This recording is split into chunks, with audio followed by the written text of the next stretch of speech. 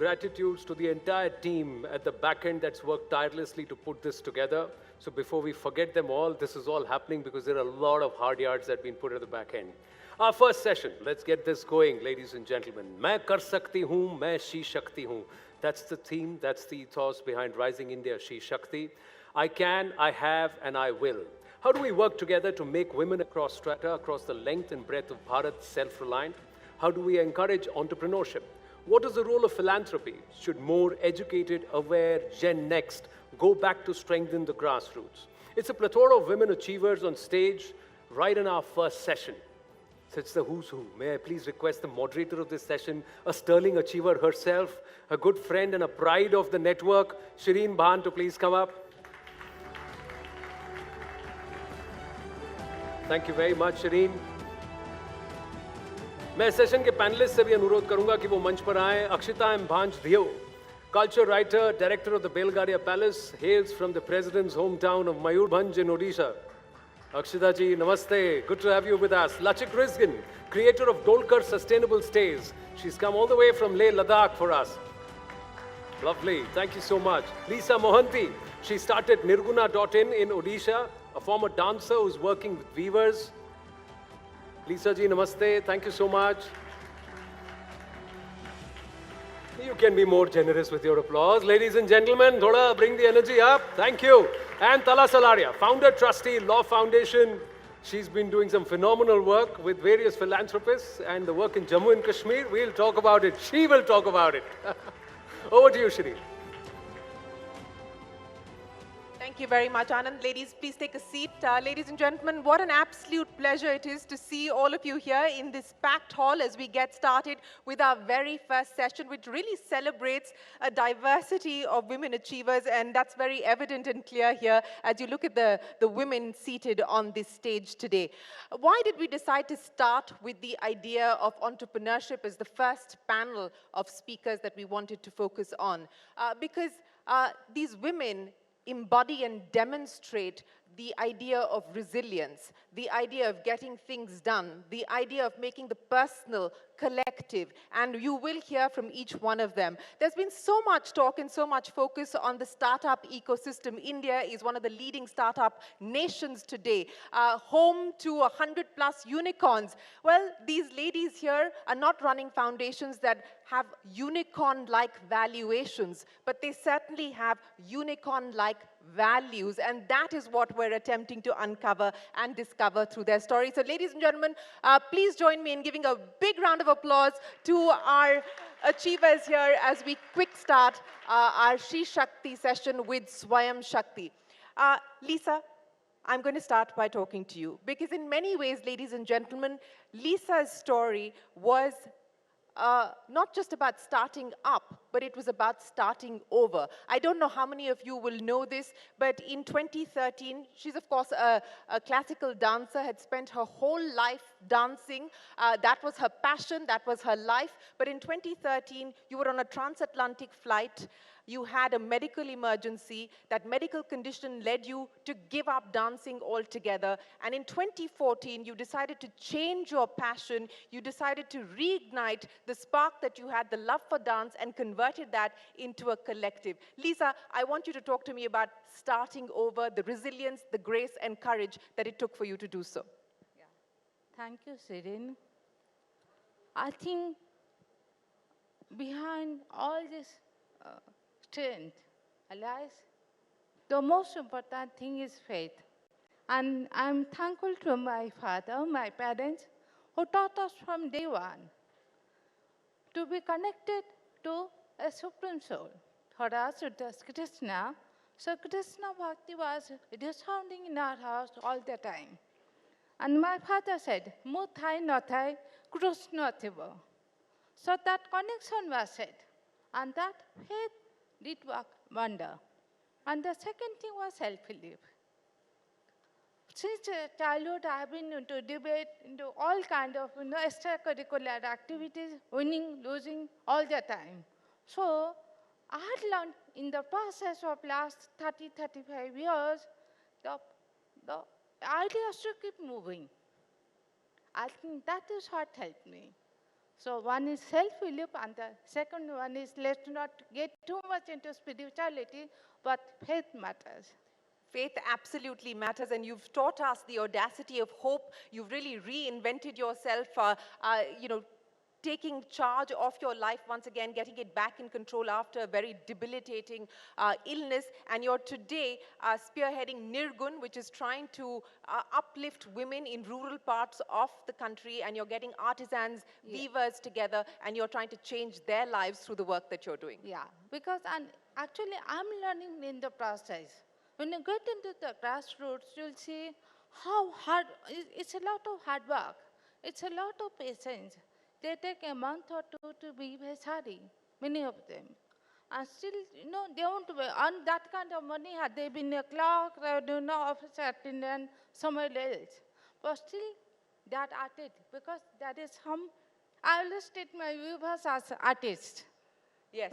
That creativity, that kick they get out of it, creating something that cannot come from being employed somewhere else. Well, that's an example of patient capital. That's the kind of capital that we require, where people are actually investing their time, energy. It's not just about money, but it's investing your time, energy, and your passion into helping others as well. Akshita, I want to come to you now. And you decided to give up on a career. You were part of the corporate world, you were outside of India, you decided to come back and in a way reclaim your identity, reclaim your roots. Why did you feel the need to do that? Why is it that you want to convert, in your words, this property into a platform that helps connect people and tell the stories that you believe need to be told? So I come from Mayurbhanj, and now it's very familiar with our president of India. But while I was growing up, it was known as a district which has one of the poorest districts of India. It was an aspirational district for many years. It's in the northernmost part of Orissa. It was also known as a place with insurgency. It was part of the Red Corridor. And so growing up, we had a narrative we told ourselves when we come from places like this. These are places on conflict. Things like this happen over there. This is what you expect from places like this. And we were known very much for our development or our lower development indicators than actually the talent or the entrepreneurship or the resilience. And so when I was growing up and I had kind of traveled the world and I was in New York and I was working there, I kind of met someone when I was back in India. And if you come from a place which is not a capital, you'll always be like, instead of saying you come from you come from wherever you do, you say, I come somewhere close to Chennai or close to Bangalore, close to Bombay. You kind of become the stories you've heard yourself talk about, or you become the stories you've heard of. And so I met a very young girl, and I asked her where she was from, and she said, oh, I come from Bangalore. And so she said, where are you from? I said, I come from Mayurbhanj. And she's like, oh, I actually also come from Bhadrak, which is near Mayurbhanj. She's like, but, no one knows places in Orissa, so we don't say it. And I felt so bad that we actually grew up embarrassed of where we come from. And so something I wanted to do in my life was retell the story of the place I come from. Because when we come from somewhere, we recognize it not just because of the development indicators of GDP, but we recognize it because of the strength of our grandmothers. Or we know the best Michelin star cooks can sometimes be the people working in our houses.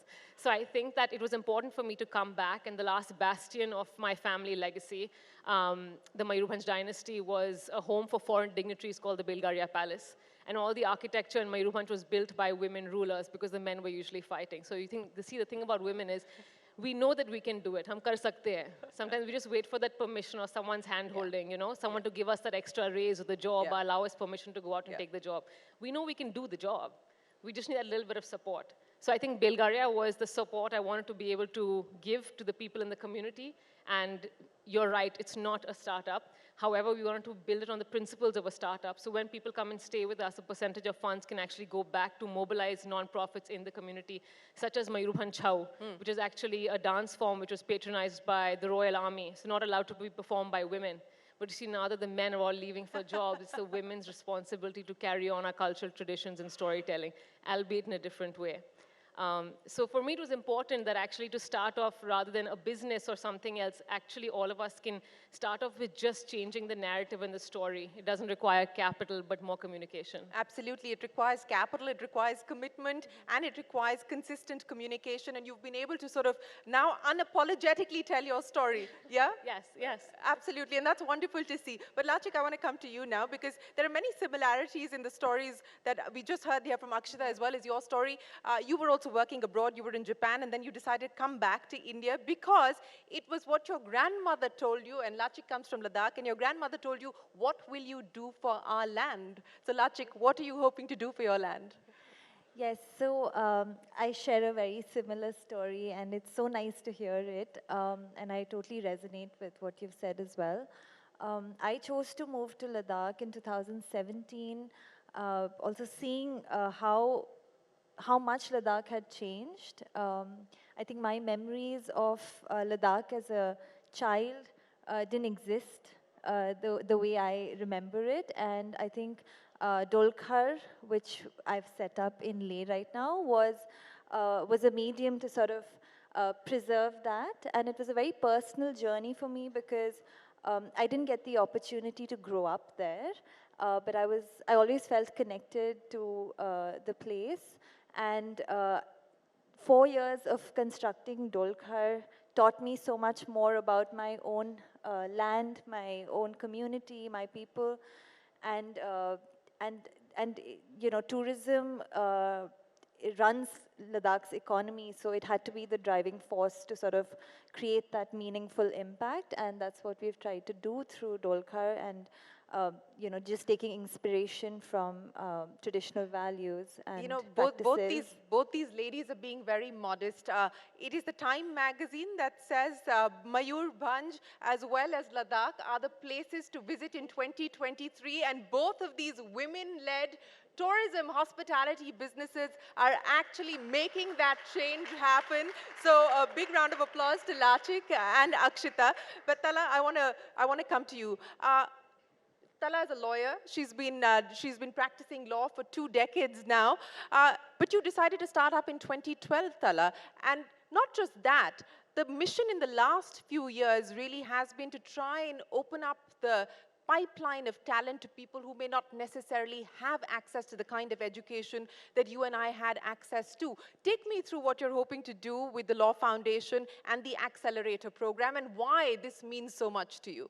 So I think the trigger has been more because of my background. I grew up in Srinagar, and I had to move out because of all the trouble that was there. And I think that taught me to be fearless and a certain amount of resilience. I'll give you, very quickly, I'll give you 3 specific examples. When I moved from Srinagar to Wellams, you know, we were not used to, I knew English, but we weren't used to talking in English. And that took time for me to make friends. And that's where I learned how to adapt. And then when I moved for a job to Bombay, I wanted to be financially independent. So I didn't take money from parents. So that's where I learned financial independence. All of these I mentioned because I think today I'm a sum of all my experiences. So, you know, adapting to the environment, being able to be financially independent. And when I started Lawyers at Work, which is my law firm, at that time, there weren't that many women-led law firms, and I didn't even have a partner. There are still not that many women-led law firms. So I think I had this thing, what's the worst that can happen? If I'm an entrepreneur, everyone will want to take me for a job. So what's the worst? If it doesn't work, I will get a job. I was quite confident. So I had that self-confidence. I built it. It doesn't happen, you know, the mind chatter and all of that. So I built it for myself. And sure enough, it's been over 10 years, and I've been able to continue it.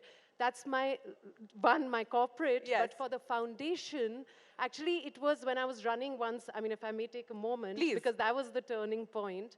I was running around the lake, and I saw this girl on a Sunday morning, and she was going for her exam, and she was very excited. She wasn't one of those children who said Sunday morning exam. She said, you know, here we have lockdowns, all of that, and therefore these were COVID days when allowances were made for sitting at home. And she said, I'm just happy I'll get to go, and I may get promoted to the next class. She had a sparkle in her eye. Yeah. And you know, she knew opportunity cost. And I said, this is a child. Like, she was really young. I said, if they don't have this kind of, some kind of support, and I always wanted to come back and do something. I said, I've had the privilege of exposure, and I've had a very good life. So I wanted to come back and do something, and that's when I said, Law Foundation has to be set up, where we train young law students over a program which runs parallel with the colleges, with the end goal of trying to get them jobs.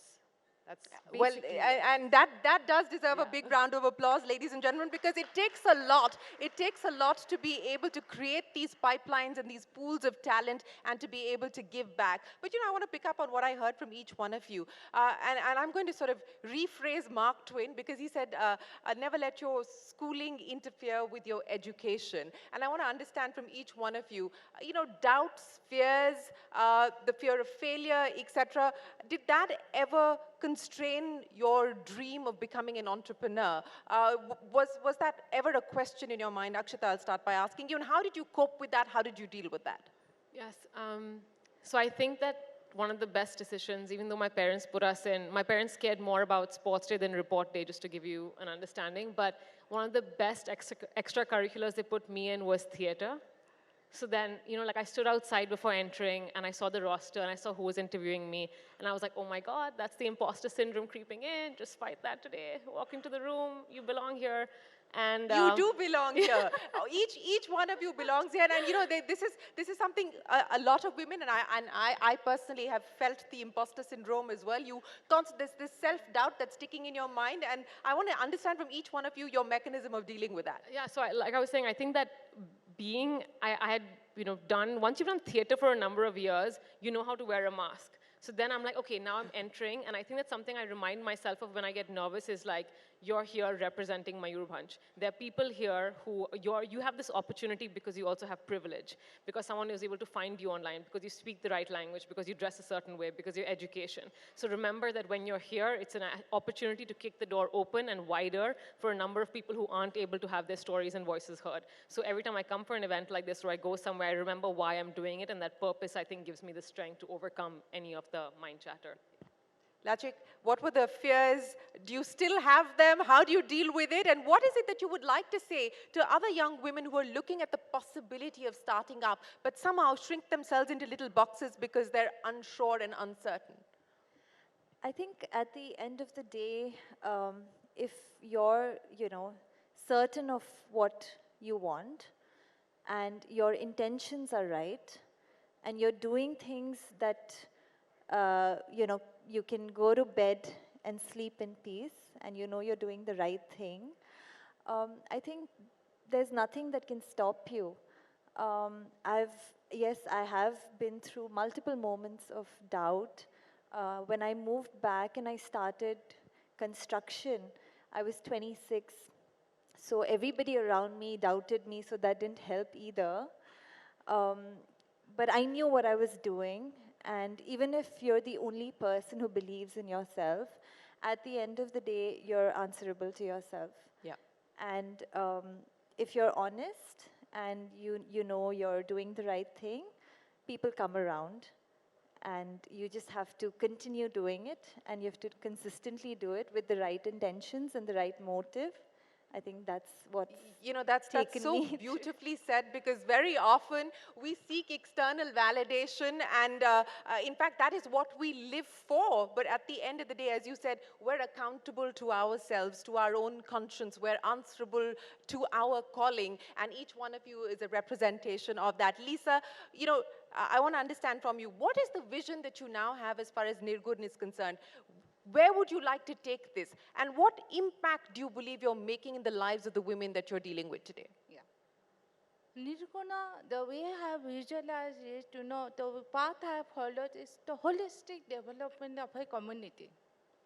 So in a holistic development, what I always say to my customers, don't look at a sari as a product. It is a service to a community. You're talking the tradition, the culture, the local motives, the local rituals of that place. When I say Sambalpuri sari, we're talking about Sambalpuri people, right? Similarly, when I went into the interior recesses of Odisha, and suddenly one day I realized, oh, there is something called Dhalapathar close to Bhubaneswar, I don't know. Yeah. And that is a sari, I'm wearing that sari. We revived a sari. After 100 years, it was lost in time. Yeah. So those kind of things, the revival of weaves, documentation.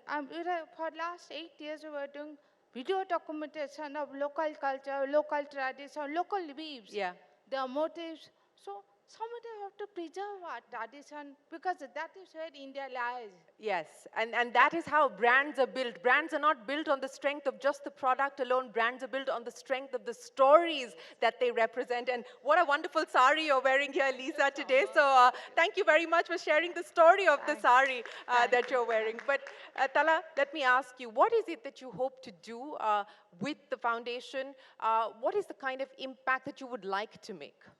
I think what we realized, we thought we were trying to get jobs, but we realized that we are effectively making a systemic change.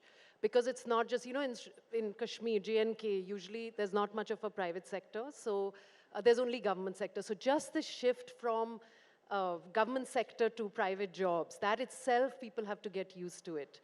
Secondly, women moving out, because we can't take all the jobs there right now. So people moving out, mobility, are they willing to move out, insecurities, etc. That's another. So there are a lot of, I think what I realize, it's a marathon, it's not a sprint. Yes. So you have to kind of stick with it. It's going to be very slow because it has to be systemic change rather than just the few jobs you get. So I think you have to be very aware of that and not get discouraged. Keep encouraging yourself and pivot as and when required to make that. Oh, absolutely. You have to have the agility and the dynamism. I want to end by asking each one of you, and I'll start with you, Akshita, what we just heard there from Tala as well, that, this is not a sprint, it's a marathon. You've got to keep at it. So I'm going to get each one of you to pass the baton on to the other.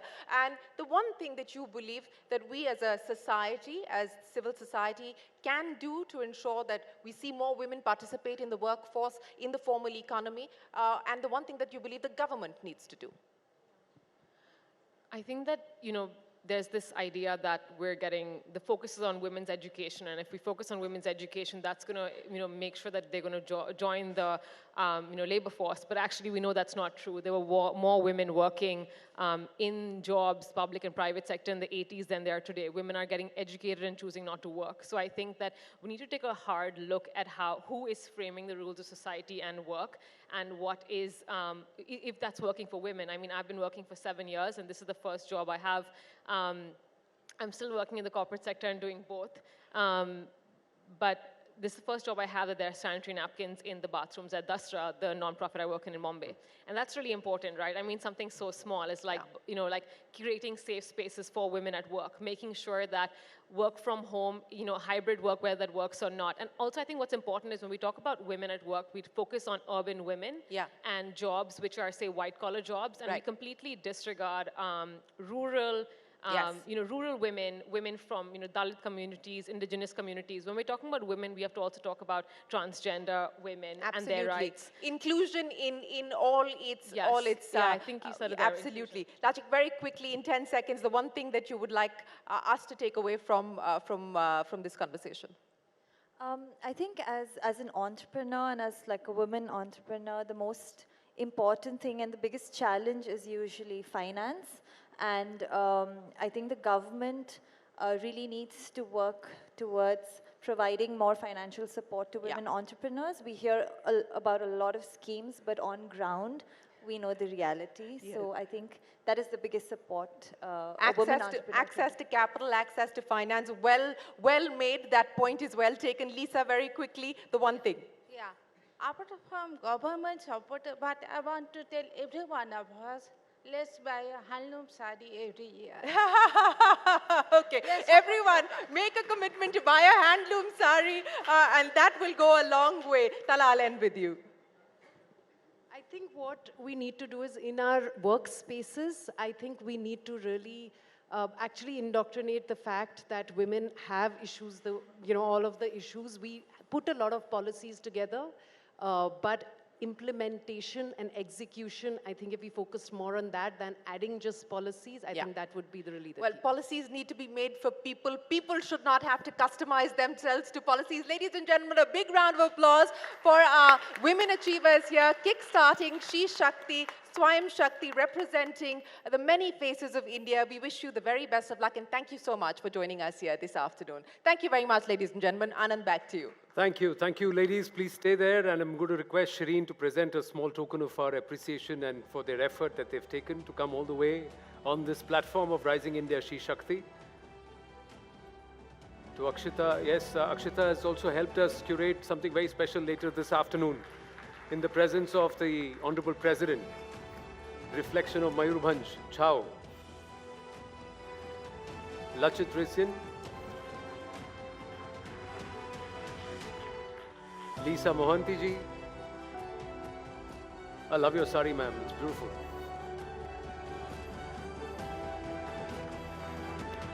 And Tala Sararia. Thank you. And ladies, before you step down from the stage, together a nice picture for posterity, please. Together on stage. Thank you. Everybody, please, quickly.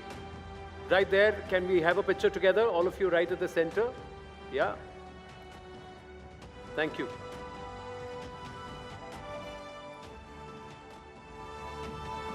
Thank you very much.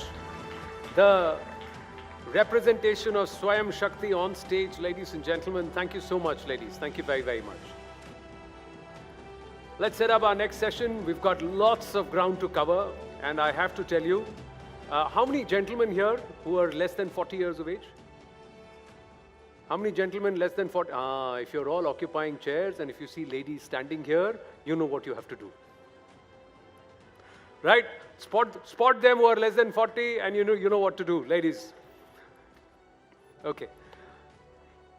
It's not just Swayam Shakti. There are many aspects that we'd like to cover. We've got about multiple sessions, multiple achievers to showcase. We should also have the Honorable President of India in our midst in a short while from now. Union Minister Smriti Irani will be here. But right now, we're going to set up something into Antariksh. And when you know that there is Shri Shakti behind it, and you feel so much more proud.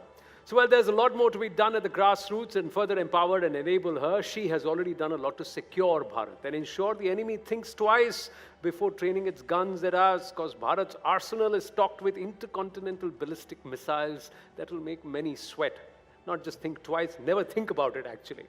Our next Shri Shakti has helped the country take rapid strides in missile technology. She has played a pivotal role in the development of the Agni series of missiles, becoming the project director for Agni 4 and continues to inspire generations with her remarkable achievements and unwavering spirit. The Missile Woman of India, Dr. Tessie Thomas, and as she comes up, I'm going to request another pride of Network 18, Palki Sharma, to please come up along with Dr. Tessie Thomas and take this conversation forward. Big round of applause, ladies and gentlemen. Thank you so much. See all the ladies, I'm going to take pictures of all their saris, for posterity. Thank you, thank you.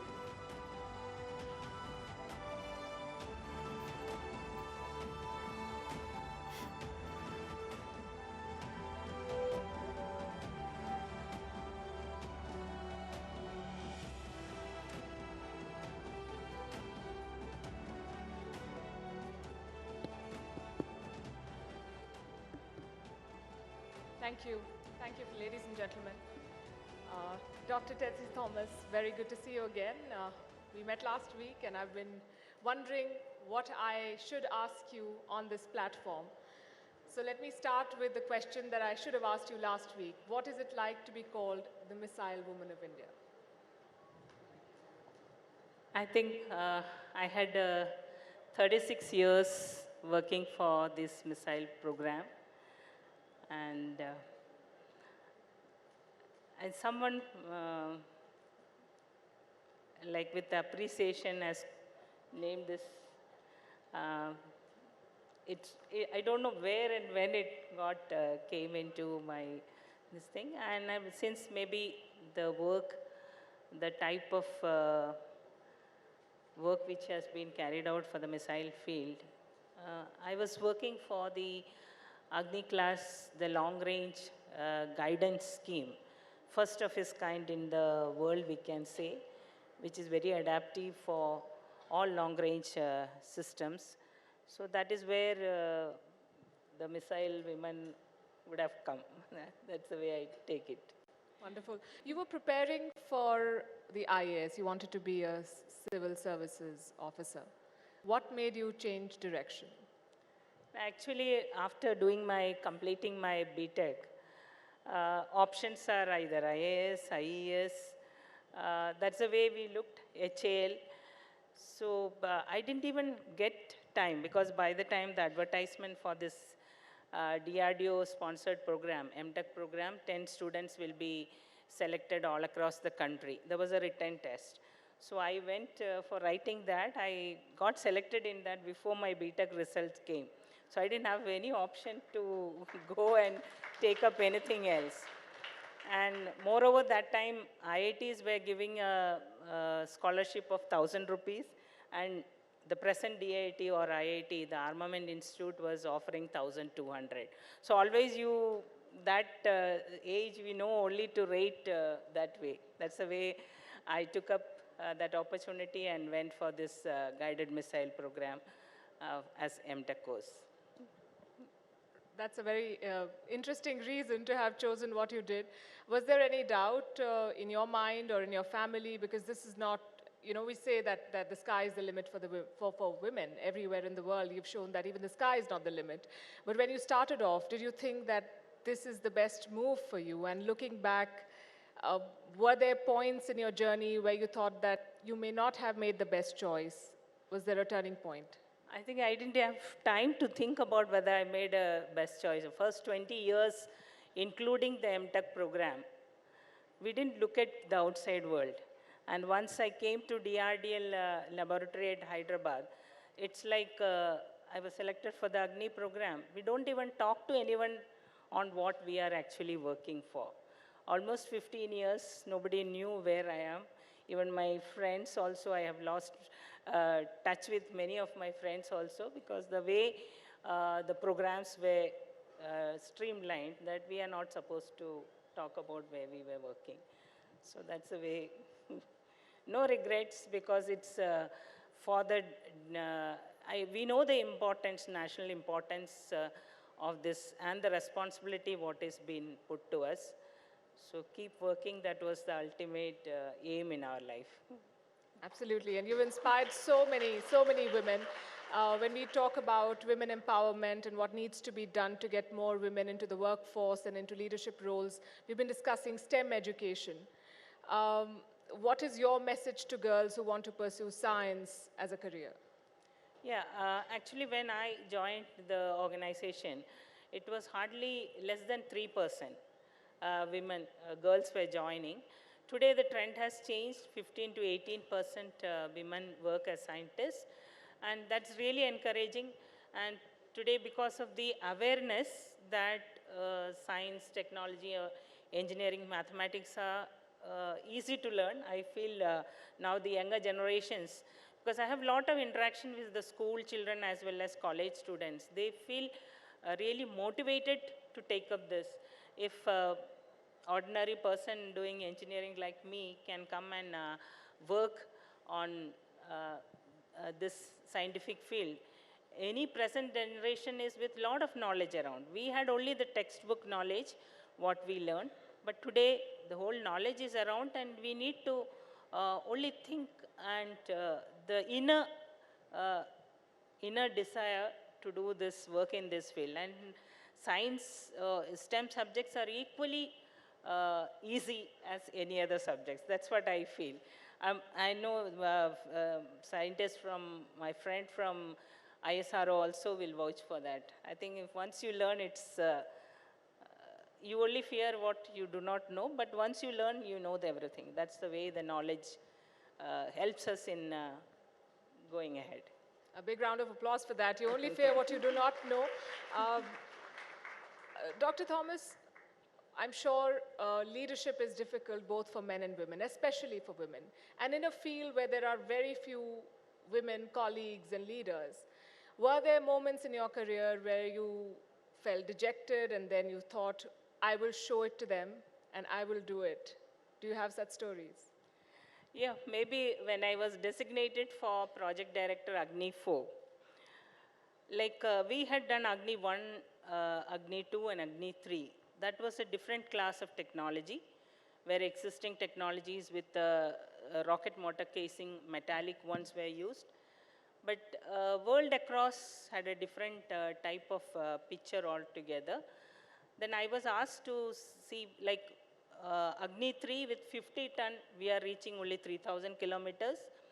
World across were claiming 3,500 and so, with that type of weight launch mass. When I gone through the technology, we have to enter into composite rocket motor casing, composite technology, which was even the carbon fiber, the material, raw material needed for that was not available in the country. So this was the time I was given the task of developing a system of world class, where weight reduction also has to be there. And initially, the mandate was if we may change the one of the stage of the rocket motor, we may be able to achieve. But the things were not that easy as it looked. That's where I was thinking, at one point of time, I was not sure the responsibility what was shouldered on me. I thought it's easy, but it was not so.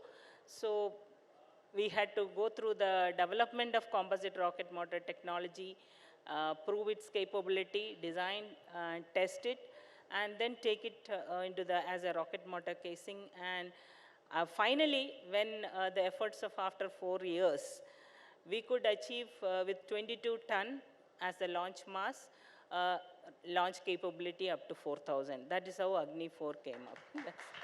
Fantastic, fantastic story. Yeah. What is it that motivates you, Dr. Thomas? It's like we work for technologies first of its kind, which is not available within the country as far as we call it innovative, or all the technologies what we need. So it's like, it's the challenge what comes to us, or the opportunity given to us to do something new. Definitely, we had a lot of great visionaries like Dr. APJ Abdul Kalam. They all had a great vision of what our country should have as a defense capability, what our government tells us what we need to make systems. So these are the things, input which comes to us, and then we look for what is the world class or beyond, something totally innovative, which doesn't exist in anywhere in the world. So that's how the Agni class of guidance law, where I was the designer for this Agni class of systems, first of its kind in the world, we can say, and systems of world class has been made for Agni 4, and same technology was adapted for Agni 5. That's how it's the need of the nation, or the requirement for our countries, and the responsibility given to us, that makes us motivated as defense scientists. How does your team align with you when you take up this project, which is a matter of pride, not just for you and your organization, but it's something that your entire country is looking at you for delivering on something like this. Is it the same as a woman to pull it off? Actually, I was fortunate to have a very young team working for the Agni 4.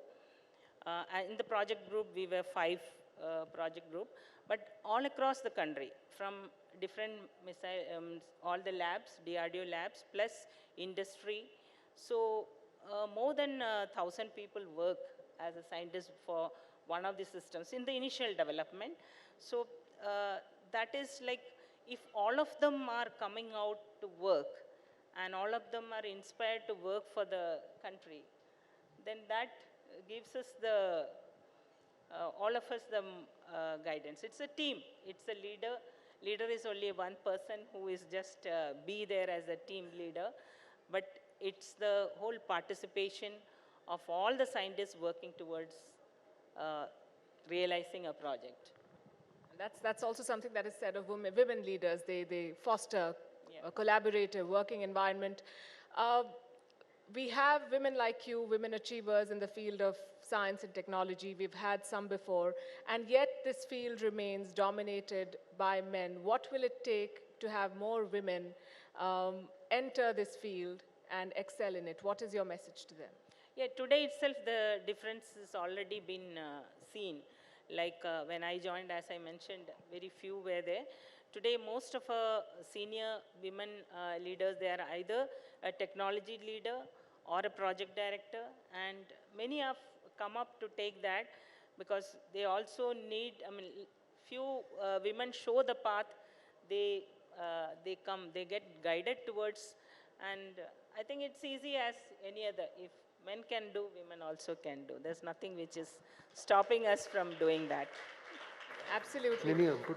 As a leader, what have you done to build that pipeline for more women to sort of take up these roles and to lead projects like you have done?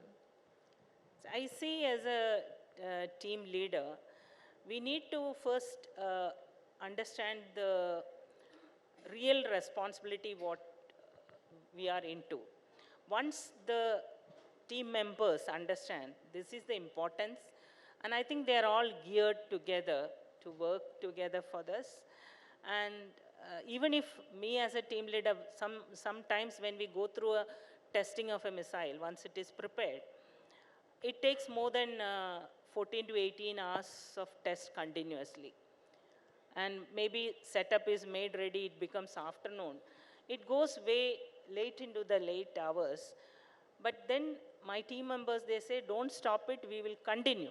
We may end at 3 o'clock at the early morning, but all the team members, that the spirit of the whole team members, that we'll complete. Otherwise, there's no excuse for doing things of this national importance. I think all of them are so much motivated and inspired. And we all work for technologies which is unknown to us. So it's the avionics, the electronics part was going through a lot of changes, revolutions. Digital technologies like analog systems to digital computers came. So we had a lot of innovative, and learning for the first time was always there. So they were all spirited enough to learn and were together working. Scientists don't give up. So they continue working throughout. That's the way we do. What does the Missile Woman of India do when she's not designing missiles or thinking of them? Now, those tough days of my life, I get back, switch on the TV and watch the TV, drain out whatever was in my mind, see like who is wearing good saris. So that was the one thing which used to relieve me from all my tensions. Then I didn't have any complaint of cooking, so I used to cook my own food. That's the way I used to spend time. Little time in some badminton or something like that. That's the way I used to have life. My husband was from the Navy, so he was also posted somewhere outside.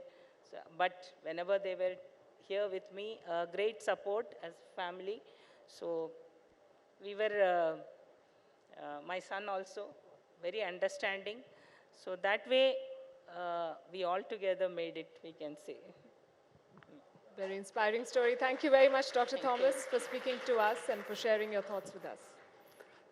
Thank you. Thank you so much. Ladies and gentlemen, big round of applause to Dr. Tessie Thomas. And I'm going to request Palki to please present a token of our gratitude to Dr. Tessie Thomas, the Shakti plate.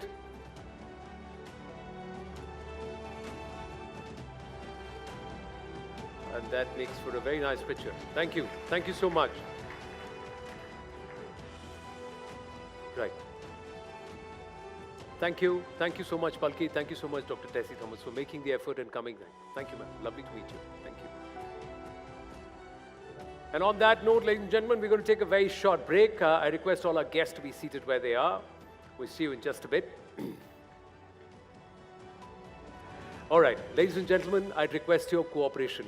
We need to do it as quickly as possible and as seamlessly as possible. We've got to do, because of the Honorable President's attendance, we've got a security drill. You have a dog squad and the advanced security team, which is already inside the auditorium. So they're going to request, I think, barring the center tables, 1, 2, 3, 4, 5, everybody else will have to clear the audience. So everybody who's standing there, please, you'll have to make your way out of Alamgir, out of the Darbar Hall, please. Except for the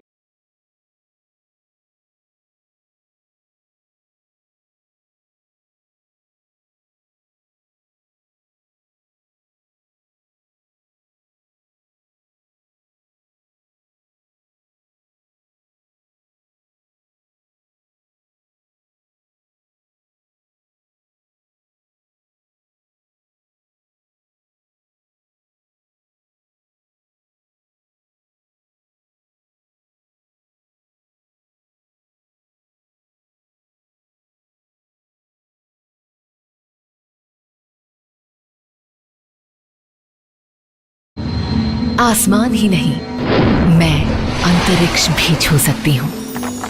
सरकार हो या कारोबार, हर बागडोर संभाल सकती हूँ। उठाए अगर कोई दुश्मन आंख, तो करारा जवाब दे सकती हूँ। कंधे से कंधा मिलाकर सबके साथ बढ़ सकती हूँ। मैं कर सकती हूँ। सोच की दीवार हो या बंद हर किवाड़ हो, अपने हौसले से पार कर सकती हूँ। देश के निर्माण से लेकर दुनिया को आगे ले जाने में अपनी भागीदारी निभा सकती हूँ। मैं शक्ति हूँ। मैं कर सकती हूँ।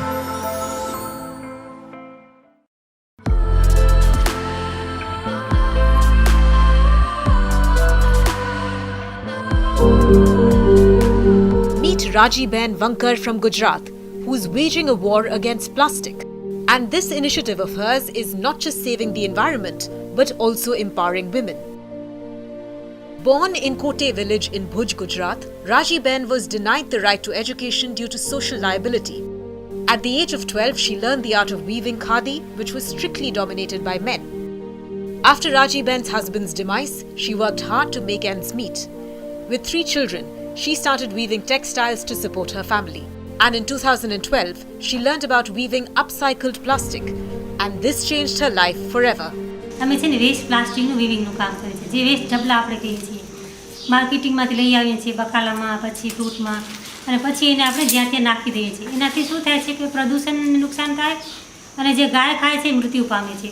તો અમે બહેનો એક મંડળ હતું અમારું બહેનોનું, જે અમે બચત કરતા હતા, શક્તિ મંડળ જે કહેવાય. Taking her passion ahead, in 2018, Rajiben set up her own unit and trained women in her village to segregate, clean, cut and weave the plastic.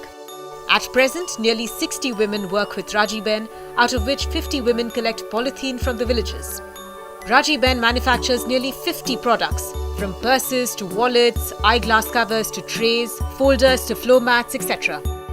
The products are not just sold in India. Her efforts are recognized across the globe. જેમ કે આ bag છે, આ બિસ્કિટના રેફરમાંથી બનાવેલો છે. બિસ્કિટનું refer આવે એને નાના નાના ટુકડામાં કટિંગ કરી એને ચોડી લાંબી પટ્ટી બનાવીને વીવિંગ કરી અને આ બેગ બનાવ્યું છે. એવા ઘણા બધા બેગ છે જેમાં પેન્સિલ પાઉચ છે, પછી આ ચશ્મા કવર છે, પછી આ ટ્રે છે. Rajiben Vankar stands as an exceptional figure, and the News18 network lauds her determination and dedication. She is a shining example of rising India's Shakti, who believes in "Main kar sakti hu."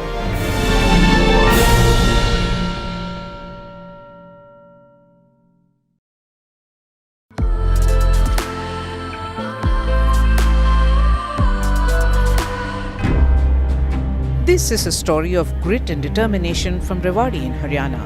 Pooja Yadav was paralyzed at the age of 17 after falling into a well. Despite being bedridden for 11 years, 4 months of training saw Pooja rise as a champion. Bronze medal goes to Pooja from India. Competing in the National Games and the World Para-Athletics Championship in Paris, where she clinched the bronze medal in javelin.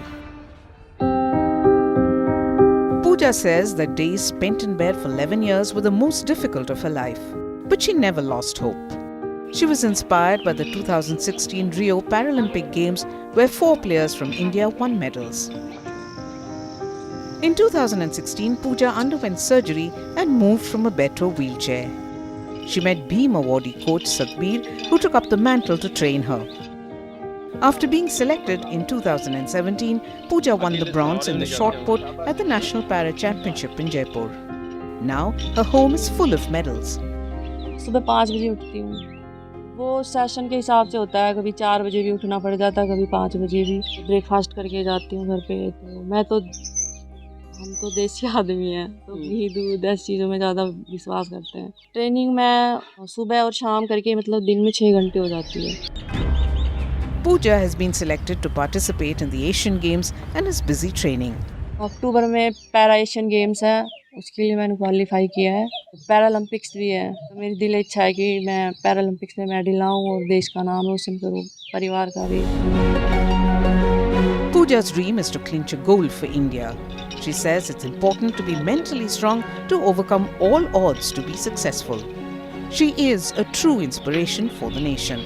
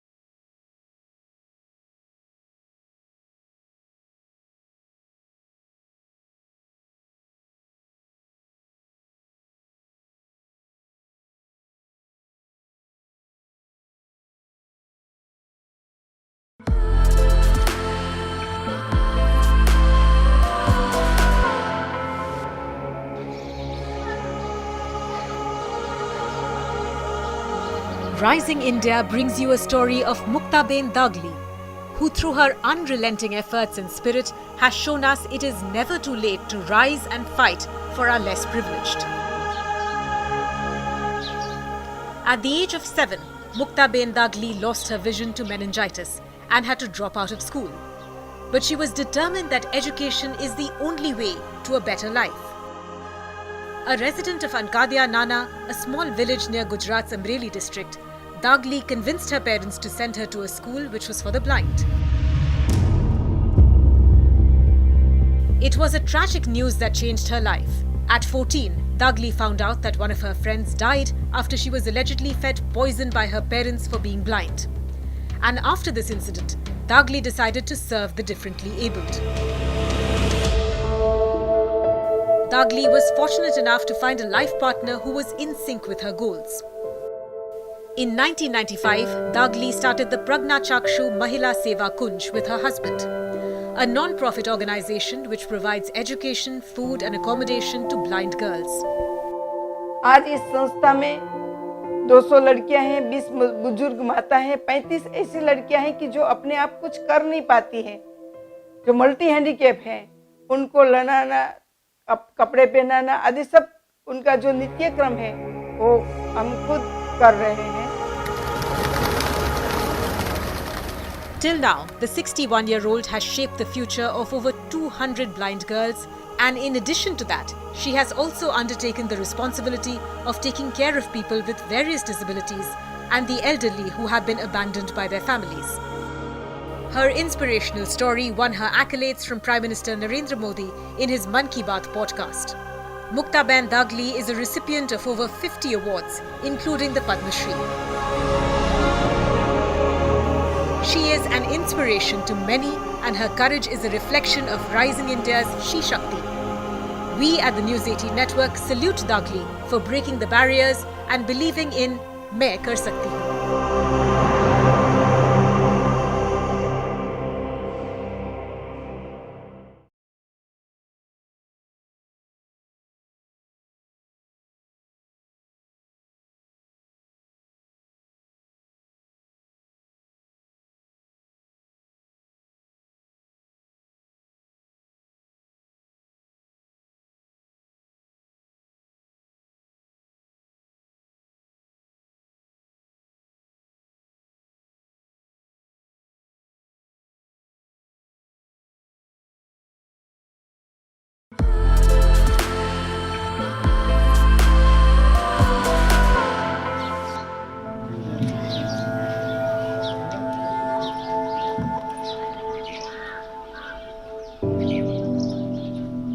Struggling from water crisis in Madhya Pradesh's Bundelkhand region, where women would travel for kilometers to get water for their household consumption,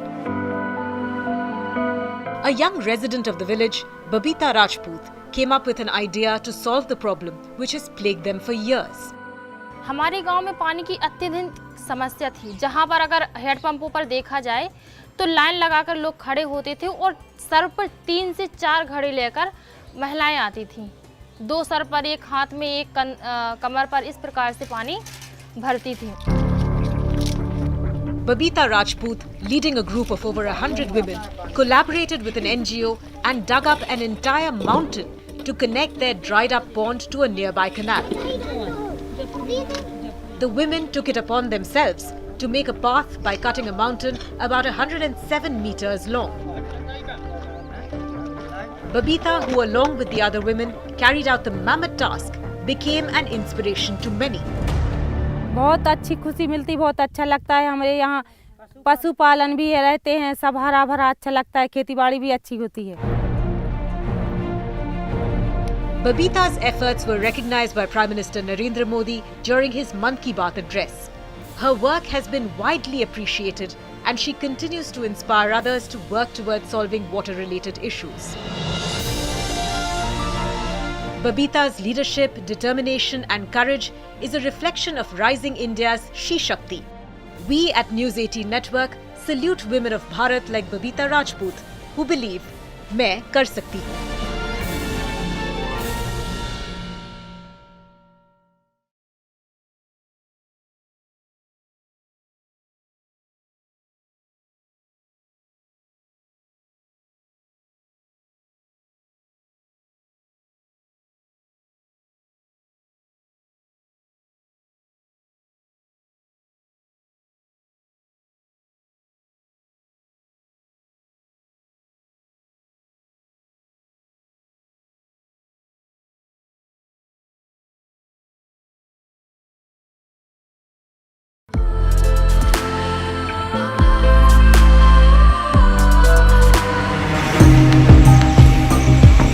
A 25-year-old woman is on a quest to disprove the popular notion that it is unsafe for women to travel alone in India. Meet Asha Malviya, a national-level mountaineer from Bhopal who's on a solo pan-India bicycle tour to raise awareness about women's safety and empowerment. मेरे दिमाग में भी कहीं ना कहीं ये concept था कि आज हमारे भारत देश की महिलाएं हैं जो कहीं ना कहीं भारत में होते हुए भी ये सोचती है कि हमें डर लग रहा है या हम सुरक्षित नहीं हैं, तो मुझे उसी डर को खत्म करना था, इसीलिए मैंने प्रोजेक्ट बनाया। Having lost her father when she was only 3 years old, Asha Malviya did her post-graduation in physical education from Bhopal. She carries only 3 sets of clothing, some basic essentials and some dry fruits with her on her journey to create awareness. As a mountaineer, Asha Malviya has climbed several peaks. She has been cycling across India as part of her Sampoorn Bharat Yatra and has already travelled over 25,000 kilometers, covering at least 23 states. Difficult तो कुछ था नहीं, क्योंकि मैं हर problem को कभी भी problem के अकॉर्डिंग नहीं, एक चुनौती के अकॉर्डिंग देखती हूँ। अगर प्रॉब्लम को प्रॉब्लम के अकॉर्डिंग देखेंगे तो सिर्फ प्रॉब्लम ही दिखेंगी, फिर टारगेट नहीं दिखेगा। तो इसीलिए मुझे कुछ भी दिखता ही नहीं है। पहले तो मेरा साइकिल वगैरह भी ख़राब हो जाता था, तो मैं उसे खुद रिपेयर वगैरह करती थी, कुछ पंचर वगैरह बनाती थी, तो वैसा चलता रहता। Asha Malviya, who's peddling for women's empowerment, is a reflection of a rising India's She Shakti. We at News18 Network salute women of Bharat like Asha Malviya, who believe, "Main kar sakti hu."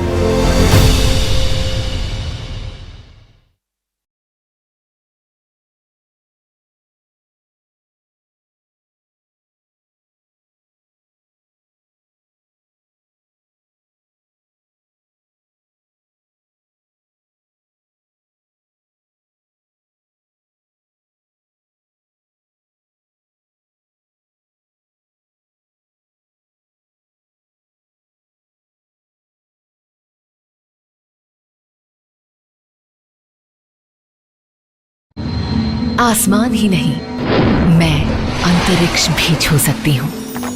सरकार हो या कारोबार, हर बागडोर संभाल सकती हूँ।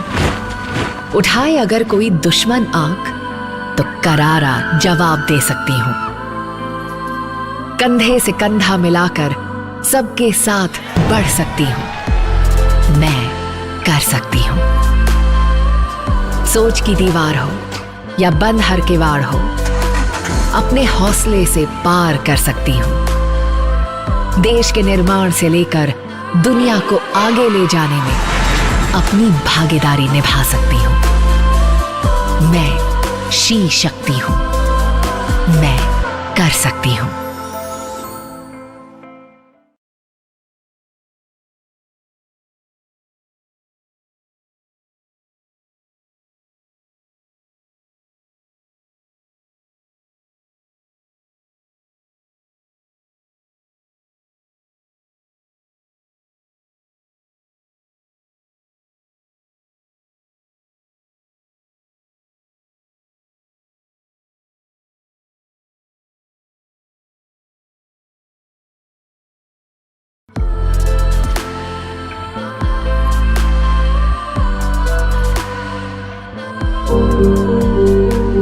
Meet Raji Ben Vankar from Gujarat, who's waging a war against plastic. And this initiative of hers is not just saving the environment, but also empowering women. Born in Kote village in Bhuj, Gujarat, Raji Ben was denied the right to education due to social liability. At the age of 12, she learned the art of weaving khadi, which was strictly dominated by men. After Raji Ben's husband's demise, she worked hard to make ends meet. With 3 children, she started weaving textiles to support her family. And in 2012, she learned about weaving upcycled plastic. And this changed her life forever. અમે છે ને waste પ્લાસ્ટિકનું વીવિંગનું કામ કરીએ છીએ, જે waste ડબલા આપણે કહીએ છીએ, માર્કેટિંગમાંથી લઈ આવીએ છીએ બકાલામાં, પછી ટૂટમાં, અને પછી એને આપણે જ્યાં ત્યાં નાખી દઈએ છીએ. એનાથી શું થાય છે કે પ્રદૂષણને નુકસાન થાય અને જે ગાય ખાય છે મૃત્યુ પામે છે. તો અમે બહેનો એક મંડળ હતું અમારું બહેનોનું, જે અમે બચત કરતા હતા, શક્તિ મંડળ જે કહેવાય. Taking her passion ahead, in 2018, Raji Ben set up her own unit and trained women in her village to segregate, clean, cut and weave the plastic. At present, nearly 60 women work with Raji Ben, out of which 50 women collect polythene from the villages. Raji Ben manufactures nearly 50 products, from purses to wallets, eyeglass covers to trays, folders to floor mats, etc. The products are not just sold in India. Her efforts are recognized across the globe.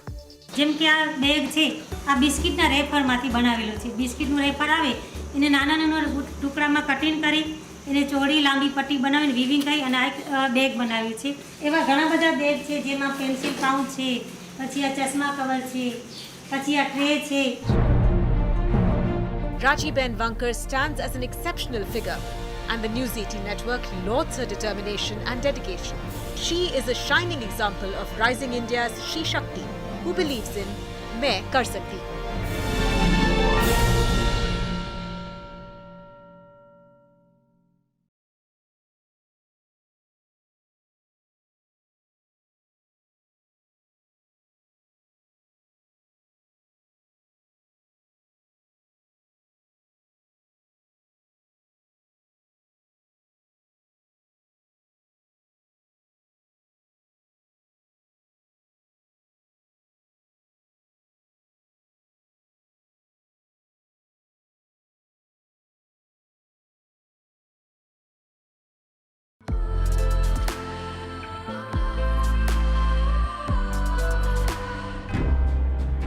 This is a story of grit and determination from Rewari in Haryana.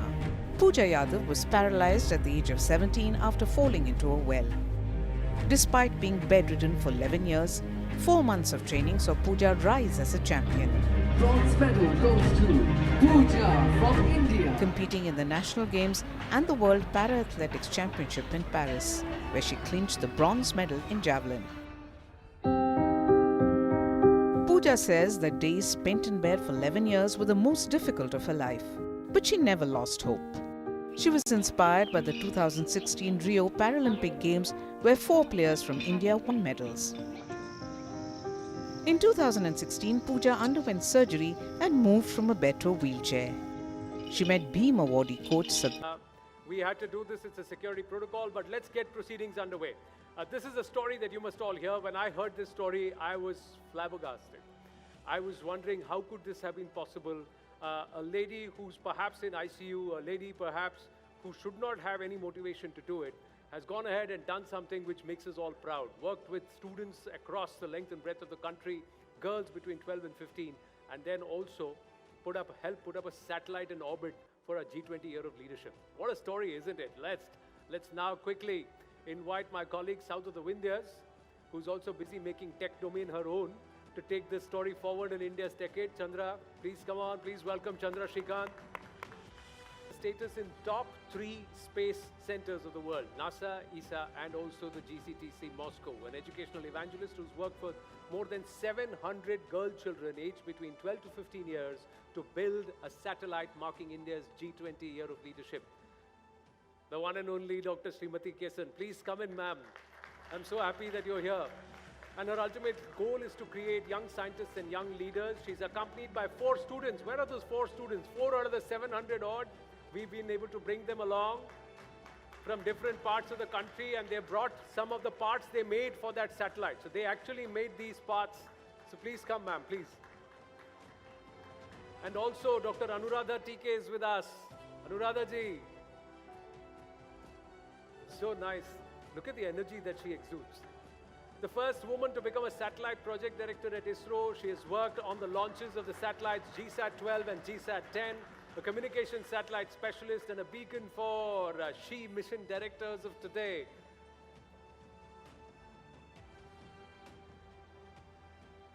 Over to you, ladies.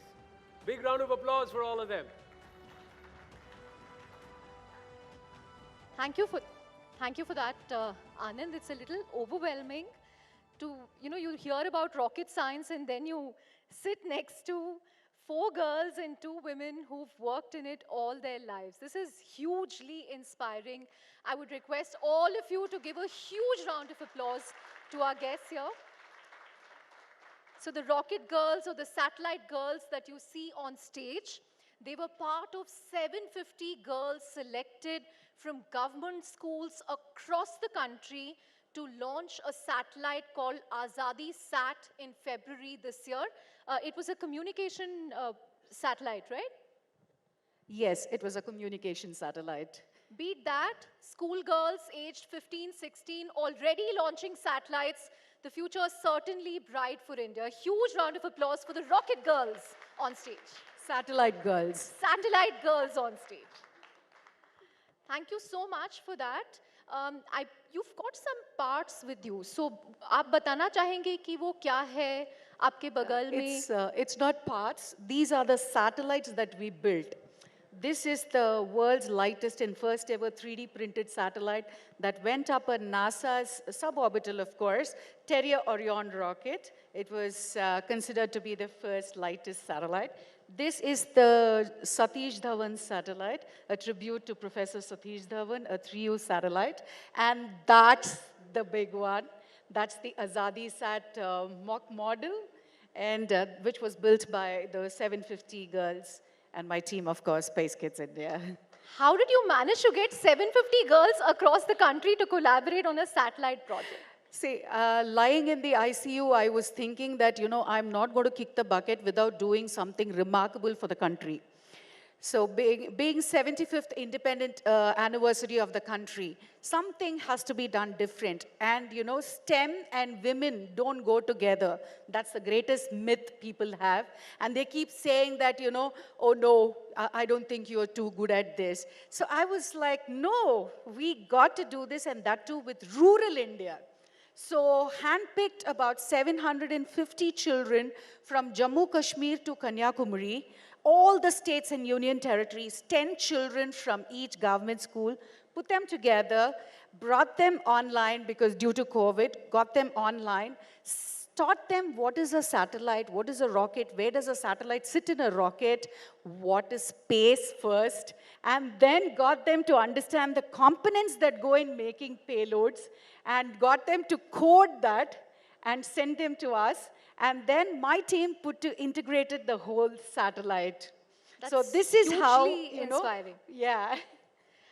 Ma'am, you know, I firmly believe that there is seriously this myth about STEM and women. All of you are breaking it one by one and breaking it with such force. You're here. We also have, you know, Dr. Tessie Thomas seated there. And Anuradha TK, for everyone in the room, she was the first woman satellite project director for ISRO. She's helmed key satellite launches such as the GSAT-10 and the GSAT-12. Tell us about your journey, ma'am. What brought you into space, and what does it feel like when you're seeing, you know, the next generation of Anuradha TK and Srimati Keshan and a Tessie Thomas seated on stage? First of all, congratulations to Dr. Keshan and her team. It's a wonderful thing to see that in India, such movements are happening, that the rural children are encouraged. That's something fantastic. And coming to your other question, that women in science and technology, to tell you frankly, it is a myth which is created by West, not in India. And if you really see in all your families, your sisters, your daughters, you want each of them to take science. I mean, it's a natural course, unless someone is very passionate about doing commerce or arts or any other thing. I think it's a very common thing that girl or boy today, at any economic background, they would like to pursue science, and they want to continue as doctors or engineers. It's a very common thing in India. I think it's nothing unusual for us, even from ancient India. And so was it for us. And for me, I don't know how much I can take time. For me, we grew up in a very free environment in our family, and we were always encouraged to ask questions and debate. Do not accept as it is, whatever is told, and you have to reason out. And we were 4 sisters at home, no brothers. And that must have been a lot of fun. Oh yeah, it was. Though I miss sometimes, I wish I had a brother. So yeah, it was like, debating all the time. Take anything, whether it is mythology or science or anything that is happening around. We would have debates at home, and we were very inquisitive, and we were encouraged to be so. And that's the way we grew up. And we did not have so much pressure as children that you have so much of homework and You like have to get 100, today's children. 100 on 100 in everything. No. In fact, even my parents never insisted. And in fact, once I think I got, just when I moved from my vernacular school to English medium school, I really had a tough time adjusting, and I got pretty low marks in biology, not in maths or physics or anything. In biology, I got less marks. And I was really afraid what my father would say, because you had to get signature in the report card. And he was I'm surprised the way he said, okay, next time you do better, that's all. I mean, there was no insistence that you had to stand first. You had to, no rat race for us. So the freedom they gave you, in a sense, liberated you to pursue what you wanted to do. You put it very beautifully. I believe in that. We have a beautiful quote, Sa Vidya Ya Vimuktaye. It means education is that which liberates you. If you don't get liberated, you haven't been educated, right? That's a brilliant way of putting it. That's true. So that's how we grew up, and we had total independence to choose what we want to do. And my elder sister, she became a medical doctor. And my parents had an inclination that I too should take up medical thing. I don't know. I got a seat too, but I was not interested. I remember my father was already on transfer. He was here and there. He was in government job. And he sent a telegram. Those days we didn't have a phone at home. Let Anuradha join medical. Then I told my mom, no, I'm not joining. That's all. Next day, one more telegram came. Let her join what she wants. And that was probably the best decision. Yeah, I mean, I would make decisions for myself, and so were my sisters too at home. We were all very independent and, Got it. that way. Dr. Keshan, why do you have this mission to educate girls in India, particularly from government schools? Why do you think space education will be important for them? Beyond the fact that it looks great, the fact that these 750 girls worked on a satellite that India has launched, what's the larger impact? How is this going to help the country? Well, that's a brilliant question. The facade of Indian rural children generally internationally is, you carry a mud pot, torn clothes, walking on a deserted path. This is what is picturized everywhere, in all the magazines that you see. I wanted to break that. I wanted to say that, these are not Indian girls. The Indian girls are more powerful if you give them a platform. So give them that platform. And in fact, for this year's UN Girl Children's Day, what we did was the children who worked on Azadi Sat, they were in their rural attire, but we gave satellites and rockets in their hands and sent that to UN, and it was published everywhere. So we said, no more Indian girls with mud pots. They are with satellites. And space is the future. Everybody is talking about it, and they want to, I think this is a platform, I'm sure, I know if I'm going to voice out, they're going to be brickbats, but I would love to voice out saying that the West always loves to trounce upon that Indians are snake charmers still, and we wanted to say, no, our girls, rural India is also powerful. So what are you talking about? People sitting there in ISRO and everything. They are even more powerful. So we will launch Chandrayaan at the first shot. Mangalyaan, first shot. Everything is possible. So this kind of a power I wanted to give my rural children so that today they stand as a testimony to the rest of the children, rest of the youth of the country as leaders.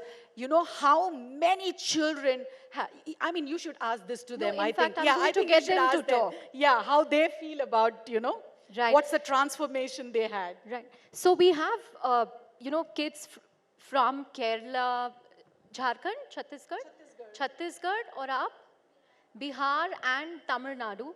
So one of them will be speaking in Tamil, two of them will be speaking in Hindi, and she's going to be speaking in English. We will translate it for the benefit of our audience here. நீங்க முதல்ல சொல்லுங்க உங்களுக்கு எதுக்கு space பிடிச்சிருக்கு satellites பிடிச்சிருக்கு என்ன ஆகணும்னு நினைக்கிறீங்க என்னோட பேர் ஜே குகப்பிரியா. நான் தமிழ்நாட்டில் மதுரை மாவட்டம் திருமங்கலம் அரசு பெண்கள் மேல்நிலைப் பள்ளியில் 12ஆம் வகுப்பு படிக்கிறேன். ஆசாதிசா 2 எங்கள் 780 மாணவிகளின் கனவு.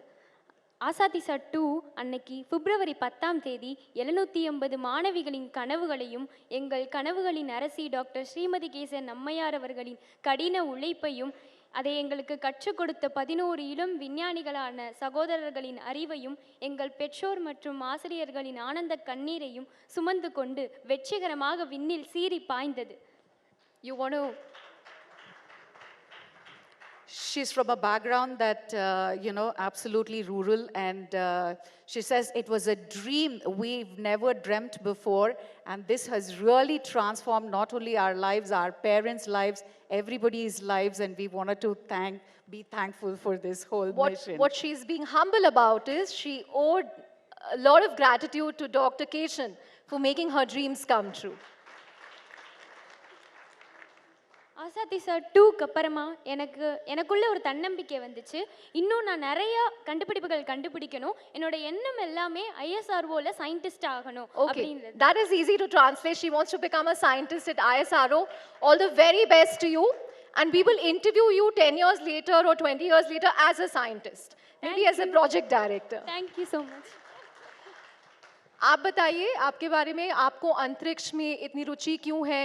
आप किससे प्रेरित हुई हैं? वैसे तो मुझे साइंस में पहले से ही इंटरेस्टेड थे, लेकिन जब से मैम के द्वारा ये मिशन चलाया गया और ऑनलाइन क्लास के द्वारा मुझे जो टीचिंग मिली, इंफॉर्मेशन मिला स्पेस के बारे में, उससे मुझे और भी इंटरेस्टेड होने लगा और मुझे स्पेस में और भी इंटरेस्ट होने लगा. और आप क्या बनना चाहेंगी बड़े होकर?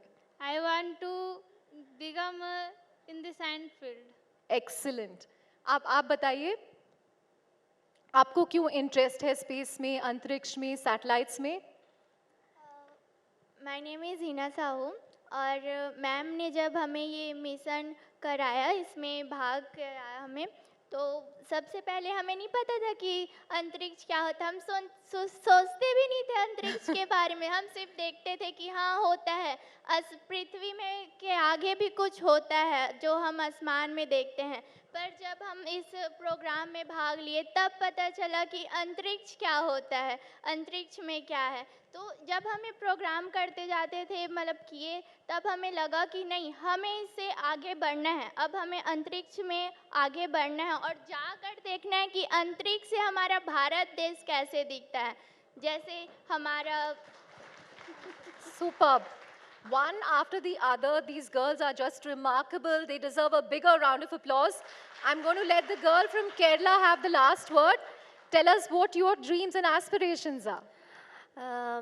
My name is Nashita Afnaniyam. I am from Kerala, Sidi Sahib Memorial Higher Secondary School.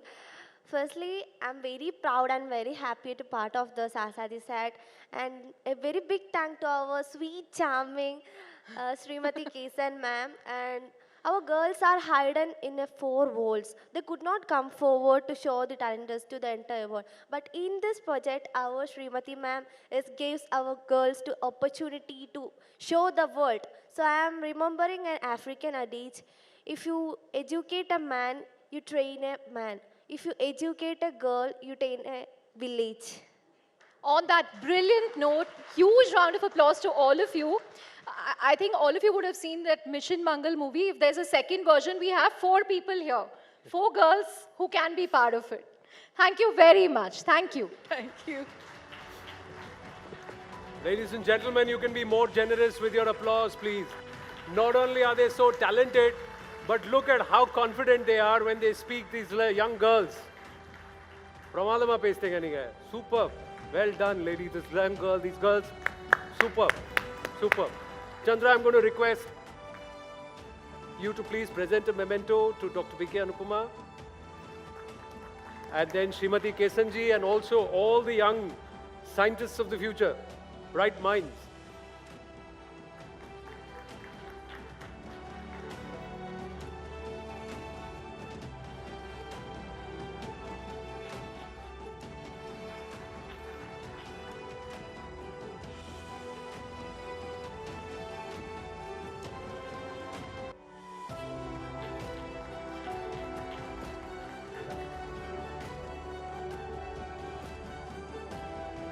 Space से भारत कैसा दिखता है आप देखना चाहते हैं? आप स्पेस में जाके अंतरिक्ष की उड़ान भरिए, भारत सब पीछे छूट जाएगा.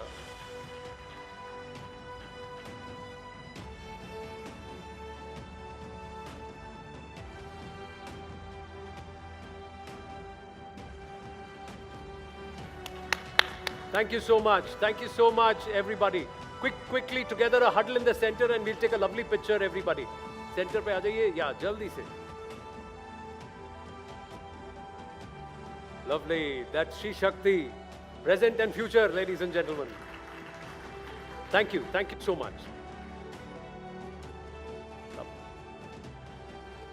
Let's get a move on. Ladies and gentlemen, Rising India Shakti is very special to us, but just like the flight of a fledgling needs the solidity of a branch or even Mother Earth to take off, an initiative such as this also needs the backing of solid partners who believe in the cause.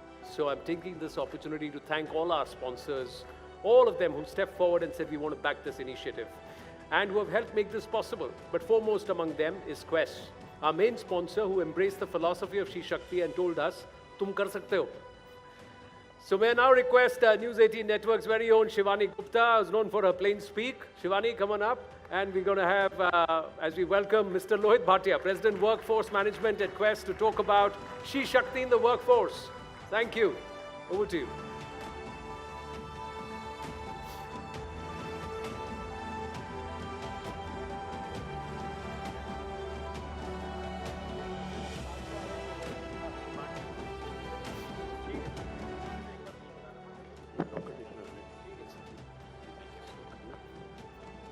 Thank you so much, and a very warm welcome, and thanks to all of our audiences and guests.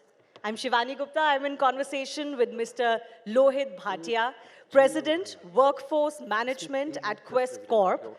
He comes with an experience of over 25 years across industries such as textiles, auto components, and services, with a focus on product and services, sales and business development, along with proficiency in manpower outsourcing programs, with emphasis on managed services across industries.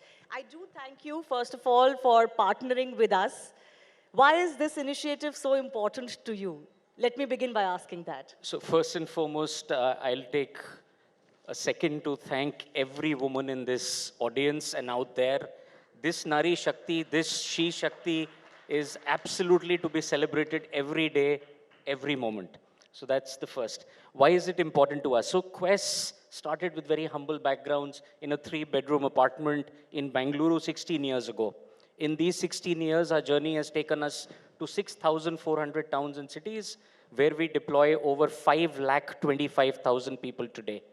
But what gives us bigger pride is the 92,000 women who call Quest their employer every day. The second most important point there is around 6,000 people with differential abilities also find Quest as an employer. But the one data point that we've often seen missing, and even in our data point you can reflect on that, 5,25,000 total people, about 100,000 people with diversity. That means we're just at about 20%. I think that is the one thing which needs to be changed and changed every day. Everybody does not have the same benefits. For parents to take them up to an IIT or an IIM, many of them require the stepping stones. And if you enable them those stepping stones, then we'll see the kind of power in this room magnify and multiply 10 times over. So let me ask you the tougher question. What is it that makes that difference? So if you could elaborate on Quest's initiatives that help women particularly at the workplace. So very importantly, the first thing at an enterprise level at least is a goal, a target, and something which is driven from the top. 2 years ago, our chairman, along with our CHRO, went to the board and made a presentation when we were just about 22% of women in employment within Quest, the core employees, and set a very, very ambitious goal, saying that by 2023, we will have 33% women at work, and by 2025, we'll have 50% women at work. I'm glad to report to you, as I sit in front of you today, we've already crossed the 33% mark. We are at 35%. And we are well on the way to be 50% and thereabouts. Now, strategy is important, but execution is even more important. So internally, what we've done is we have a HER program, H-E-R. And what we say is we tag job roles, profiles, right through the entry level to the leadership. And we say these are reserved only for women. We don't just stop there. We take it to our business leaders. And some of my business leaders are in this room today. This becomes a target to them. They have to not only open those job roles only to women, they have to ensure that they come into the system, and they come into the system with open arms and a red carpet. And beyond that, you have to make it easy for them after they come to place of work. You know, I was going to ask you exactly that question. From my grandmother's generation to my mother's generation, every generation has faced issues, and I have, of course, grown up, as any woman would, learning about what those issues were. And as a young woman professional, I feel some of my issues are different. I want to ask you, what is the issue or what are the issues that today's woman in the workplace faces, and how do we solve those issues? Have we identified those issues first up? So I think over the centuries, some issues have remained constant. And women will typically, in my opinion, have 4 hurdles or 4 M's in their life. The first M or the first hurdle would be marriage. And I'm not saying it in the wrong way. I am married. I love my wife. I found her in school. We both started dating when we were just 9 years, in the 9th standard. And since then, it's gone pretty steady. So marriage is important. Please let me put a caveat out there. But that becomes the first hurdle for a woman. The second hurdle for a woman is maternity. The third hurdle for the woman is medical care. And medical care both for your own aging parents and your parent-in-laws. And the fourth hurdle is motherhood and becoming a mother as your children start to grow up. They get to the middle school, they finally get to the 10th standard, the 12th standard. The burden eventually goes back onto the woman. So as Quest, very specifically, we've tried to address each of these. After the HER program brings a woman into the system, we also encourage them to stay for longer. So the first program that we run is called GROW. And once a woman is into the system, how can she go from the junior management to mid-management to senior management? The second one that we have, which the senior women leader anchor, is called QUEEN. But this QUEEN is with slightly different spellings. It's QWEEN, and that is Quest Women Employment and Engagement Network. So all senior leaders, all women senior leaders at Quest have to mentor and buddy all the junior women leaders and navigate them through these 4 M's or these 4 hurdles at the workplace, which, mind you, they are going to get. I'll add one more point and just one tactical thing. We added and we changed our leave policies. And one of the policy we added was that if you're a parent of a child going into the 10th or the 12th standard, both father and mother will get a leave during the board exam. So we are telling the men, please share the burden. Don't expect your wife to give up the job during that time. We also added just one last one, and this is important because I heard in the earlier panel as well. We started what is called a period leave. I know Government of India is talking about it. We said if you are in your menstruation cycle and you need to work from home and you feel comfortable working from home, no questions asked, just convert that day into work from home and you're comfortable. So these are small little things. A lot of enterprises can do it. Absolutely, absolutely. So there is, as you said, some challenges haven't changed for women. And those come from marriage, maternity, motherhood, as you said. And as you rightly said, those challenges will not go away till the burden of motherhood or parenthood is shared equally between men and women. But I do want to ask you, there is a report that Quest has initiated or authored, which is called the New Collar Generation. Could you tell me what is it that you found about young women or women of all age groups in the workforce, especially from the unorganized sector to the organized sector? So thanks for that question. Actually, Quest brings people into formal employment for the very first time. In the last 12 months, when we added about 350,000 people, 177,000 of those people got a UAN number for the very first time. That means they came into formal employment for the very first time. 42,000 of those were women employees who came into the formal employment for the very first time. Now, how this report came about is when we took our findings, being a 500,000 company, to the government, the first question the government asked us is, you also speak for the formal worker. Who speaks for the informal worker? So we initiated a report in 14 cities, 4,200 girls and boys who work in 10 different disciplines in the informal sector. And we asked them a question, would you want to transition to the formal sector or the formal jobs? The emphatic answer, 97%, was absolutely yes. What do they find? They find decent work, they find skilling, and they find career enhancement. More importantly, 63% of the women said if they transition to the formal work and they get medical benefits, maternity benefits, and medical benefits for the family, they're willing to even let go of higher wages and will settle for lower wages, but for these aspects. And I think COVID has not been kind to most families, most people. And I think that's what the women in this report were trying Absolutely. to No, I think talk to that's us. an important finding, that it's not just the pay scale or the amount of pay, but it's also the benefits, especially maternal benefits or medical benefits, that are extremely important to keep women in the workplace and encourage them, especially in the organized sector as well. I do thank you, Mr. Lohit Bhatia. A big round of applause for Quest, because Thank it's you. important to initiate these conversations, and we need partners like you, and I hope I have a commitment from you. Absolutely. All right. We are here for the long haul. Thank you very much. Thank you very much. Ladies and gentlemen, Mr. Lohit Bhatia, and a big round of applause for Quest for supporting us here at Rising India Shakti. Thank you, sir. Thank you. Thank you. Just take a quick photograph and we move on to our next session. Thank you. Thank you very much, sir. Thank you.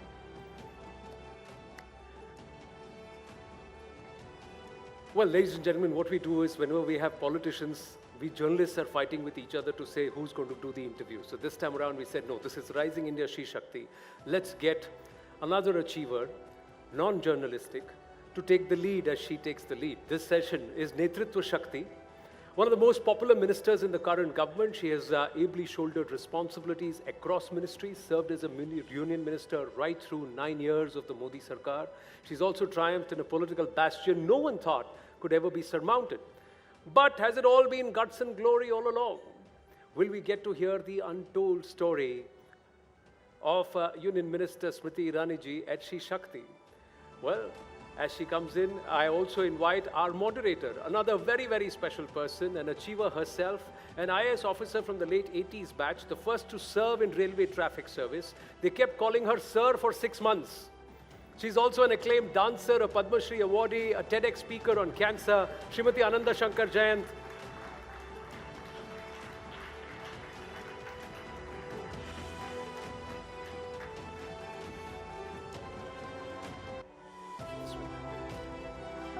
Ma'am, you take the far side. I'll take that.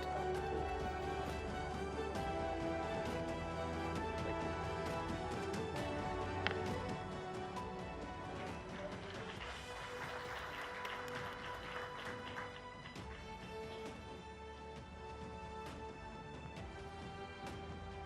Namaste. As grateful daughters of this land, this ancient civilization, Bharat, which has bequeathed to us in extraordinary legacies of learning and knowledge that continue to exist and grow unbroken over millennia. From Gargi and Maitreyi to every Indian woman today, she leads not just this nation, but the very world. Charting her journey across many, many different genres of learning, she continues to guide this nation and the world in what it is meant to be. She is Shakti, the core of Bharat's growth story. Shakti, that is the essence that is powering Bharat's and India's Atmanirbharata. Today, it is indeed an extraordinary honor and privilege to welcome someone we have all grown up admiring for decades. Someone who is the epitome of Stri Shakti, the epitome of Netritva Shakti, the Honorable Union Minister for Women and Child Development, the one and only Smriti Irani ji. Welcome, namaste. Dhanyavad. Your incredible journey is one of focused pursuit of dreams that are beyond the purview of the average middle class. Your story is rare and an uncommon template for an average middle class young girl child. Ma'am, what lessons can a young girl learn from your amazing story? I think it's time we stopped asking women what other women can learn from them. The question should be turned around, what can men also learn from women? Because I've never been on platforms where men are asked by fellow gentlemen, what can young boys learn from you? And I think in that question resides this belief that women do not have the capacity to consume knowledge from their environment, from life experiences. Women do not observe. And hence, women will only be in a position to receive an understanding of a life circumstance if they are told through somebody else's experience. We never denote men as such. And if men and women have to learn something, I don't think I'm at a precipice of time where I am so benevolent and so experienced that men or women need to learn from me. I would differ that mine is a story which is rare. I think the difference is mine is a story which is told. My struggles or my challenges or my achievements are not mine alone. There are many women in this room who have gone through different circumstances, reached their goals. The only difference is I sit in front of the camera, you sit behind it. Netritva Shakti also means extraordinary humility, and she typifies that. No, I'm not a humble person. And why I differ on it as well. When you see women come on stage and they accept a certain amount of achievement, the tag humility is insistently attached to them.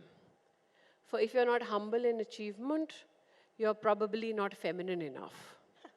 However, this disposition is not expected of a man. So I beg to differ.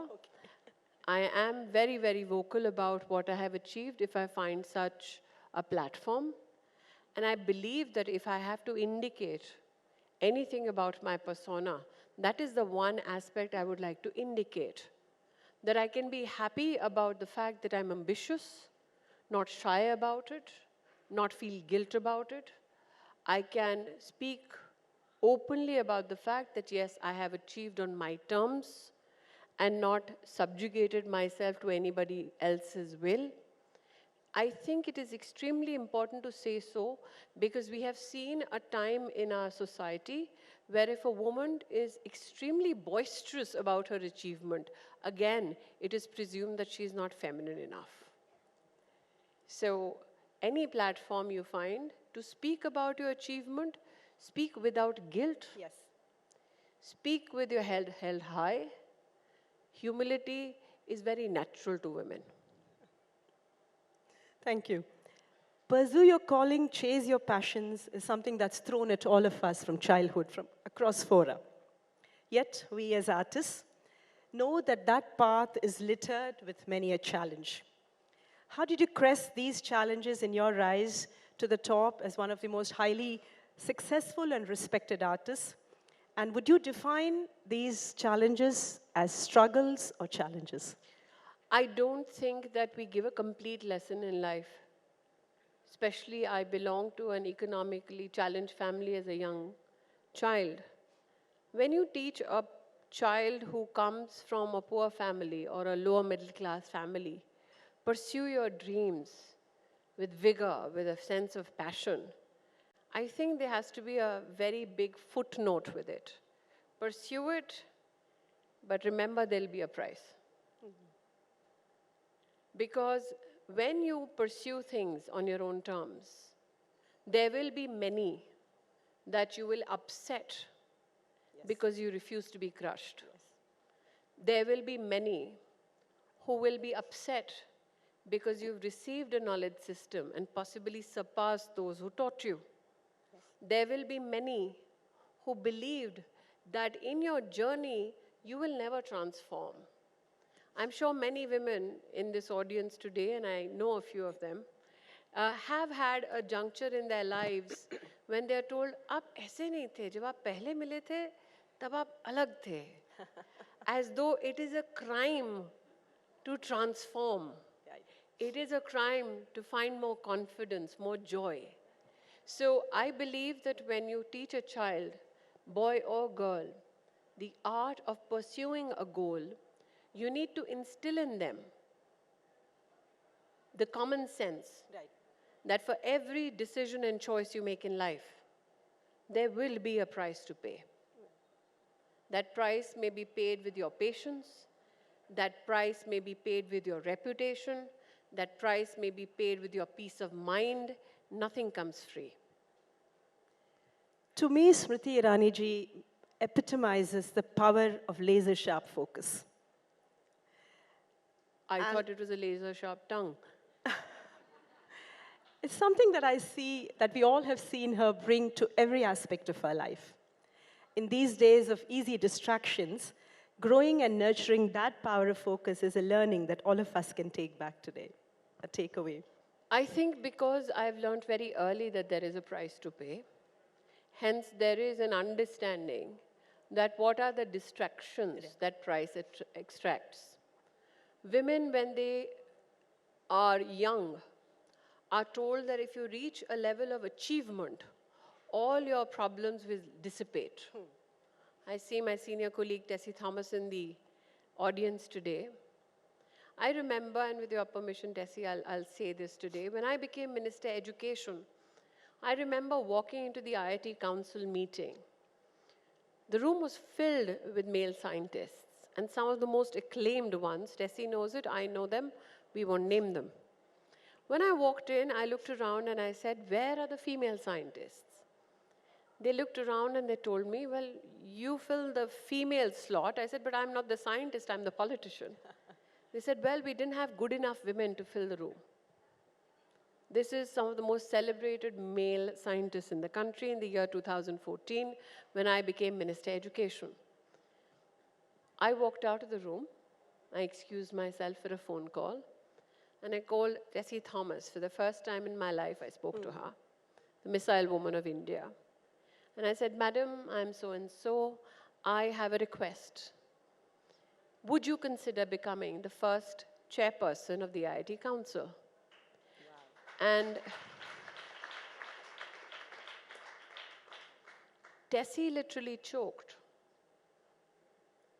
And I'll never forget those words. She said, you thought of me. A woman who could make missile systems in my country choked because I thought of her. She was a natural choice. The fact that this woman was not in that room spoke volumes. It's not that women of merit didn't exist. It is that somebody needed to open the door to such rooms and say, this is as much yours as the men in your field. So, my belief is, if you reach a particular position of excellence or achievement, remember there is a generation of women before us. Yes. The generation after mine is comparatively luckier. Yes. The generation before mine could never speak of equity, though there was much conversation around equality. Because if they spoke of equity, they were termed activists wherever they were at. Ye netagiri kar rahi hai. And so they did not want to pay that price for their careers. And today it's incumbent upon women of my generation and the generation that comes after me to recognize the women just before my generation so that they find their place of respect in society. In fact, a small personal anecdote. One part of why would you have focus is also to remember you're not the only one struggling. Right. Well said. Women, if they achieve, their struggle does not end. Their response gets more nuanced. We will have the privilege of having the Honorable President of India on this platform today. I would highlight to this august audience that even after becoming the President of India, the Supreme Commander of the Armed Forces, she was subjected to humiliation in politics. Yes. So just because you become an achiever, that doesn't mean your challenges end. That is the fairy tale we need to stop selling to young girls. In fact, my personal anecdote is I'm from the Indian Railway Traffic Service of the 87 batch, and I burst through a very male bastion to become the first woman officer in South Central Railway. And they said, sir, to me for 2 months.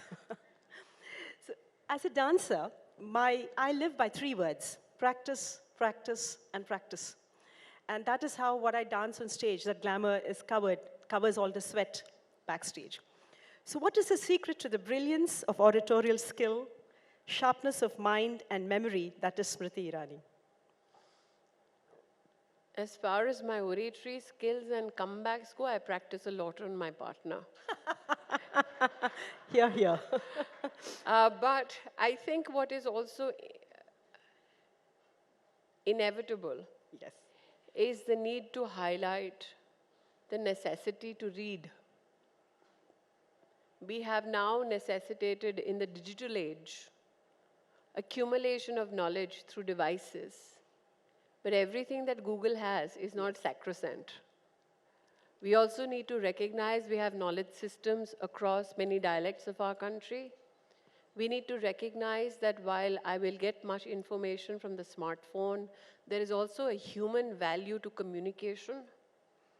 There is also a deep sense, and I think as somebody who has consistently desired to become better, there is a need to ensure that you keep competing with yourself. I do not ever position myself to compete with any other individual. Right. Because that then becomes a standard which is very obvious. Yeah. If I am in a position to do something better, learn something better today, I will look for that opportunity. For instance, my day began with the Indian Publishing Federation. Okay.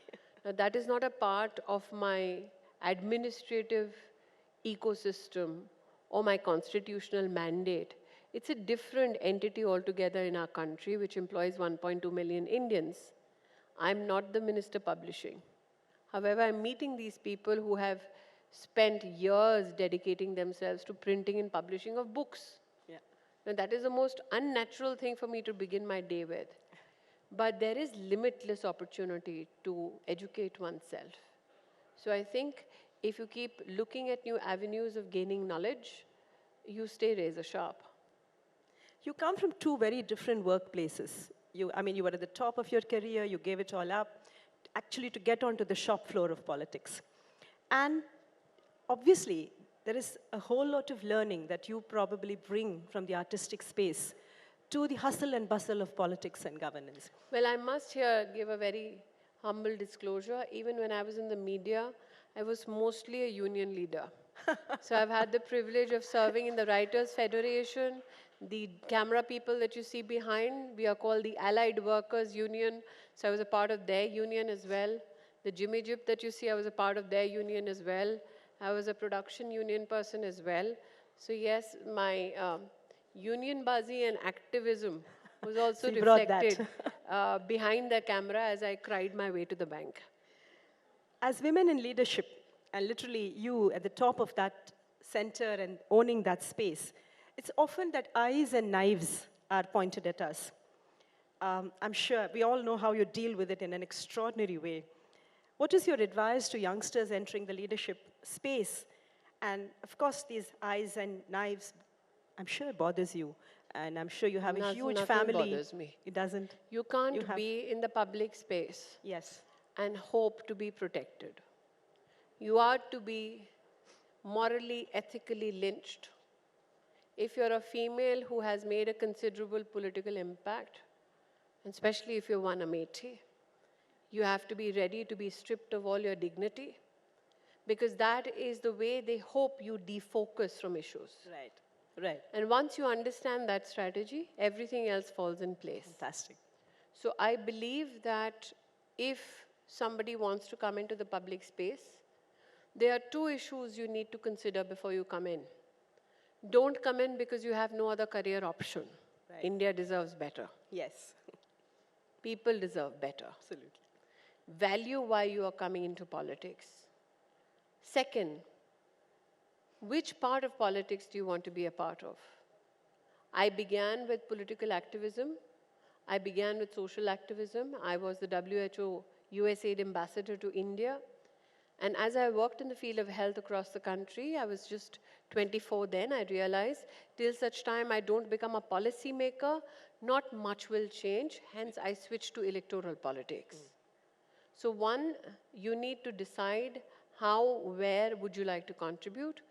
2, you need to decide how long would you like to contribute. Prime Minister Modi has emphasized on the need for women-led development. This is a little long question, multiple questions actually. A little elaboration on that if you can, if you may. And any resistance to this idea from the other half of the population? No. I'm very grateful, one, that the very phrase women-led development is a tectonic shift, not only in narrative, but also perception. Women in our country were always looked upon as beneficiaries, waiting to be rescued. Someone or the other in politics would talk about how humko aurton ke liye ye karna hai. For the first time in Indian politics, we have now a Prime Minister who says, देश के लिए अगर कुछ करना है, तो औरतों का सहारा ज़रूरी है. बिल्कुल. And women-led development quantifies the monetary impact women have in our country. Yes. For instance, 110 million toilets built. The government, which was Congress-led in the year 2005-06, if you look at the National Family Health Survey 3, they knew in 2005-06 that women are getting raped when they go out to defecate in the open. They knew that only 38% of households in our country have toilets. They knew in 2010 that the World Bank says that 6% of your GDP is taking a hit because of lack of sanitation. Nobody did anything. And building toilets has never been politically glamorous. No woman in our country has ever walked up to a politician to say, please build me a toilet. Now, 110 million toilets get built. You ensure enhanced, dignified means of starting a day. 230 million bank accounts get opened. 200 million women get mudra loans. Before 2014, many people said women cannot start businesses because they have no access to collateral-free loans. When Mudra came, nobody said it's a loan for women. It was actually not gendered. It was for men and women. And it was not just happenstance that 70% of the beneficiaries turned out to be women. Now look at it from a rural point of view, or look at it from an urban slum point of view. Imagine a woman sitting in some village or in a jhuggi jhopri, drawing up a business plan, going to a bank, convincing the bank that they can service the loan, take the loan, service it, grow their business, give the money back. NPA for women who take loans from bank is less than 2% compared to men. We are doing far better. We have proven now financially that we are better investments.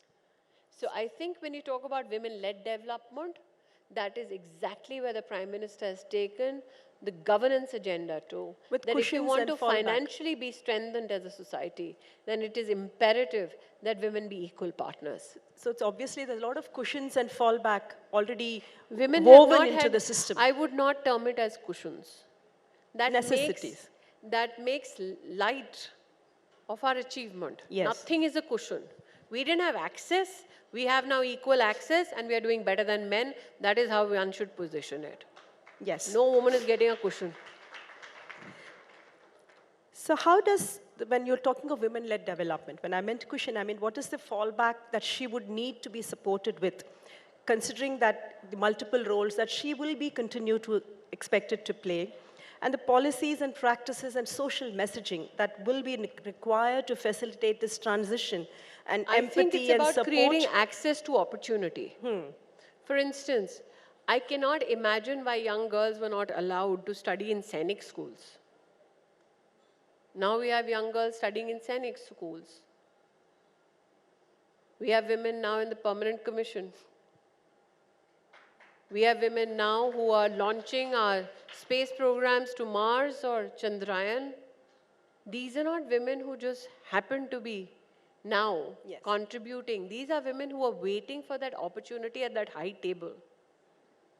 So I believe that when you talk about what is the social change, I mean, Tessie and 3 other scientists joined us recently at the G20 summit for women ministers in Gandhinagar. And the G20 partners were aghast. They thought that a prima donna in all scientific gear is going to walk in as the ISRO face. And suddenly, it's very quietly walked in, Tessie, and then Ritu walked in, and everybody else walked in, and they were like, these are the women who went and did this remarkable thing at Mars. We said yes. So I think there is this perception that if it is a female who's launching rockets, then she wouldn't be this 50-something lady in a sari. So I think those perceptions are now slowly changing, and I'm very happy. Because I've always said this, that modernity is a state of mind. It is not a dress code. Yes. And the fact that Indian women are doing well in science and innovation is something that makes me extremely glad. In fact, you would all be happy to know that the incidences of women now enrolling in PhD programs in our country has gone up by 99.5%. Wow. Fantastic. So coming back to Smriti Irani-ji, what is your core strength? Not core competency, core strength. Your one fallback that has never failed you. Is it I have no Ganapati? fallback. Is it Ganesha that you and I are wearing? I have no fallback. And that is my strength. Okay. That you have no option but to succeed. Because if I was comfortable, I wouldn't be here today. So anybody who thinks you need this cushion, this fallback, you aren't going anywhere. Is that your core strength, that you have no fallback? I guess it's different for me because I come from a poor background. So no matter how much I achieve, no matter how much money I make, I was one of the highest paid actors in this country. Yes. The chip on the shoulder will always be there. Yes. So the secret to my success, I have no fallback plan, no fallback person. I just have me. As India enters a revolutionary phase of women-led development and onward in her march towards a century of independent India, what would be the 3 brief, most important advice you would give the young? I began again, nobody takes advice, especially young women. I will only have a request. Okay. As has been enunciated by the Honorable Prime Minister yesterday. We are at a time in our country's history where we can catapult to new achievements in new areas for a greater good. Wonderful. We cannot afford to lose this opportunity. Yes. We cannot afford to be pushed back. We cannot afford to be segregated in silos. We cannot afford to lose focus. It is a national ambition now. Right. To be in the top 3 economies of the world. It is a national ambition now to ensure that per capita income increases. It is a national ambition now to ensure that in green hydrogen, in artificial intelligence, in reading, writing, we become one of the most sought after societies in the world. Fantastic. And this is the time to ensure that we as women ensure that that national ambition for a global good is recognized. So fierce, she is. Feisty, she is Stree. Fiery, Shakti.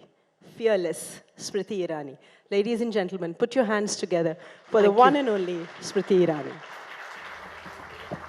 Ladies and gentlemen, put your hands together for Smriti Irani ji and also Ananda Shankar Jain ji.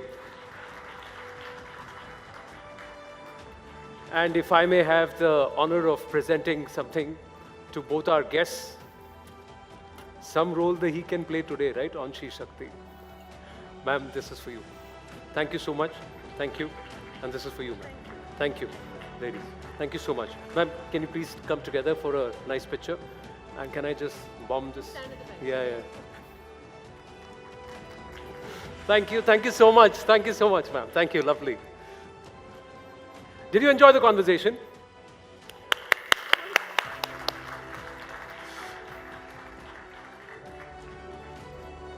This way. Go.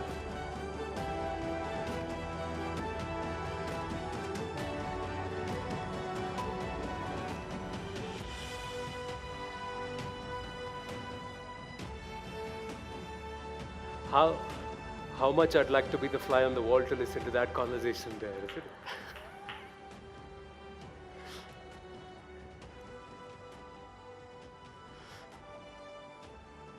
Thank you so much, ma'am. Thank you for your time. Thank you so much.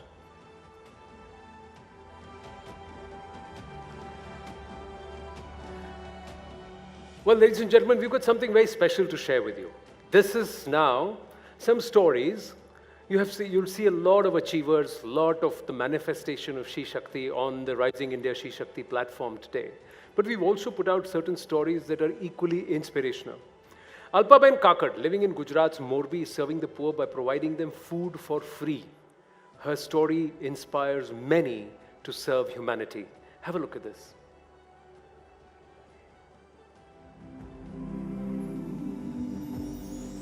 Janaseva, hi Prabhu Seva.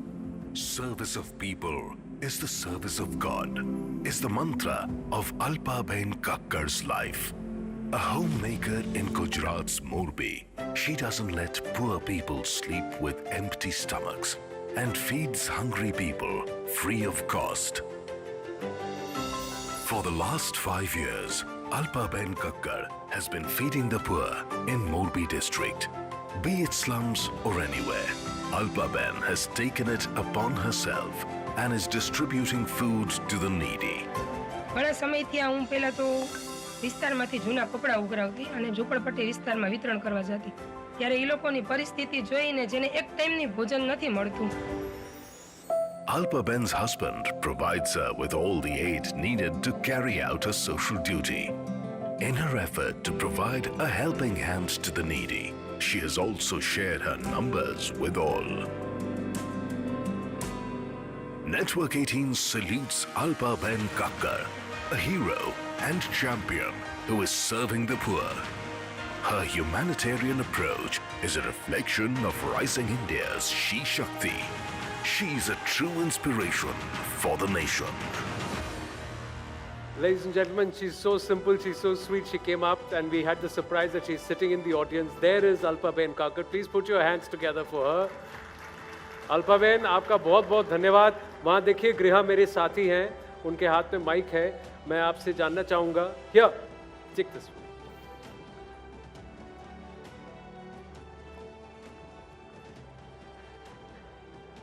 जी, लोगों को खाना खिलाती हैं आप. बहुत शुक्रिया हाँ. आपका हमारे साथ जुड़ने के लिए और इतने सारे लोग आपसे यहाँ पे मुखातिब होने आए हैं.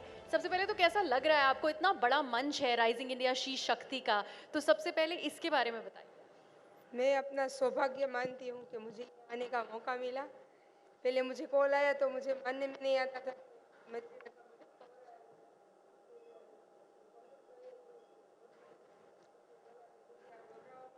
We need the mic up, please. कभी बहुत अच्छा लग रहा है आप सबसे मिलके. और मैं ये सोचती हूँ कि जो काम मैं मोरबी में गुजरात में करती हूँ वो पूरे देश में चेंज चले है. कोई भी जगह पे शादी ब्याह होता है, बर्थडे सेलिब्रेशन होता है, पुण्यतिथि होती है, कहीं से भी खाना मैं इकट्ठा करके स्लम विस्तार में सबको खाना खिलाने जाती हूँ. ये चेन मैं पूरे देश में चलाना चाहती हूँ क्योंकि मैं सब जगह पे नहीं पहुँच सकती हूँ और मैं ये दौर से गुजर चुकी हूँ. भूख और दुख मेरे गुरु है, इसलिए मुझे पता है भूख लगती है ना तब क्या होता है. पहले मैं सब लोगों को पुराने कपड़े इकट्ठे करके देना चाहती थी. तब सब लोग बच्चे छोटे छोटे मुझे बोलते थे दीदी कुछ अच्छा खाना मिल जाए तो 2 दिन तक मैंने सतत सोचा क्या किया जाए. मैं तो इतनी कैपेबल नहीं हूँ कि सबको मैं खिला सकूँ. तब मैंने ये प्लान किया कि चलो कुछ शादी ब्याह में जब खाना बचता है तो सब मुझे कॉल करते हैं, मैं लेने जाती हूँ और सबको खिलाती हूँ. 6-7 साल से ये काम करती हूँ मैं और मुझे बहुत आनंद आता है. मैं खुद किराए के घर पे रहती हूँ लेकिन कुछ अच्छा काम करने के लिए पैसों की ज़रूरत नहीं रहती है. बिना पैसे भी हम कुछ सब कुछ कर सकते हैं. अल्पाबेन ये बताइए, जब शुरुआत करते हैं तो सबसे ज़्यादा मुश्किल वक्त होता है. आपके लिए कोई ऐसी वो कहानी जब आपने शुरू किया था कि आप ये करना चाहती हैं लोगों के लिए, सबसे मुश्किल वो दौर कौन सा था और आपने कैसे उसको ओवरकम किया? अच्छा काम करने के लिए मुश्किल तो रहती है दीदी. सब बोलते थे भिखारी की तरह सब जगह खाना इकट्ठा करती है, खाना देने जाती है. कोई बोलता था कि खाना खा जाती है, खुद खाना नहीं बनाती है. सब ताने सुने, सब सुना है, लेकिन मैं चुप रही हूँ. इसलिए मैं आज यहाँ पे हूँ. मैं कुछ बोले नहीं हूँ, सबने सब कुछ बोला, मैंने बहुत सहन किया है. अगर मैं कुछ बोलती तो आज मैं यहाँ पे नहीं होती. Ladies and gentlemen, huge round of applause for Alpaben. Alpaben. Thank you so much. आपको बहुत बहुत धन्यवाद कि आप आई और आपकी कहानी सुन करके I hope there are many who want to do work like you and help you also. Thank you so much Alpa ben. बैठिए. Thank you. Round of applause for Alpa ben Kakad please. ऐसी बहुत सारी कहानियां हैं, इतनी सारी कहानियां हैं कि राइजिंग इंडिया श्री शक्ति के लिए जब हम मंथन कर रहे थे तो ऐसी ऐसी कहानियां दिखी, बोली इन सबको कैसे लेकर आए एक दिन में इतने साल. So what we did is we've tried to put this out across our News18 network in the run-up to Rising India Shri Shakti, and we'll continue to put out such stories. Another story, ladies and gentlemen. A 25-year-old Asha Malviya, a national-level mountaineer from Bhopal on an Indian bicycle tour to raise awareness about women's safety and empowerment. आज हमारे भारत देश की महिलाएं हैं जो कहीं ना कहीं भारत में होते हुए भी ये सोचती है कि हमें डर लग रहा है, हम सुरक्षित नहीं हैं. तो मुझे उसी डर को खत्म करना था, इसीलिए मैंने प्रोजेक्ट बनाया. As part of a Sampurna Bharat Yatra, Asha has already covered 25,000 kilometers across 23 states and continues to pedal for women's empowerment. ऐसे डिफिकल्ट तो कुछ था नहीं, क्योंकि मैं हर प्रॉब्लम को कभी भी प्रॉब्लम के अकॉर्डिंग नहीं, एक चुनौती के अकॉर्डिंग देखती हूँ. News18 Network salutes Asha Malviya, a reflection of rising India's Shri Shakti. There she is, Asha Malviya. और मैं आपको बताऊं, उनका मोटो है, आशा जी आपको लगता है आज अभी आपने कितने किलोमीटर कर दिए? सबीना हमारे साथ हैं, जरा बताइए. 25,000 किलोमीटर करने का आपका लक्ष्य था जहां तक मुझे याद है. Yes sir. सबसे पहले तो बहुत बहुत बधाई और शुभकामनाएं आपको श्री शक्ति की एक शानदार मिसाल बनने के लिए. अपने सफर के बारे में हम चाहेंगे आप आज पूरे देश को बताएं. सबसे पहले तो धन्यवाद करती हूँ मैं हमारे पूरे भारत देश का और पूरे विश्व का. और मैं इस यात्रा की शुरुआत 1 नवंबर 2022 को भोपाल से करके अभी तक 24,000 किलोमीटर में कर चुकी हूँ. और इस यात्रा का समापन भी मैं 15 अगस्त को दिल्ली में कर रही हूँ. और इसके पीछे का खास मकसद भी हम चाहेंगे कि आप देश भर की महिलाओं को बताएं. मेरा इस यात्रा का उद्देश्य है महिला सुरक्षा, महिला सशक्तिकरण. यस सर, मैं अभी तक 24,000 कर चुकी हूँ. यस सर, अकेले ही मैं सोलो साइकिलिस्ट हूँ. डर नहीं लगा आपको? सर, मुझे उसी डर को खत्म करना है, क्योंकि हमारे भारत देश में कहीं ना कहीं मैं बहुत सारी गाँव में ऐसे विजिट करती थी, तो हमारे भारत देश की महिलाओं में कहीं ना कहीं छोटी सी एक चीज़ होती थी कि हमें डर लग रहा है. तो मैं इस राइड को रात को और दिन में दोनों टाइम करती हूँ. कभी कभी मैंने 24 घंटे भी कंटिन्यूसली राइड किया है. और मैं यही प्रूव करना चाहती हूँ कि हमारा भारत देश वाकई सुरक्षित है या नहीं. तो मैंने अभी तक भारत देश में ये जाना है, इन 28 राज्यों में, कि हमारा भारत देश बहुत सुरक्षित देश है. यहाँ महिलाओं की सुरक्षा का प्रॉपर ध्यान रखा जाता है, लेकिन इसकी फर्स्ट जिम्मेदारी हमारी खुद की होना चाहिए, प्रत्येक महिलाओं की, प्रत्येक देशवासियों की होना चाहिए. क्या बात है, 24 घंटे भी साइकिल राइड किया. एंड लुक एट हर, छोटा पैकेट बड़ा धमाका है. आप बहुत big round of applause for Asha Malviya please.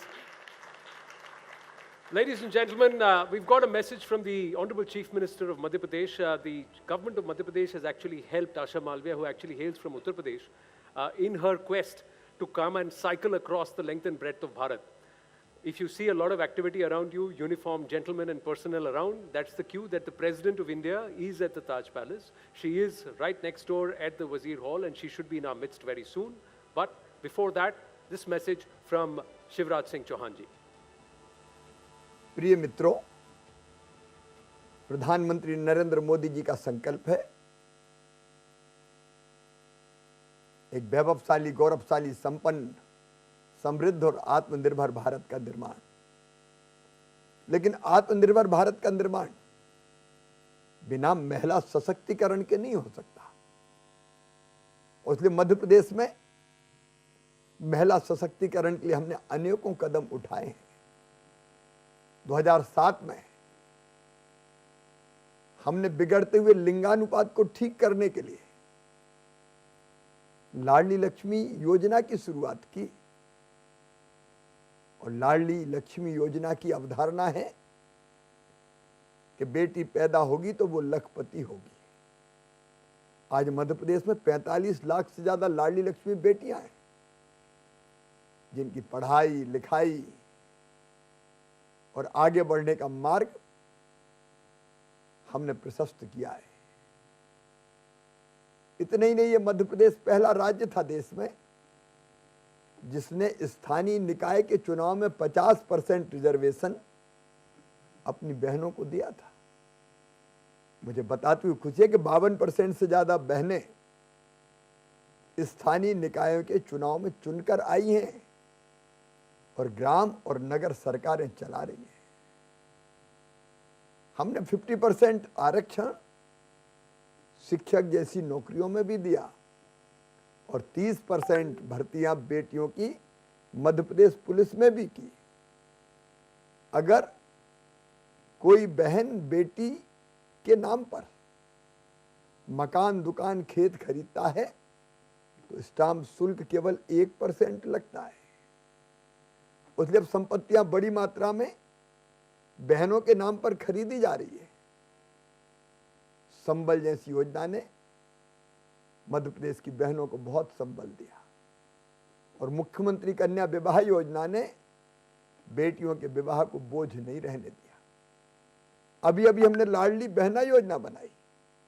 ये मुख्यमंत्री लाडली बहना योजना बहनों की जिंदगी में एक नया बदलाव लेकर आई है, खुशियों की सौगात लेके आई है। इस योजना में लगभग 1.25 करोड़ बहनों के खाते में हर महीना 1000 रुपया डाला जा रहा है। महिला सशक्तिकरण के लिए योजना बहुत महत्वपूर्ण साबित हो रही है। और एक और शुभ समाचार जानकारी मैं आपको देना चाहूंगा कि इन सब का परिणाम है कि मध्य प्रदेश में लिंगानुपात बढ़कर अब 1000 पुरुषों पे 976 महिलाएं हो गया है। बेटियों की संख्या निरंतर बढ़ रही है। बहुत बहुत शुभकामनाएं। धन्यवाद। Well, that was a message from Shivraj Singh Chauhan ji. Madhya Pradesh, on the one hand, sees a lot of floods. On the other hand, it also sees water scarcity or drought. Now, amidst this water crisis in Madhya Pradesh's Bundelkhand region, this is the story of a young resident, Babita Rajput, whose effort and innovation led to a solution to this entire problem. Have a look at this. Women in Madhya Pradesh's Bundelkhand region regularly struggle to travel several kilometers to get water. The young resident, Babita Rajput, devised an idea that solved the problem for her village. हमारे गांव में पानी की अत्यधिक समस्या थी, जहां पर अगर हेडपंपों पर देखा जाए तो लाइन लगाकर लोग खड़े होते थे और सर पर 3 से 4 घड़े लेकर महिलाएं आती थी। 2 सर पर, एक हाथ में, एक कमर पर, इस प्रकार से पानी भरती थी। She collaborated with an NGO and led a group of over 100 women to dig through a mountain 107 meters long to connect their dried up pond to a nearby canal. Her efforts were recognized by Prime Minister Narendra Modi during his Mann Ki Baat address. News18 network salutes Babita's courage, determination and leadership, an inspiration for all.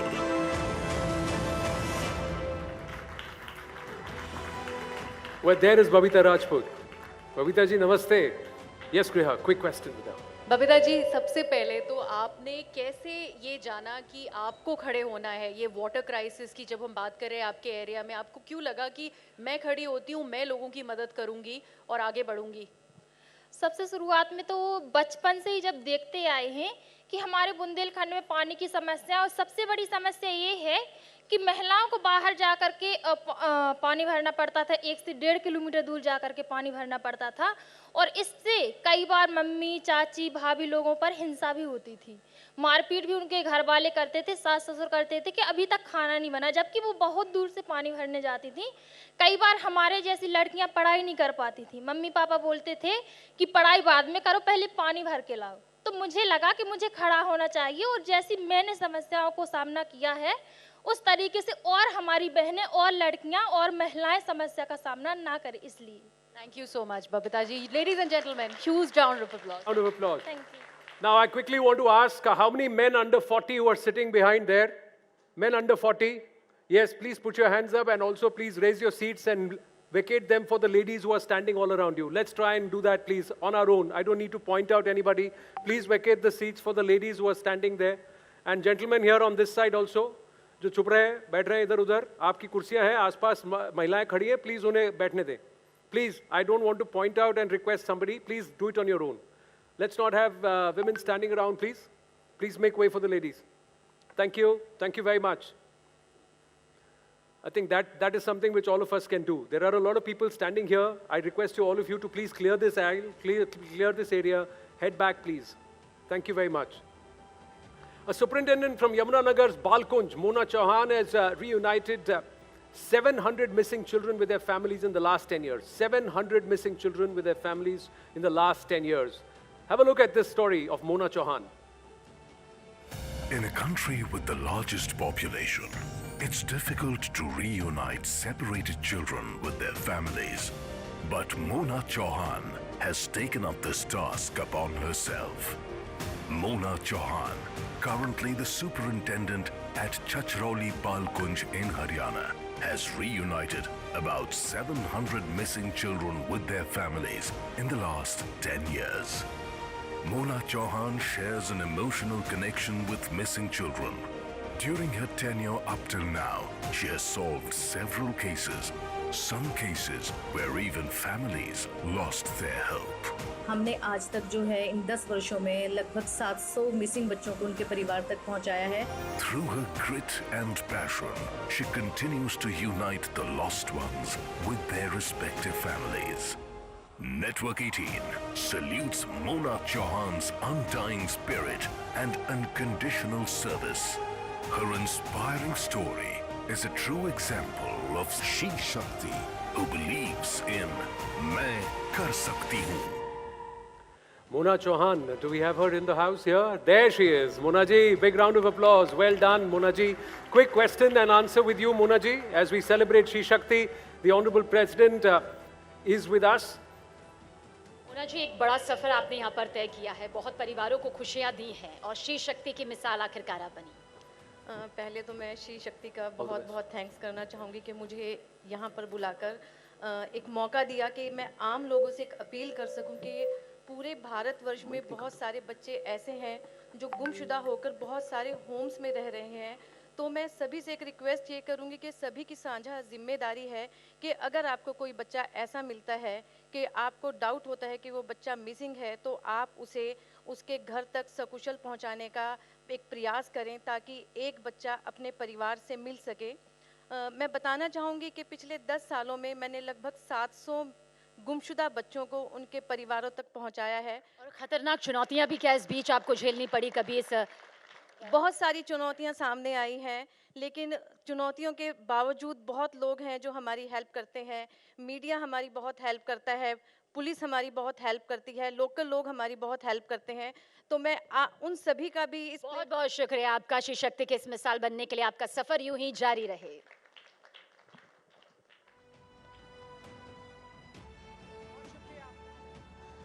देवी और सज्जनों, महामहिम राष्ट्रपति द्रौपदी मुर्मू जी वजीर room का रुख कर चुकी हैं। बस कुछ ही देर में राष्ट्रपति जी हमारे समक्ष होंगी।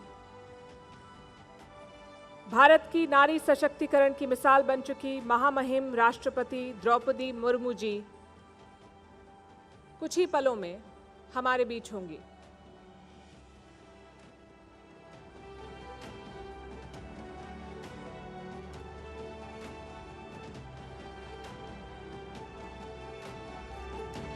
महामहिम राष्ट्रपति द्रौपदी मुर्मू जी कुछ ही पलों में हमारे समक्ष।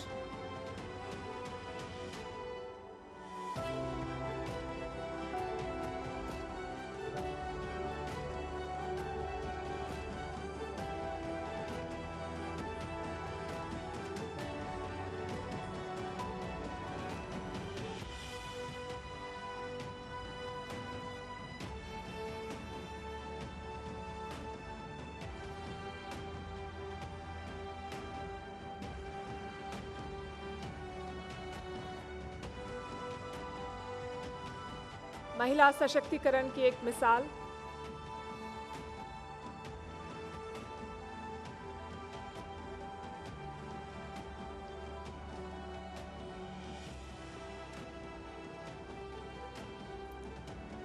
उनका भारत की राष्ट्रपति बनना कई मायनों में खास है। देश की पहली आदिवासी महिला राष्ट्रपति बनने का गौरव उन्हें हासिल है। इसके अलावा वो आज़ाद भारत में जन्म लेने वाली पहली और सबसे कम उम्र की राष्ट्रपति हैं। ओडिशा के मयूरभंज जिले में एक छोटे से गांव से देश के सर्वोच्च संवैधानिक पद तक पहुंचने का उनका सफर आसान नहीं रहा। कई मुश्किलें आईं, लेकिन उन्होंने कभी हार नहीं मानी और उसी जज्बे की बदौलत वो आज इस मुकाम तक पहुंची हैं।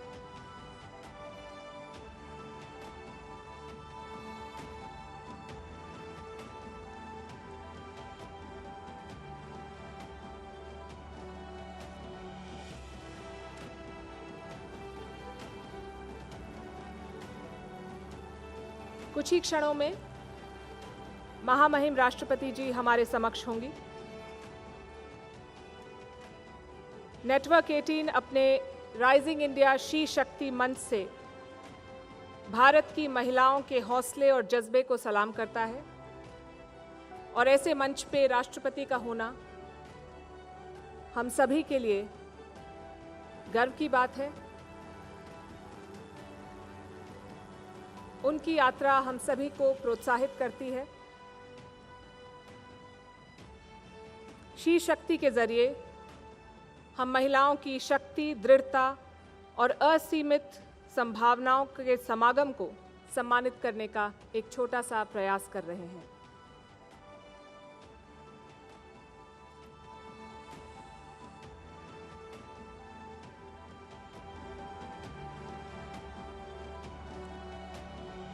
वजीर रूम में महामहिम ओडिशा से आए कुछ शिक्षकों और छात्रों से मिली हैं। वो खुद एक शिक्षिका रह चुकी हैं। वो जानती हैं कि एक परिवार, समाज और देश के लिए योग्य और होनहार छात्र तैयार करने में एक शिक्षक की कितनी बड़ी और कितनी अहम भूमिका और योगदान है।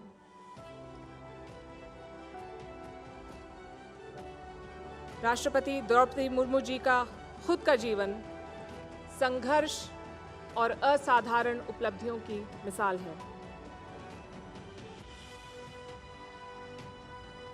एक शिक्षिका, जूनियर क्लर्क, पार्षद, विधायक, राज्यपाल और अब भारत की महामहिम राष्ट्रपति।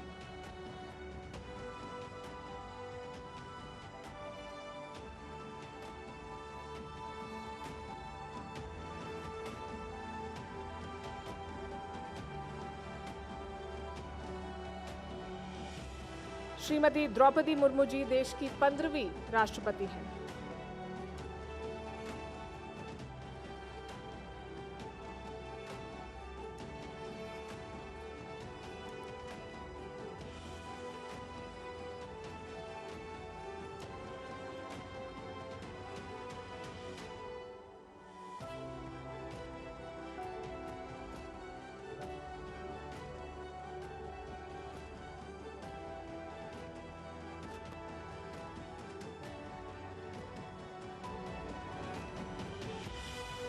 बस कुछ ही और क्षण और वो हमारे बीच होंगी।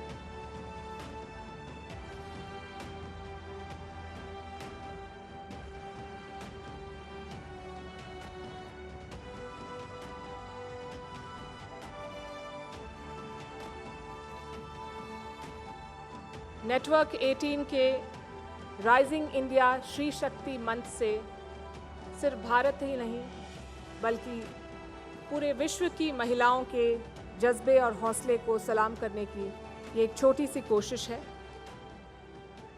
महिलाओं को सम्मानित करने का प्रयास, महिलाओं को प्रेरित करने का प्रयास, अलग अलग विषयों और क्षेत्रों में महिलाओं के योगदान को पहचानने और उनकी उपलब्धियों का जश्न मनाने की प्रतिबद्धता का एक प्रतीक है ये राइजिंग इंडिया शी शक्ति इवेंट। आज हम इस मंच से देश की उन महिलाओं से रूबरू हो रहे हैं जो अपने अपने प्रोफेशन में, अपने अपने कार्यक्षेत्र में न सिर्फ कामयाबी के शिखर पर मौजूद हैं बल्कि देश की आधी आबादी के लिए एक मिसाल बन चुकी हैं।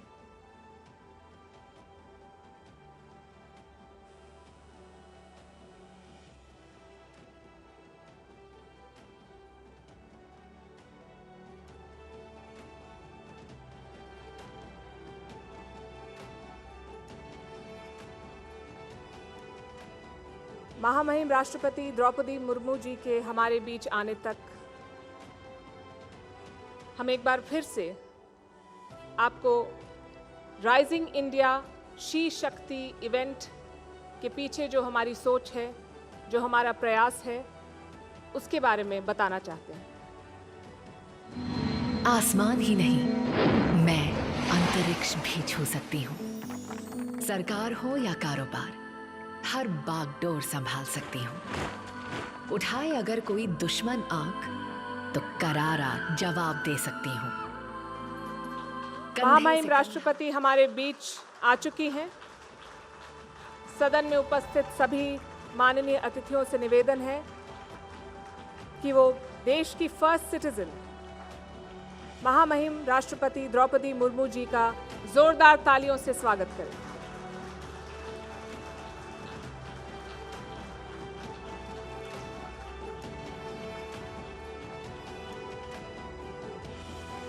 अब मैं हॉल में मौजूद तमाम माननीय अतिथियों से निवेदन करूंगी कि वो भारत के राष्ट्रगान के सम्मान में खड़े हों। प्रिया सरैया राष्ट्रगान गाएंगी।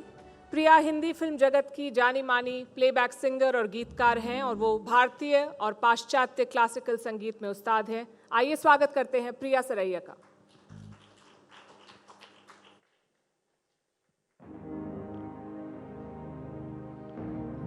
जनगण मन अधिनायक जय हे भारत भाग्य विधाता। पंजाब सिंधु गुजरात मराठा द्राविड़ उत्कल बंगा। विंध्य हिमाचल यमुना गंगा उच्छल जलधि तरंगा। तव शुभ नामे जागे, तव शुभ आशीष मांगे। गाहे तव जय गाथा। जन गण मंगल दायक जय हे भारत भाग्य विधाता। जय हे जय हे जय हे जय जय जय जय हे।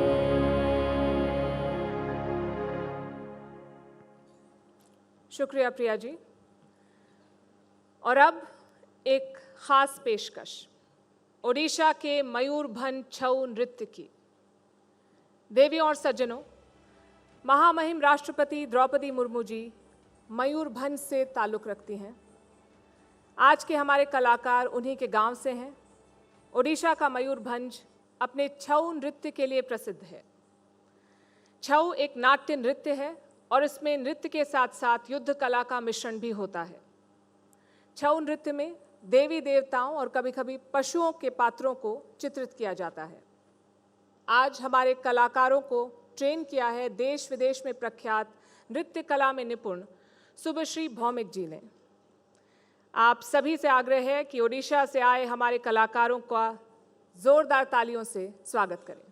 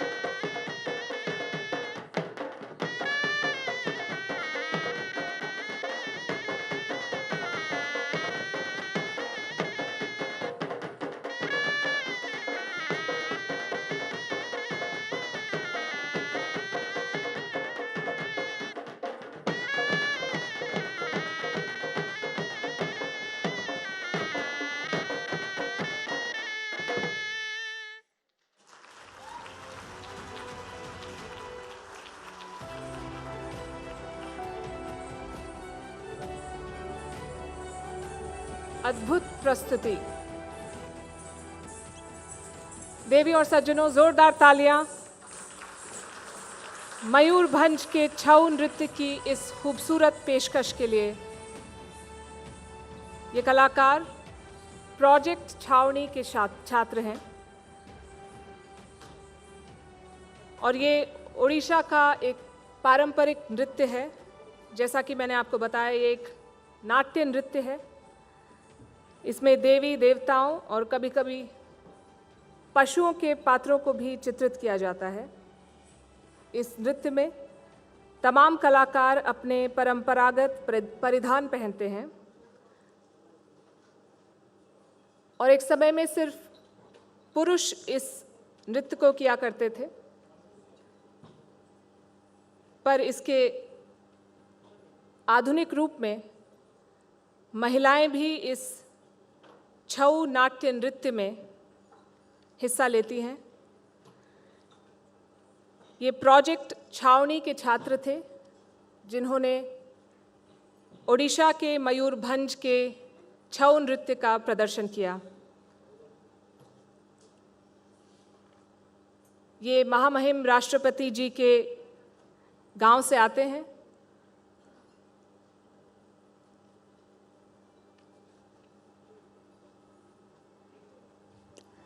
और अब मैं नेटवर्क 18 के ग्रुप एडिटर इन चीफ और एमडी श्री राहुल जोशी जी से निवेदन करूंगी कि वो राष्ट्रपति द्रौपदी मुर्मू जी को मंच पर आमंत्रित करें।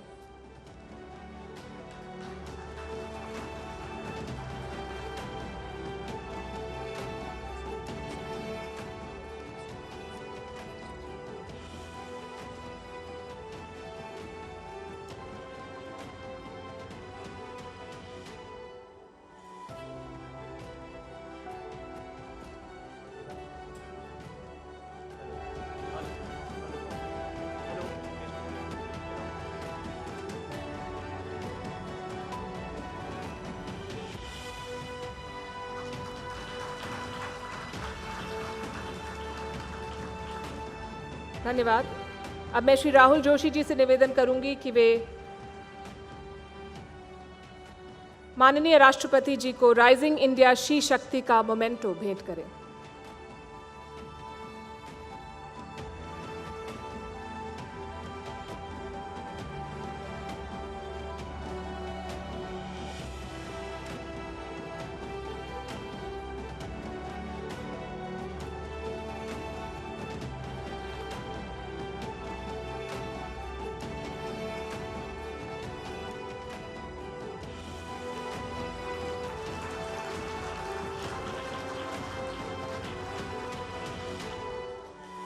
राहुल जोशी जी से अब निवेदन है कि महामहिम राष्ट्रपति और हमारे समक्ष उपस्थित सभी अतिथियों का सादर अभिनंदन करें।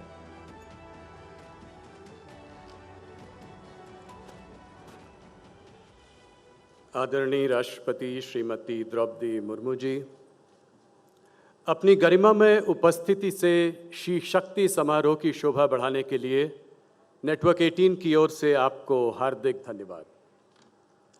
भारत की नारी शक्ति की उपलब्धियों का उत्सव मनाने वाले इस मंच पर आपका स्वागत करने का मौका हमारे लिए एक बहुत गौरवपूर्ण बात है। राष्ट्रपति के रूप में सर्वोच्च संवैधानिक आसन पर आपकी मौजूदगी यहाँ बैठे सभी लोगों के लिए प्रेरणादायी है। जिन महिलाओं के योगदान का उत्सव हम यहाँ मना रहे हैं, वो भी आपको सामने देखकर गर्व महसूस कर रही हैं। नारी शक्ति का योगदान इस गौरवशाली इतिहास वाले राष्ट्र के विकास में प्राचीन काल से रहा है। आदि गुरु शंकराचार्य ने भी नारी शक्ति को समर्पित अपनी रचना सौंदर्य लहरी में पहले श्लोक में कहा है, शिव शक्तया युक्तो यदि भवति शक्तः प्रभिवन्तु न च देवं देवो न खलु कुशलः स्पंदितुमपि। अर्थात शक्ति के सहयोग से ही शिव संसार का सृजन करने में समर्थ होते हैं। शक्ति के बिना ऐसे समर्थवान शिव भी अपनी जगह से हिल नहीं सकते। आदिकाल से ही हमारे देश का भविष्य कैसा होगा ये तय करने में महिलाओं ने बराबर की हिस्सेदारी निभाई है। चाहे शिक्षा साहित्य का क्षेत्र हो या विज्ञान का, खेल का मैदान हो या राजनीति का मंच, चारों ओर नारी शक्ति अगुवाई ले रही है, और वो भी बिना कोई शोर मचाए, गंभीर मर्यादित ढंग से। हमारे लिए गर्व की बात है कि श्री शक्ति का मजबूत संदेश देने वाली ये तमाम हस्तियां आज हमारे सामने इस हॉल में मौजूद हैं। मुझे ये बताते हुए और भी खुशी हो रही है कि इस पूरे कार्यक्रम का आयोजन मुख्य तौर पर महिलाओं ने ही किया है। इस कार्यक्रम को अपने समर्थन और योगदान से सफल बनाने के लिए आप सबका बहुत धन्यवाद। राष्ट्रपति जी, जनसेवक, शिक्षक, विधायक, मंत्री, राज्यपाल और अब राष्ट्रपति के तौर पर आप इस देश में सभी लोगों के लिए रोल मॉडल हैं। सादा जीवन और उच्च विचार की आप जीती जागती एक मिसाल हैं। स्वयं की जगह राष्ट्र और समाज की सेवा को आपने सर्वोपरि रखा है। आप जीवन में आई तमाम कठिनाइयों के बावजूद मजबूती से उनका सामना कर कर यहाँ पहुँची हैं और राष्ट्रपति के इस पद का मान आपने और भी बढ़ाया है। नेटवर्क 18 के इस श्री शक्ति कार्यक्रम की मुख्य अतिथि के तौर पर मैं आपका फिर एक बार बहुत बहुत अभिनंदन करता हूँ। बहुत बहुत धन्यवाद।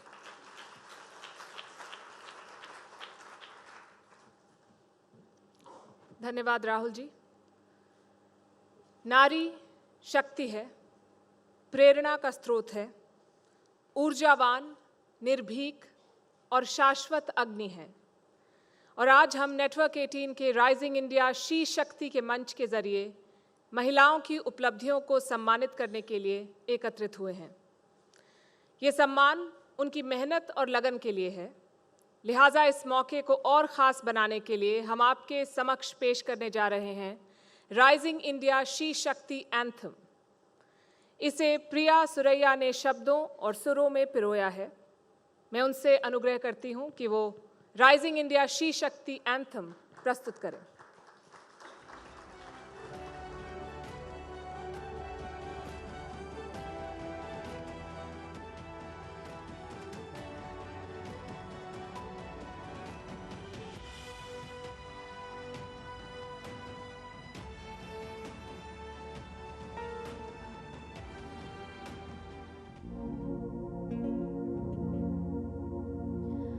बेड़ियों को चुप्पियों को तोड़ के चली हूँ मैं, तेज है मेरी लहर तूफानों से लड़ी हूँ मैं। सांस ले रही थी कब से आज जी रही हूँ मैं, जो स्थान है मेरा उस पे हक से अब खड़ी हूँ मैं।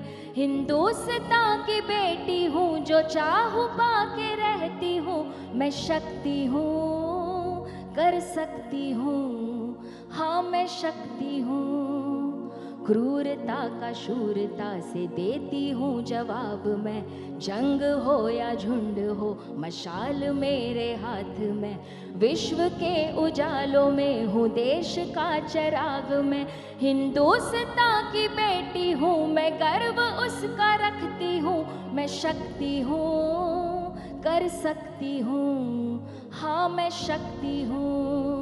मैरी हो या साइना, मिताली हो या कल्पना, इन्हीं से लेके प्रेरणा है इनके जैसा बनना। हिजाब पहनूं या चुनर है कम कहाँ मेरा हुनर, हिंदुस्तान की बेटी हूँ मैं, शान से ये कहती हूँ, मैं शक्ति हूँ, कर सकती हूँ, हाँ मैं शक्ति हूँ। तीर भी चलाती हूँ, उड़ाती हूँ रफेल भी, उड़ा दे सबके होश ऐसे खेलती हूँ खेल भी। परवाज ले चुकी हूँ मैं, ना अब है मुड़ के देखना, हिंदुस्तान की बेटी हूँ, आज़ाद हो के रहती हूँ, मैं शक्ति हूँ, कर सकती हूँ, हाँ हाँ मैं शक्ति हूँ, हाँ मैं शक्ति हूँ।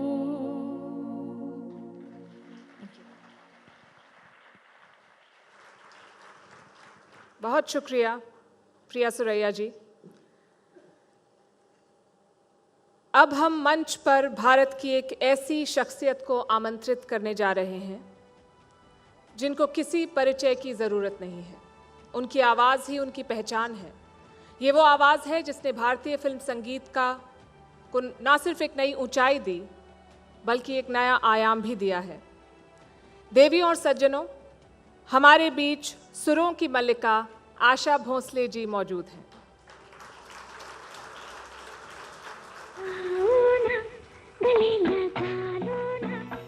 From wild and vivacious cabaret numbers to soulful melodies with a career spanning over 6 decades, Asha Bhosle remains the most versatile playback singer in Indian cinema. At a time when singers like Lata Mangeshkar, Geeta Dutt and Shamshad Begum were ruling the charts, it was not easy for Asha Bhosle to make place for herself. But heartfelt, romantic numbers like this one got her noticed.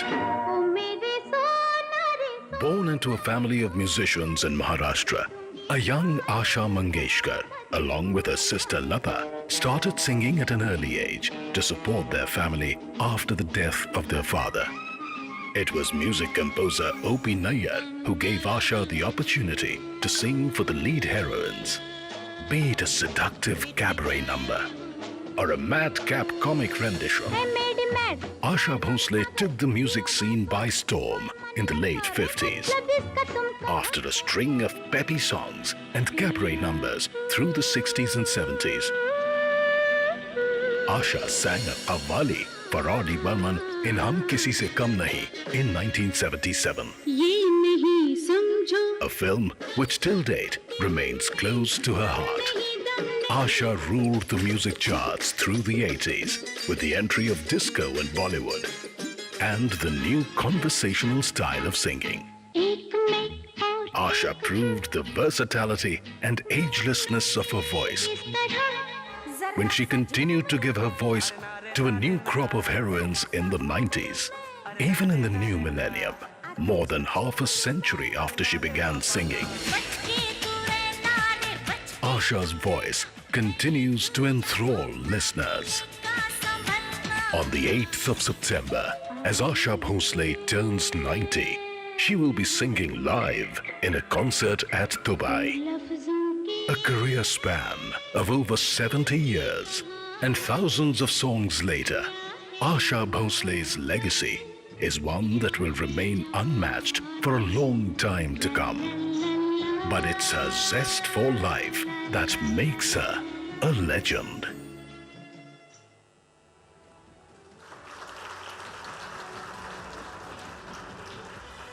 आज rising India she शक्ति के मंच पर महामहिम राष्ट्रपति द्रौपदी मुर्मू जी आशा भोसले जी को भारतीय संगीत में उनके योगदान के लिए सम्मानित करेंगी। आशा जी, आपसे निवेदन है कि आप मंच पर आएं।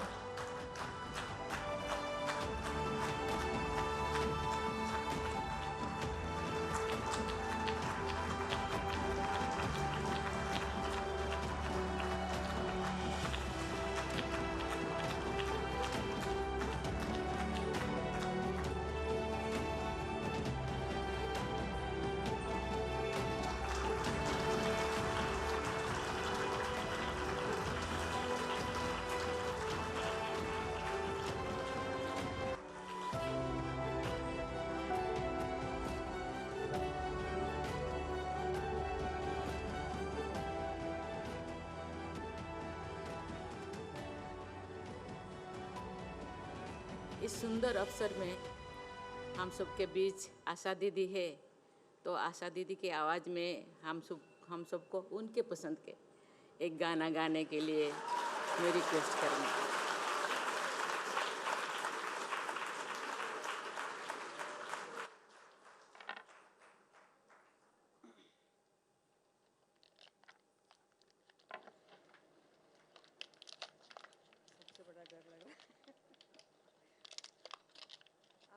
कहा था कि hello hello hello hello hello hello hello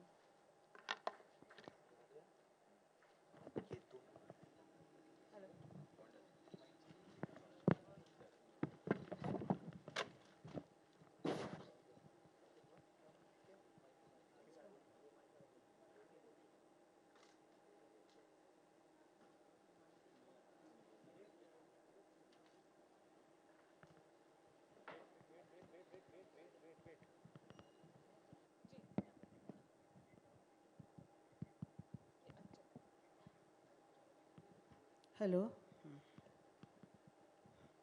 पहले तो यहाँ बैठे हुए सारे बड़े बड़े लोग और आपको नमस्कार, प्रणाम। आपने कहा कि मधुबन में कन्हैया किसी गोपी से मिले, मुझे सुनना है। तो मुझे वो गाना इतना अभी याद नहीं है, मैं मुखड़ा सुना देती हूँ।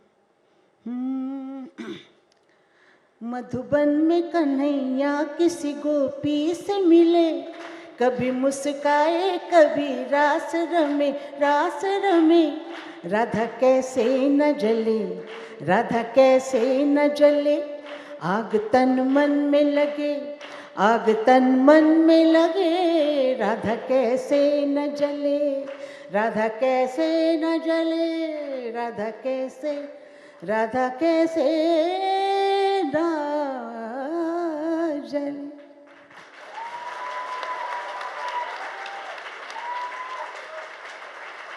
अभी मेरे पसंद के है, आपके पसंद के है।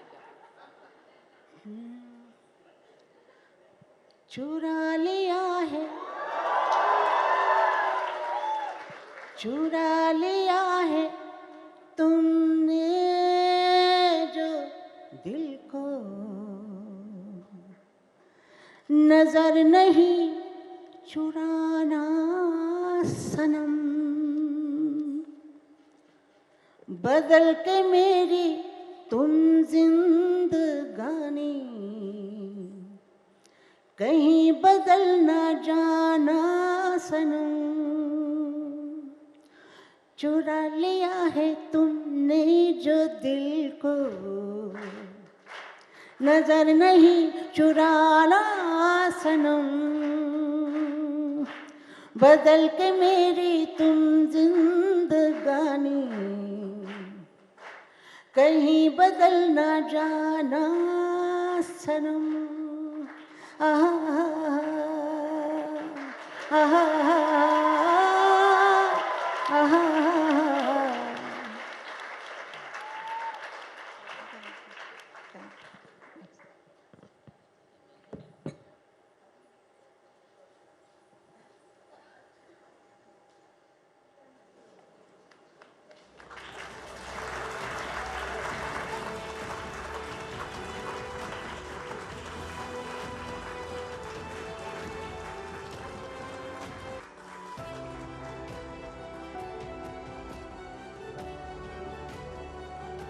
Thank you so much, it was beautiful.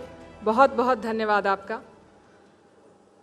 राजनीति के दांव पेच हो या फिर खेल का मैदान हो, रॉकेट साइंस हो या देश की हिफाजत करने की जिम्मेदारी, महिलाओं ने पुरुषों के साथ कंधे से कंधा मिलाकर हर फर्ज न सिर्फ बखूबी निभाया है, बल्कि पूरी दुनिया में भारत का परचम बुलंदी से लहराया है।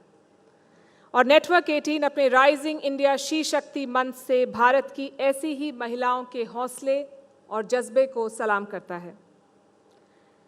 शी शक्ति महिलाओं को सम्मानित करने का एक प्रयास है। मैं अब महामहिम राष्ट्रपति द्रौपदी मुर्मू जी से विनम्र निवेदन करती हूं कि वो नारी शक्ति पर अपने विचार हमसे साझा करें।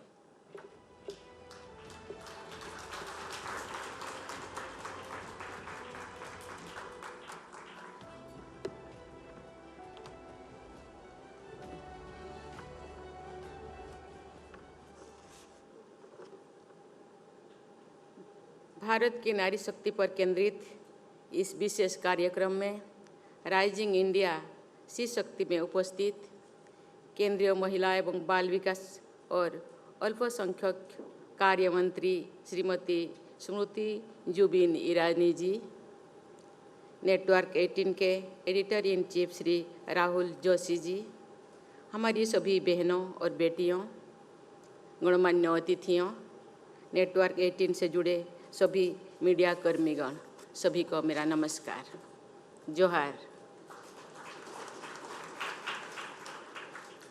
महिलाओं की उपलब्धियों को मान्यता देने, सम्मानित करने और उसका उत्सव मनाने के इस कार्यक्रम में शामिल होकर मुझे हार्दिक प्रसन्नता हो रही है। मैं इस कार्यक्रम के आयोजन से जुड़े प्रत्येक व्यक्ति के अथक प्रयासों की प्रशंसा करती हूँ। मैं इस आयोजन में भाग लेने वाली वुमेन अचीवर्स की सराहना करती हूँ, जिन्होंने यहाँ अपने जीवन कथा लोगों के साथ साझा किया। मुझे ये जानकर प्रसन्नता हुई है कि इस कार्यक्रम के अंतर्गत विभिन्न विषयों पर अलग अलग सत्र आयोजित हुए हैं। इस समारोह को अपने टेक्नोलॉजी से लेकर डिफेंस, वनवासियों की उपलब्धियों से लेकर एंटरप्रेन्योरशिप तक हर क्षेत्र में महिलाओं के महत्वपूर्ण योगदान की चर्चा का मंच बनाया है।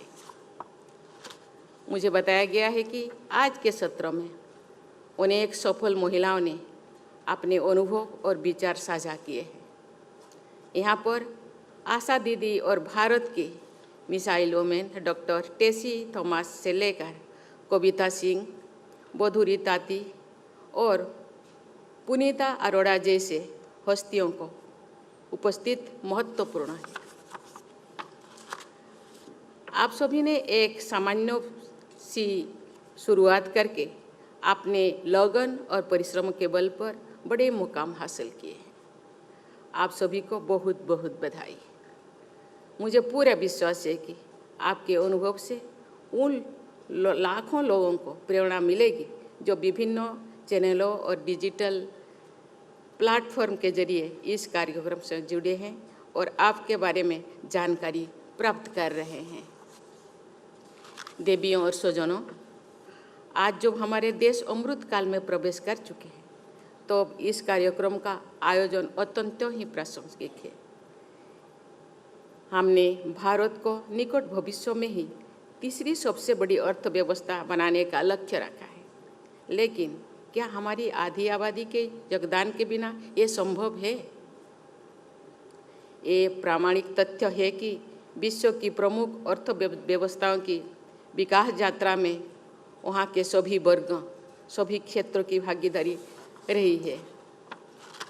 कुछ राज्यों की वर्कफोर्स में महिलाओं का पर्याप्त प्रतिनिधित्व है, लेकिन बहुत से राज्य ऐसे भी हैं जहाँ उनकी संख्या काफ़ी कम है। मैंने पहले भी कहा है कि स्त्री और पुरुष एक ही गाड़ी के दो पहिया है। अगर एक पहिया ठीक से नहीं चलेगा तो गाड़ी भी ठीक से नहीं चल पाएगी। शक्ति के बिना शिव अधूरे है। शिव और शक्ति एक दूसरे के पूरक है। हमारी सभी धर्म ग्रंथों और साहित्यों में नारी की महिमा सदियों से रेखांकित की जा रही है। विकसित भारत के लक्ष्य को शीघ्रता से हासिल करने में हमारी बहनें और बेटियों का योगदान होना अनिवार्य है। पिछली एक वर्ष के दौरान देश भर में अनेक बेटियों और बहनों ने मैंने उनसे मिली हूँ और अपने अनुभव से ये कह सकती हूँ कि उनमें जीवन में आगे बढ़ने और देश तथा समाज के लिए कुछ कर गुजरने की असीम ललक है। ज़रूरत है कि बस उनकी क्षमता और योग्यता पर भरोसा करने की। मुझे पूरा विश्वास है कि अमृतकाल में नारी शक्ति के योगदान के बल पर भारत विकसित देश के समूहों में अपने अग्रणी स्थान बना सकेगा। देवियों और स्वजनों, महिला शक्ति के बिना एक स्वस्थ, सशक्त और विकसित समाज की परिकल्पना संभव ही नहीं है। हम धरती और भारत भूमि को माता के रूप में संबोधित करते हैं। विद्या, धन, बल के लिए हम माँ सरस्वती, माँ लक्ष्मी, माँ दुर्गा की उपासना करते हैं। प्राचीन काल से आधुनिक भारत तक हमारी इतिहास महिलाओं के योगदान की गाथाओं से भरा हुआ है।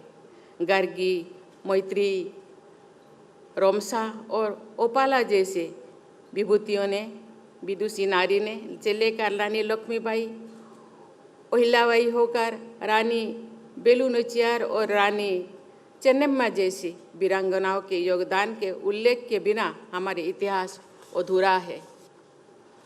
विश्व के अनेक विकसित देशों ने महिलाओं को वोटिंग राइट्स देने में बहुत लंबा समय लगाया था, जबकि हमारे संविधान निर्माताओं ने यूनिवर्सल वोटिंग राइट्स को शुरू से ही लागू कर दिया। दुनिया भर के लिए ये आश्चर्य की बात थी, लेकिन महिलाओं को बराबरी का अधिकार और सम्मान देना तो भारतीयता का मूल भाव रहा है। भारत में मुख्यमंत्री, प्रधानमंत्री, राष्ट्रपति, इन सभी महत्वपूर्ण पदों पर महिलाएं विश्व के कई विकसित देशों की तुलना में पहले से ही आसीन रही है। नारी का सम्मान हमारी संस्कृति का आधार रहा है। यब नार्यस्तु पूज्यन्ते रमन्ते तत्र देवता, ये हमारा सूत्र वाक्य रहा है। नारी के गौरव में आस्था रखने वाली हमारी परंपरा में अनेक साक्ष्य मिलते हैं कि जब जब नारी का अपमान हुआ है तब तो पूरा समाज ने एकजुट होकर ऐसे कुकृत्य की भर्त्सना की है और अपराधियों को दंडित किया गया है। आज भी ऐसे दुर्भाग्यपूर्ण घटनाएं होती है जो नारी समाज के हमारे सनातन मूल्यों के सर्वथा विरुद्ध है। मुझे विश्वास है कि नारी के प्रति आदर भाव से युक्त हमारी व्यवस्था में निहित न्याय की शक्ति के बल पर नारी शक्ति सदैव आगे बढ़ती रहेगी। बेटियों और बहनों को सम्मान तथा उचित अवसर देना हमारी परंपरा है और हमारा दायित्व ही है। समाज को पढ़ो और बढ़ो की सोच के साथ बेटियों का साथ देना चाहिए। सामान्य पृष्ठभूमि से आने वाली हमारी बेटियां अपनी इच्छा शक्ति और कठिन परिश्रम के बल पर ग्लास सीलिंग को तोड़ते हुए खेल, संगीत, कला, विज्ञान और रक्षा जैसे सभी क्षेत्रों में आगे बढ़ रही है। ये समारोह भी इस तथ्य का एक स्पष्ट प्रमाण है कि हम वुमेन लेड डेवलपमेंट के युग में प्रवेश कर चुके हैं। पूरे समाज का सकारात्मक सहयोग मिलने पर नारी शक्ति के नेतृत्व में ही हो रही है विकास की ये यात्रा और अधिक तेजी से आगे बढ़ेगी। सरकार महिलाओं को और अधिक सशक्त बनाने के लिए निरंतर प्रयत्नशील है, लेकिन एक समाज के रूप में हम सब का भी बेटियों और बहनों को सबल बनाने में अपना योगदान देना चाहिए। हम सबको मिलकर एक ऐसा वातावरण बनाना है जहां सभी महिलाएं सामाजिक, आर्थिक, सांस्कृतिक, राजनीतिक क्षेत्र में पूरी तरह से भाग ले सके और अपना भरपूर योगदान दे सके। मीडिया हमारी समाज व्यवस्था का अहम हिस्सा है और लोकतंत्र का एक प्रमुख स्तंभ है। इस नाते मीडिया की भूमिका बहुत महत्वपूर्ण है। मीडिया का काम समाचार प्रसारित करना ही नहीं है, लेकिन लोगों को शिक्षित करना और सकारात्मक दिशा में ले जाना भी है। मुझे खुशी है कि नेटवर्क 18 ने इस दिशा में एक खास पहल की है। अपने अपने क्षेत्र में सफल महिलाओं को ऐसा मंच प्रदान करने और उन्हें सम्मानित करने के लिए आयोजित ये समारोह प्रशंसनीय है। मुझे विश्वास है कि इस समारोह से प्रेरणा प्राप्त करके अन्य संस्थाएं भी आगे आएंगे और महिला सशक्तिकरण के हित में ऐसे आयोजन करेंगे। बहुत बहुत धन्यवाद। जय हिंद, जय भारत।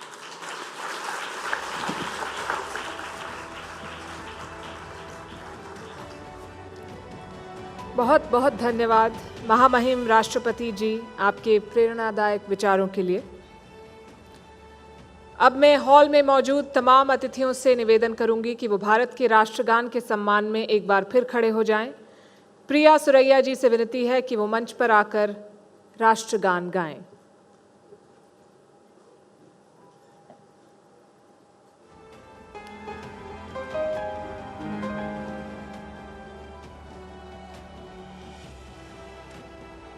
जनगण मन अधिनायक जय हे भारत भाग्य विधाता। पंजाब सिंध गुजरात मराठा द्राविड़ उत्कल बंगा। विंध्य हिमाचल यमुना गंगा उच्छल जलधि तरंगा तव शुभ नामे जागे तव शुभ आशीष मागे गाहे तव जय गाथा जन गण मंगलदायक जय हे भारत भाग्य विधाता जय हे जय हे जय हे जय जय जय जय हे जय हिंद। धन्यवाद। देवियों और सज्जनों, महामहिम राष्ट्रपति द्रौपदी मुर्मू जी अब हमसे विदा लेंगी। मैं समस्त नेटवर्क 18 ग्रुप की ओर से उनका राइजिंग इंडिया शी शक्ति सम्मेलन में पधारने और इसकी शोभा बढ़ाने के लिए धन्यवाद करती हूँ। आप सभी से अनुरोध है कि आप भारत की फर्स्ट सिटीजन के सम्मान में कुछ देर खड़े रहें।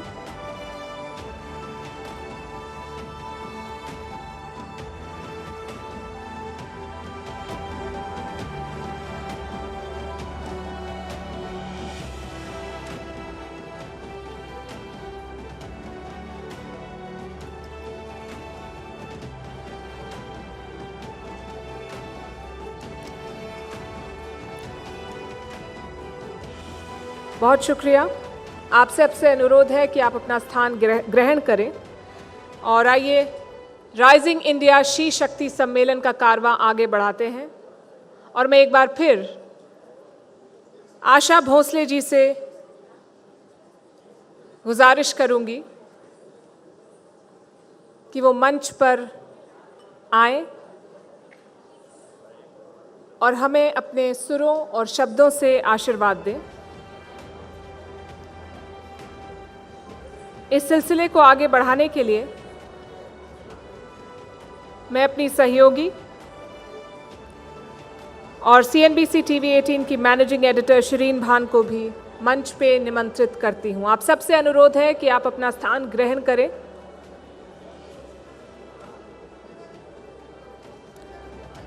Ladies and gentlemen, please take your seat. Thank you. You've been a wonderful audience. Thank you very much. Please put your hands together for Asha Bhosle ji and Shireen Bhan.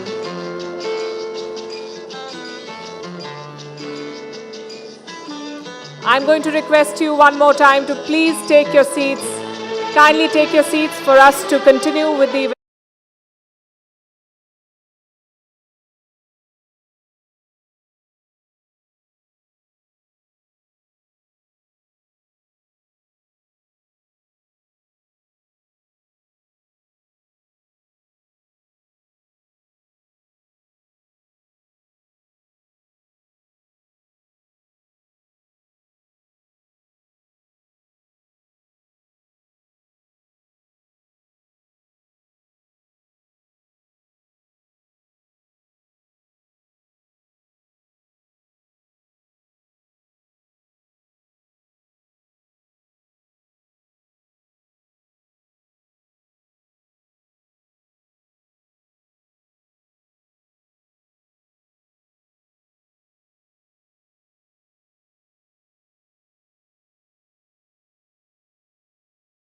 It's our dharma. Please let us do this.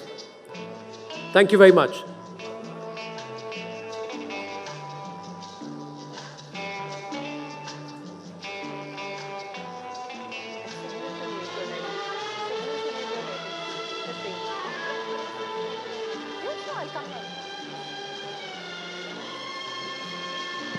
Ladies and gentlemen, good evening to everybody, and thank you so much for settling down. We're in the midst of a legend. Asha ji, मैं ये बता नहीं सकती कि कितनी गर्व की बात है हमारे लिए कि आज आप यहाँ पे हैं हमारे साथ इस मंच पे. Ladies and gentlemen, a big round of applause for Asha Bhosle. We can do better. A standing ovation is what a legend like her truly deserves. So, Asha ji, जो प्यार झलक रहा है यहाँ पे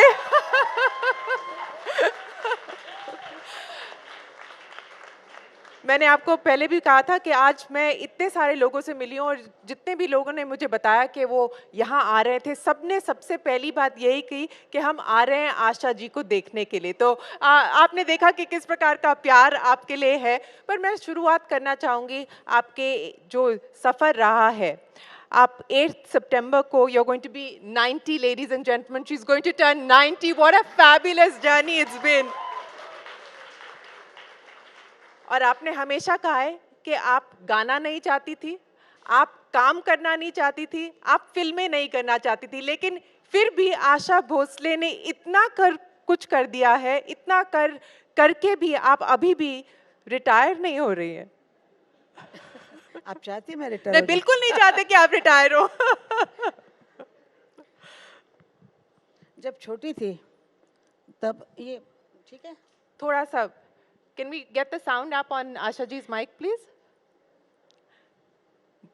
हाँ जी, बोलिए. मैं जब छोटी थी गाना तो गाती थी, सीखती भी थी पिताजी से, लेकिन इतना ध्यान नहीं था. ना स्कूल में ध्यान था, ना कुछ किसी चीज़ में. वो खेल खेल खेल चाहिए और खाना चाहिए.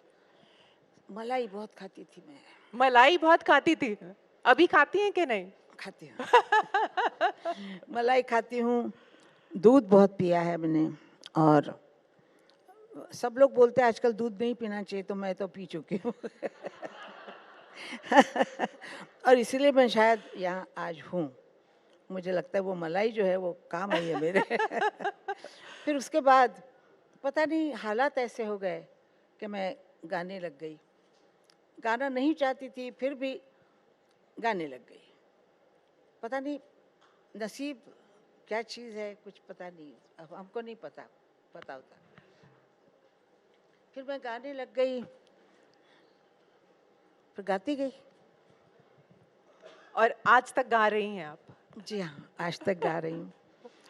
बीच में बहुत बार सोचा कि अभी छोड़ दूँ, अभी बच्चे हो गए हैं तो छोड़ दूँ. फिर नहीं, तकदीर ही ऐसा झटका मारती थी कि गाना ही पड़ता था. तो इतना नजदीक कैसे लूँ मैं, मुंह में डालूँ क्या? जरा आवाज़ बड़ी करिएगा. कैन वी थोड़ा सा अगर आप ऐसे पकड़ें तो शायद बेटर रहेगा.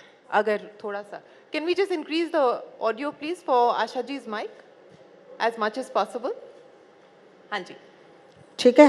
हाँ अभी ठीक. बढ़िया. तो फिर से गाने लग गई, फिर से गाने लग गई और गाती रही हूँ और गाती रहूँगी. गाती रही हैं और गाती रहेंगी. और आज जब हम बात कर रहे थे, आप अब दुबई जाएंगी, अपना जो 90th बर्थडे है वो आप सेलिब्रेट करेंगी एक शो के ज़रिए. और ये 3 घंटे का शो होगा और आप गाने वाले ना ही सिर्फ अपने गाने, पर आपके जो फेवरेट सॉन्ग्स हैं जो आपने नहीं दर्शाए हैं, आपने नहीं गाए, वो भी आप गाएंगी. So a tribute to the stars, tribute to the performers of all of these years that you've been performing. तो ये आपने कैसे सोचा कि मैं अब तक परफॉर्म करूंगी और अपने 90th बर्थडे को इस तरह सेलिब्रेट करूंगी? हर नामवर आदमी के पीछे कोई ना कोई होता है. जैसे लोग कहते हैं कि मेरी बीवी मेरा क्या बोलते हैं, एक्सप्रेशन देती है जी. हाँ. और वैसे मेरा बेटा है जो मेरा बैकबोन है, वो मुझे खड़ा रखता है. नहीं तो मैं कभी का मतलब वो हो जाती थी, नर्वस हो जाती, कभी कुछ होते, वो होने नहीं देता है. और ये जो शो है वो उसी का बनाया हुआ है कि उसकी माँ, उसको मैं इतनी प्रिय हूँ कि उसने बोला 90th बर्थडे कोई गाता नहीं है इस उम्र में, और तुम गा रही हो अभी तक, तो मैं ज़ोरदार शो करूँगा like Broadway. like Broadway. And that is the tribute that her son, who's here with us, ladies and gentlemen, a big round of applause to him as well. Thank you so much for giving all of us an opportunity to basically see her in action, in live action once again. Asha ji, आपसे मैं ये पूछना चाहूँगी, मैंने आपका एक पुराना interview देखा था, ये 1991 की बात है, और 1991 में आपसे जब पूछा गया था कि आप कैसे देखती हैं अपने सफ़र को, और आपने कहा था मैं जैसे बिल्डिंग की 7वीं मंजिल होती है उस पे बैठ के देखती हूँ कि एक डिस्पैशनेट ऑब्जर्वर की तरह देखती हूँ कि मेरा किस प्रकार का सफ़र रहा है। आज 90 इयर्स ऑन आप किस प्रकार से अपने जर्नी और अपने सफ़र को देखती हैं? असल में देखा जाए तो ये भी हो सकता है कि आदमी कुड़ जाए कि कितना मैंने दुख सहा है, कितना मैंने कुछ किया है, ये वो नहीं करके मुझे ऐसा लगता है कि वाह, इतना कुछ पार करके मैं आई हूँ, आज इतना पार करके आई हूँ कि किसी औरत के लिए नारी शक्ति है, शिव है, शक्ति नहीं है तो शिव भी नहीं है, वो शव हो जाता है। तो शक्ति जो है वो हर औरत में है, हर औरत उसको पहचानती नहीं है। अगर वो अपनी शक्ति जान जाए तो वो बहुत काम कर सकती है।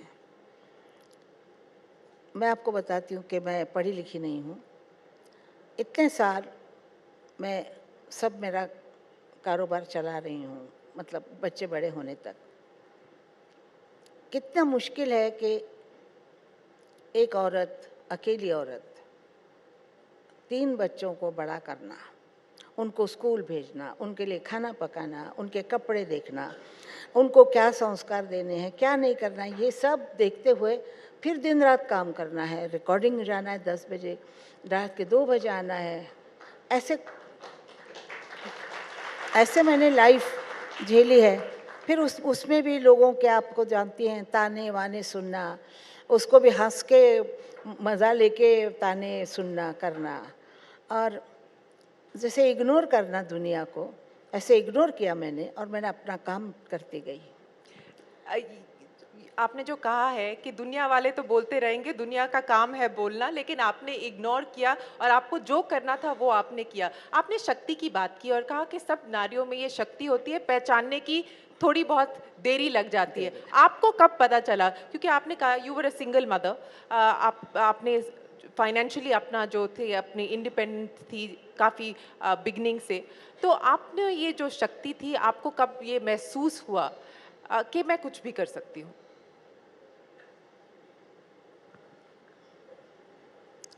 काफ़ी लेट हुआ, मतलब 19-20 साल में ये मुझे लगा कि मैं, जब मुझे मतलब अलग हो गई, कर दिया, फिर उसके बाद मैं अकेली खड़ी थी सड़क पे, और मैं सोच रही थी मैं अब कहाँ जाऊँ, क्या करूँ।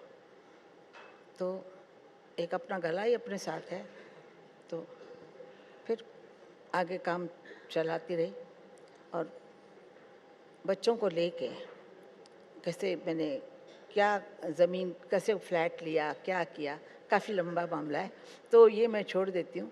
लेकिन मैंने बच्चों को बहुत अच्छी तरीके से बड़ा किया, क्योंकि मैं काम करती थी उनके लिए।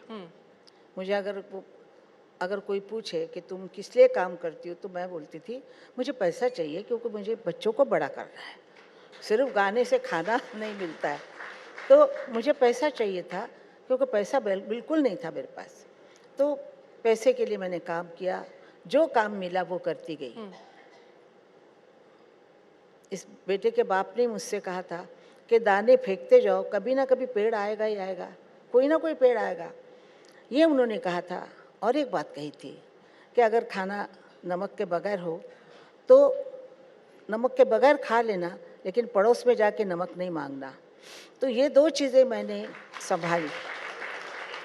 उन 2 चीज़ों से मैंने किसी के सामने कभी भी हाथ नहीं फैलाया, काम के लिए भी नहीं हाथ फैलाया, और काम करती गई। बस मैं बोलती थी कि पैसा मिले चाहे नहीं मिले, मैं गाऊंगी ज़रूर, कोई ना कोई पेड़ ज़रूर आएगा।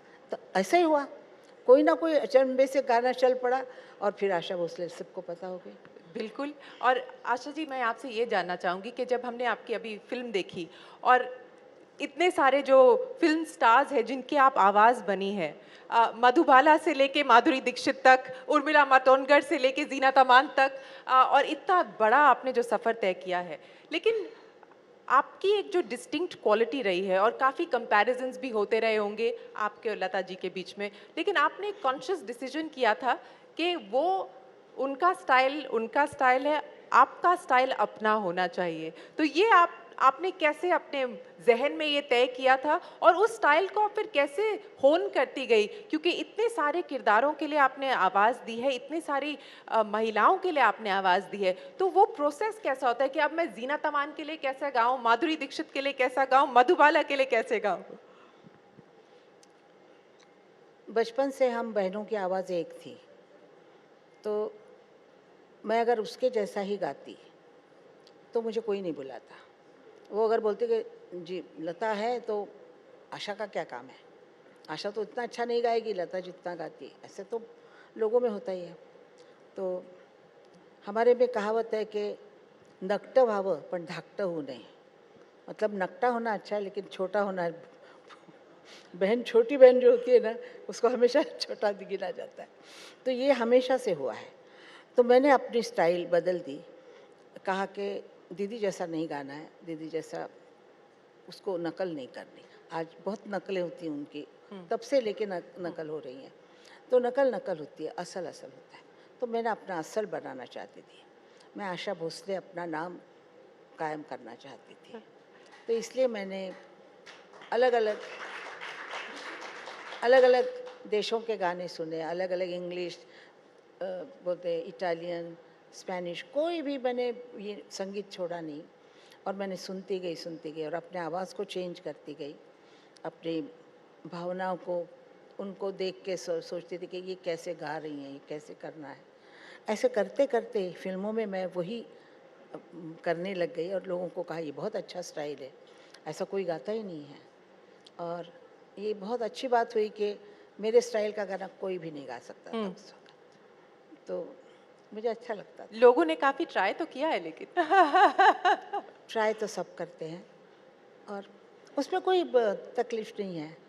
अगर कोई अच्छा कुछ करना चाहता है, अगर वो नकल भी करता है तो अच्छे के लिए करता है।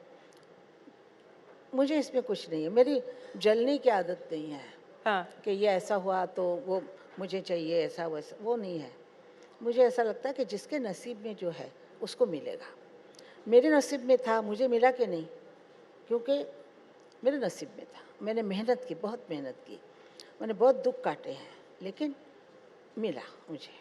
ऐसे सुंदर बच्चे मिले, ऐसे सुंदर पोता पोती वगैरह मिले हैं, सब अच्छा है। मुझे जलन नहीं किसी से। मैं खुद ही बोल रही हूँ, मैं बड़ी दिल की औरत हूँ कि मैं अगर चाहूँ तो मेरा प्रेशस चीज़ होगी ना, मुझे मालूम है कि इससे मेरा बहुत नाम होने वाला ये है, वो मैं उसको छोड़ के आ जाती हूँ। मैं इतनी बड़ी ईगो नहीं है। ईगो नहीं है, इसलिए मैं लोगों को बहुत पसंद हूँ। लोग मुझे गाने से ज़्यादा पर्सन से पसंद करते हैं। आशा भोसले मैं कैसी हूँ वैसे उनको पता है कि ये बहुत साफ बोलने वाली औरत है, ये सबसे मिलनसार है, सब है, वो उनको पसंद है। मैं इसलिए उनके घर की सदस्य बन गई हूँ।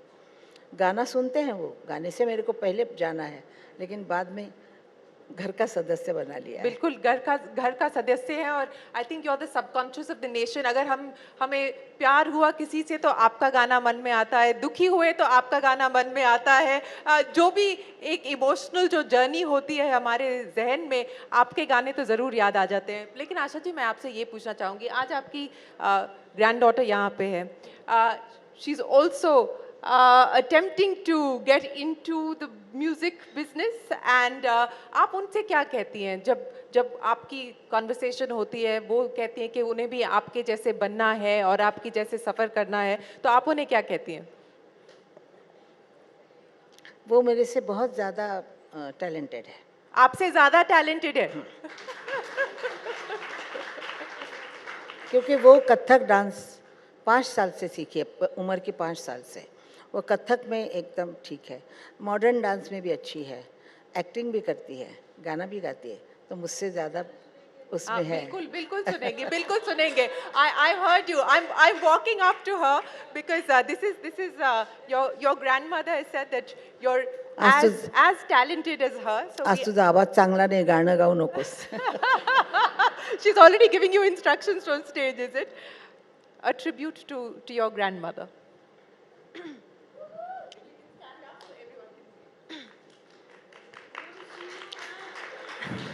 नमस्कार. तो ये गाना एक्चुअली मेरे ग्रैंड आंट लता जी का है और ये भी मेरे दिल के बहुत करीब है क्योंकि इन दोनों से कोई कनेक्शन मिल जाता है फिर. अजीब दास्तां है, कहाँ शुरू कहाँ ख़त्म, ये मंजिलें हैं कौन सी, ना वो समझ सके ना हम, ना वो समझ सके ना हम. Thank you. Thank you so much for being such a sport. Asha ji, पास हो गई. अभी उसको तराशना है. आप अभी भी रियाज करती हैं, रोज रियाज करती हैं? जी बिल्कुल. कितने घंटे करती हैं आप रियाज? मैं जब मन में आए, जब जैसे वक्त होता है ऐसे बैठ जाती हूँ. रात को 12 बजे भी बैठती हूँ और सुबह 7 बजे उठती हूँ, कभी 5 बजे उठती हूँ. मेरा ऐसा बंधन नहीं है कि मैं अभी सुबह ही करूँ या रात, कभी भी बैठती हूँ. हाँ. मेरे नौकर बहुत तंग आ गए मेरे से. जब देखो गाती रहती है, जब देखो ताने गाती मारती रहती है. पर ये मैं आपसे पूछना चाहूँगी, आप एक थोड़ी रेबेलियस भी रही हैं. आप बहुत रही हैं, बहुत रेबेलियस रही हैं कि आपकी मम्मी ने कहा था कि बाल नहीं काटने चाहिए, लेकिन आप जब बचपन में आप खुद ही गई और बाल कटवा के वापस आ गई. 13 साल की थी. 13 साल की थी. और नाना चौक में कोई उस वक्त, तो आज से कितने साल पहले, मतलब 44-45 की बात है, तब तो औरतों के लिए कोई दुकान होता ही नहीं था बाल काटने का, कुछ नहीं था ना. अभी जैसा है सैलून वालून. तो उस वक्त मैं बाजू में एक क्रिश्चियन आदमी का दुकान था, डेबेलो करके. उसके दुकान में सब आदमी लोग बैठे दाढ़ी वाड़ी कर रहे थे, तो मैं जाके अपने बाल कटवा के आ गई.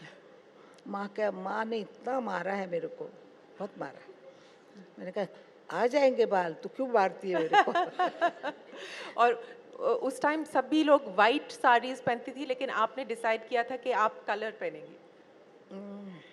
मुझे अच्छे लगते colour, light pink, baby blue, जैसे स्काई होता है, ऐसे कलर बहुत अच्छे लगते हैं और मैं पहनती थी.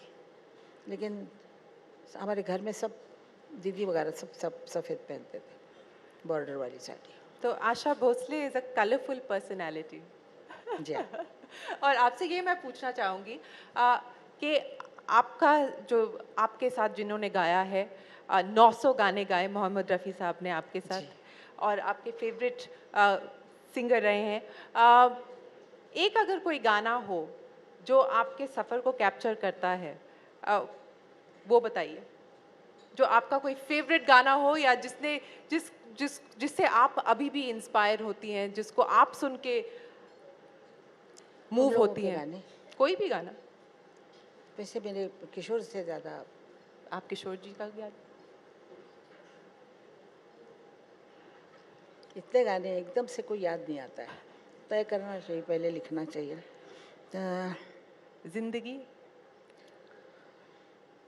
जिंदगी के सफर में गुजर जाते हैं जो मकाम, वो फिर नहीं आते, वो फिर नहीं आते. जिंदगी के सफर, गला जरा. जिंदगी के सफर में गुजर जाते हैं जो मकाम, वो फिर नहीं आते, वो फिर नहीं आते। Asha ji, thank you so much. Ladies and gentlemen, we have to do this for Asha Bhosle. She turns 90 on the 8th of September. Can we all sing a very happy birthday to her in advance? Ladies and gentlemen, happy birthday to you. Happy birthday to you. Happy birthday, dear Asha ji. Happy birthday to you. Thank you, thank you, Thank you, ji. Thank you so much, Asha ji. Ladies and gentlemen, a big round of applause for the legendary Asha Bhosle.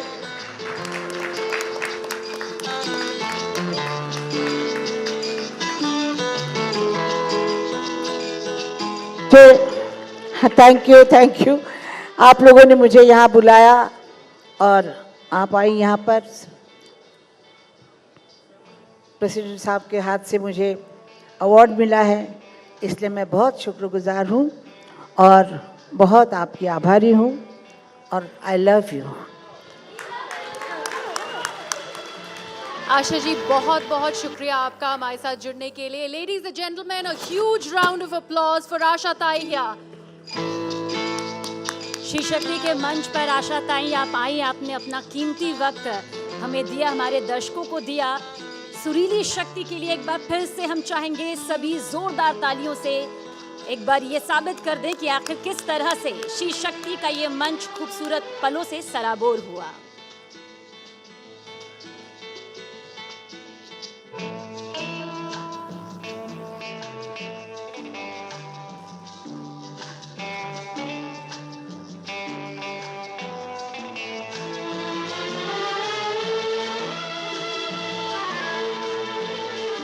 Ladies and gentlemen, once again, a huge round of applause for Asha Bhosle.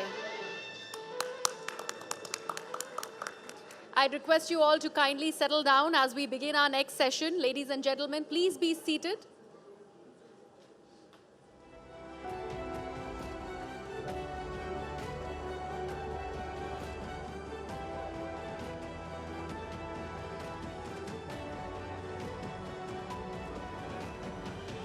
देवियों और सज्जनों, अब वक्त है हमारे अगले session अगम शक्ति का।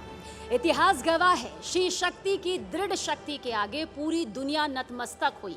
मैं कर सकती हूँ कि अपार साहस ने न सिर्फ उनके किरदार को पुरुष प्रधान समाज में सबसे अलग पहचान दिलाई, बल्कि बाधाओं की जंजीरों में जकड़ी हजारों लाखों महिलाओं को ये विश्वास भी दिलाया कि उनकी जिंदगी का विष भी अब अमृत बन सकता है। These trailblazers have ventured into domains traditionally considered male-dominated, showcasing exceptional resilience and determination. Before I invite them over, let me please invite my colleague Shivani Gupta to join us on stage, please.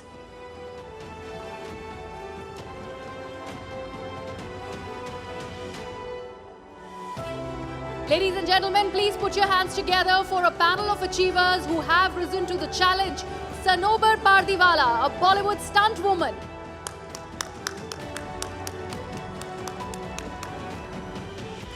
Yogita Raghuvanshi, India's first female truck driver.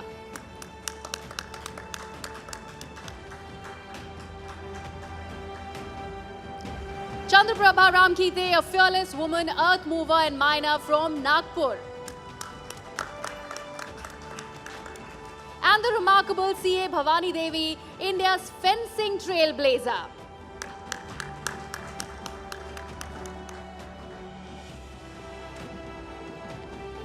Thank you, Greya and Sabina. I do request all of our audiences to please start taking their seats one more time. I know there's been a bit of an upheaval, and I request our panelists also to take their seats. So it is an absolute pleasure for me to be speaking to these four women, because I've been lucky in my field. There have been a lot of women who've done what I do, and they've paved the way for women like me. But I have a unique set of panelists and speakers and guests who've done first as women in their fields or are achieving things in their fields that even men have not done.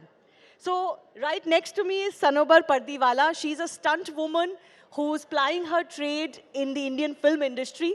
And obviously, as stunts go or action goes, we associate it as much as we do with men and not so much with women. So she's one of those women who's leading the charge and paving the way for more women to do things that are often considered to be male-dominated. Next to her is Yogita Raghuvanshi, who's also India's first truck driver. Another act or a profession that is considered about men, isn't it? Right? Is truck driving for men? Yes or no? Not anymore, exactly. The answer is not anymore because of women like Yogita. On the very far corner is C.A. Bhavani, who's India's fencer. Fencing is a lesser known sport in India. So for a women athlete to come in a sport like that, which is also a fighting sport, right, with a sword, or fence, I should say, and that too, she's reached a level that even male fencers in India have not. She's just coming of the World Championships, and before that, you won India's first fencing medal at the Asian Championships. So a big round of applause for C.A. Bhavani as well, because she's winning medals where no Indian has won before. And also, last but not the least, Chandraprabha Ramteke. She's joining us. She's an earth's mover. She moves heavy, she works on heavy machinery, heavy vehicles, and she is one of the first and the very few women who do this. So, as I make that introduction, I do want our audiences to please encourage our speakers with a big round of applause. It is because of women like you that more and more women are visible and visible in fields that were not associated with them. Sanobar, let me begin with you. Was it always a dream for you to do stunts? Is this something you grew up wanting, or is this just something that happened to you, and why? Well, it's very important how you grow in life and how you are raised. It is very important, and it plays an utmost major chunk in your life. It takes away and it gives you a lot. So when I was 12, I auditioned for my first shoot, and that was the moment, that was that epiphany when I realized that this is something that I'm very good at doing, and I want to continue doing it. Because I realized the whole purpose of education is in the end doing something and enhancing your talent in what you're good at. And I realized that at the age of 12 when I performed my first stunt. And since But how did you get into doing stunts? I was a black belt in karate. I was also a gymnast and a very good swimmer, and even better underwater swimmer. I could hold my breath for 2 minutes at that time. So a lot of these skills build up your reflexes. I'm also an advanced deep sea diver and a skydiver. I hold a lot of records for the same too. And yes, so that is how it enhances your reflexes. And because your reflexes are enhanced in a particular manner, the way you react, and in the split second the way you react when you're supposed to whilst performing stunts is something that is built over a period of time. And I realized it. You realized it when you were 12? I realized it when I was 12. Wow, wonderful. Well, that is one thing that really helps, knowing exactly what you want. But before I go to our other guests, Sanobar, I do want to ask you, it is very difficult for women to be taken seriously, even in fields that are not so male-dominated. But your field was not associated with women at all. There were no roles where women would perform stunts. So forget about having a woman, stunt master. So I want to understand from you, how difficult was it for you, or was it difficult for you to be taken seriously in the industry? Well, to be taken seriously, you had to outperform what a guy could not do. In fact, you had to perform better than them, and at the same time, it's not easy. It is difficult because, let's say, even if you, at the end of the day, I'll give you one small vague example. I was called for a bike riding shoot. And it was this very simple shot. I didn't have to do any tricks, nothing, just ride the bike, point A, point B. And just before the take, the director asks me in front of everyone in the loud mic saying, "Can you ride a bike? Are you sure you can ride the bike? Wait, stop." And I'm like, "Didn't you see me ride a bike to the shoot? Isn't that what I'm hired for?" Yeah. So even though you were hired for that job, the director was uncertain you could do that job. Just before the take, he was absolutely uncertain that I could do it or not. And that is where you have to take criticism, and you have to take things with a pinch of salt and a pound of positivity. Absolutely. Well, other than that, you wouldn't be able to do it. But Yogita, I want to come to you. You're India's first truck driver. If I have it correct, आपने एक personal tragedy के बाद truck driving शुरू करी. आपने law पढ़ी थी, लेकिन आप लॉयर का काम नहीं करना चाहती थी क्योंकि आपको लगता था कि उसमें आपको सेटल होने में और पैसे बनाने में बहुत टाइम लगेगा. लेकिन ट्रक इजी मनी था या क्विक मनी था. एम आई राइट? या बट ट्रक ड्राइविंग एक ऐसा काम है जो महिलाएं करती ही नहीं थी. No woman was doing this before you. So why would you even think of doing this? And was there not a doubt that I can do this? मेरी सोच ये थी कि कोई भी ऐसा काम नहीं है जिसे महिलाएं नहीं कर सकती. ये जो सोच थी कि महिलाएं ये काम नहीं करती है, ये उन लोगों की सोच है. मेरी सोच तो नहीं थी ना, तो मेरी सोच नहीं थी तो मैं कर सकती हूँ. जी बिल्कुल. बट आपको लोगों ने कुछ डराया, कुछ ये भी कहा होगा कि आप मत करिए, बड़ा रिस्की काम है. ट्रक ड्राइविंग आप करोगे तो पूरे देश में आपको जाना होगा, अकेले जाना होगा, बाकी ट्रक ड्राइवर्स के साथ रुकना होगा, क्योंकि आपके फील्ड में तो मर्द ही मर्द है. तो वो कैसे टैकल किया आपने? बाकी लोग तो बाद में कहेंगे, सबसे पहले तो घर से शुरुआत होती है. तो घर में ही सबसे पहले पापा ने मना किया, भाई ने मना किया. मैंने नहीं सुना उनका कुछ, मतलब जो भी उन्होंने कहा, और मैंने तो वही किया जो मुझे करना था, और उसी में आगे बढ़ी और आज भी कर रही हूँ. लेकिन करते करते क्या चैलेंजेस आपने देखे जो सिर्फ वो चैलेंजेस थे जो आपकी कैपेबिलिटी से रिलेटेड नहीं थे, सिर्फ उस चीज़ से रिलेटेड थे कि आप एक महिला हैं? हाँ, एक बहुत बड़ा मतलब चैलेंज ये था कि पब्लिक, मतलब आम जो लोगों के बीच मेरी गाड़ी जाती है और आती या रुकती, या फिर मैं जैसे टायर वाले के यहाँ पे रुकी है गाड़ी और मैं कह रही हूँ कि भैया टायर बनाएंगे, तो वो स्कूटर लेके गाड़ी के मतलब दुकान के पास आ जाता है, बोलता बनाता है. फिर मैं कहती हूँ भैया मेरा गाड़ी का टायर बनाएंगे, तो बोले ये स्कूटर आपकी नहीं है. मैंने कहा नहीं, मेरी वो ट्रक है, उसका टायर बनाएंगे. तो आपकी गाड़ी नहीं पहचान पाते थे वो? हाँ, मतलब कभी सोचा ही नहीं उन लोगों ने कि ट्रक आपका हो सकता है. और ऐसे ही हाथ से सभी दूर ज़्यादातर हुए. मतलब बाकी ट्रक ड्राइवर्स ने आपको देख के कैसे रिएक्ट किया? उन्होंने आपको इनकरेज किया, आपको कंफर्टेबल फील कराने की कोशिश करी, लेकिन या बाकी मर्द को लगता था कि ये औरत कहाँ से आ गई हमारे बीच में? ढाबे के ऊपर जब आधी रात में ड्राइवर्स लोग चाय पीते थे, मैं भी पीने के लिए ब्रेक मारी और गई, तो सारे इस नज़र से देख रहे थे कि कहाँ से आ गई है और क्या है, और ये चाय पी रही है. मतलब मेन तो महिला रात में, आधी रात में ड्राइवर्स लोगों के बीच में जाके चाय तो पिएगी नहीं डिमांड करके. तो आप जाती थी उनके बीच में? हाँ, क्योंकि मुझे रात भर, जैसे मेरे पास टमाटर लोड है तो मुझे रात भर ड्राइव करना है. हाँ. तो मुझे चाय की ज़रूरत तो पड़ती थी नींद को भगाने के लिए. आपको कभी अपनी सेफ्टी के लिए कुछ दिक्कत हुई, कुछ मुश्किलें आई? एज ए वुमेन, मतलब महिला होने के नाते मुझे सेफ्टी की कभी ज़रूरत नहीं पड़ी, क्योंकि किसी भी ड्राइवर या फिर मतलब जेंट्स लोगों के बीच जब मैं गई तो मुझे उनसे असुरक्षा महसूस नहीं हुई, क्योंकि मेरा कॉन्फिडेंस उनके नज़रिए से कई गुना ज़्यादा पावरफुल था. जी. तो मतलब मुझे अपने ऊपर इतना कॉन्फिडेंस था कि मैं ये लोग कुछ भी सोचे, मुझे कोई फ़र्क नहीं पड़ रहा है. मैं बाकायदा 2 बिस्किट लेती हूँ, चाय पीती हूँ, और जब सारे लोग मेरे पे नज़र रखते हैं कि ये कहाँ जाती है देखते हैं, और जब ट्रक में बैठ के ट्रक चलाती हूँ तो मुझे सैल्यूट मारते हैं. अच्छा.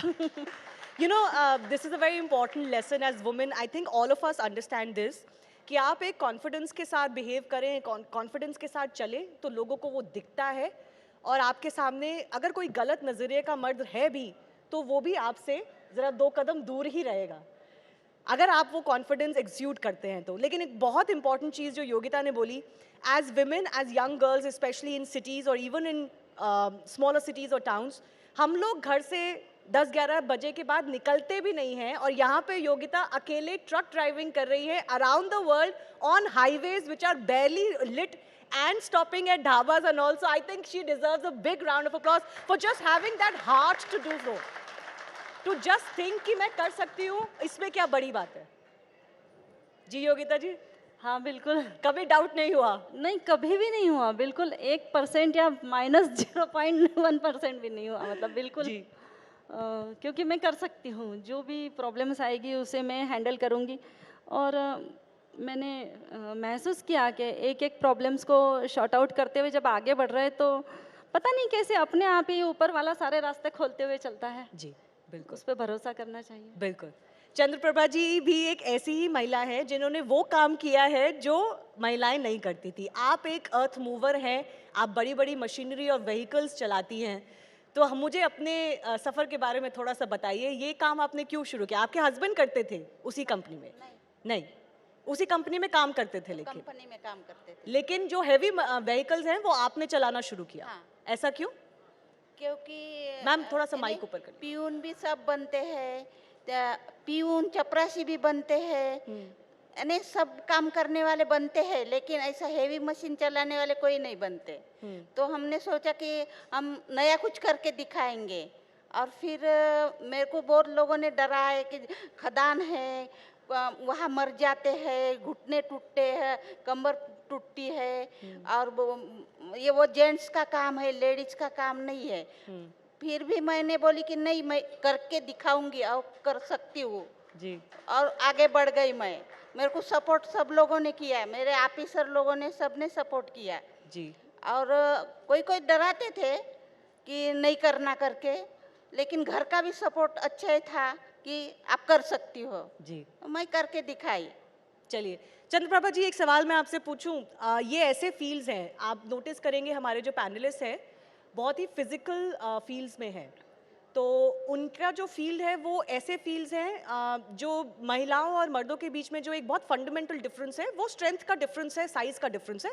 आई think we can accept that men are bigger, often stronger than us. That's just how it is. That's how our biology, physiology is. लेकिन आपके वो फील्ड्स हैं जिसमें स्ट्रेंथ लगती है और डेंजरस फील्ड्स हैं। तो चंद्रप्रभा जी, आपको कभी लगा कि आपकी बॉडी में वो उतनी ताकत नहीं है जो ज़रूरी है आपके फील्ड के लिए? हाँ, लगा ना मैडम। लगा। हाँ। तो कैसे आपने ओवरकम किया? जब स्टार्टिंग में जब मशीन पे चले गई ना मैं, तो वो मशीन देख के मुझे भी डर लग गया।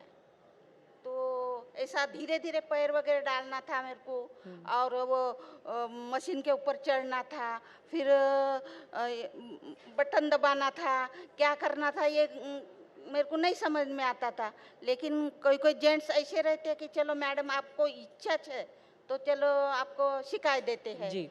तो मैं पहले तो वो क्या बोलते पीसी सीख गई मैं।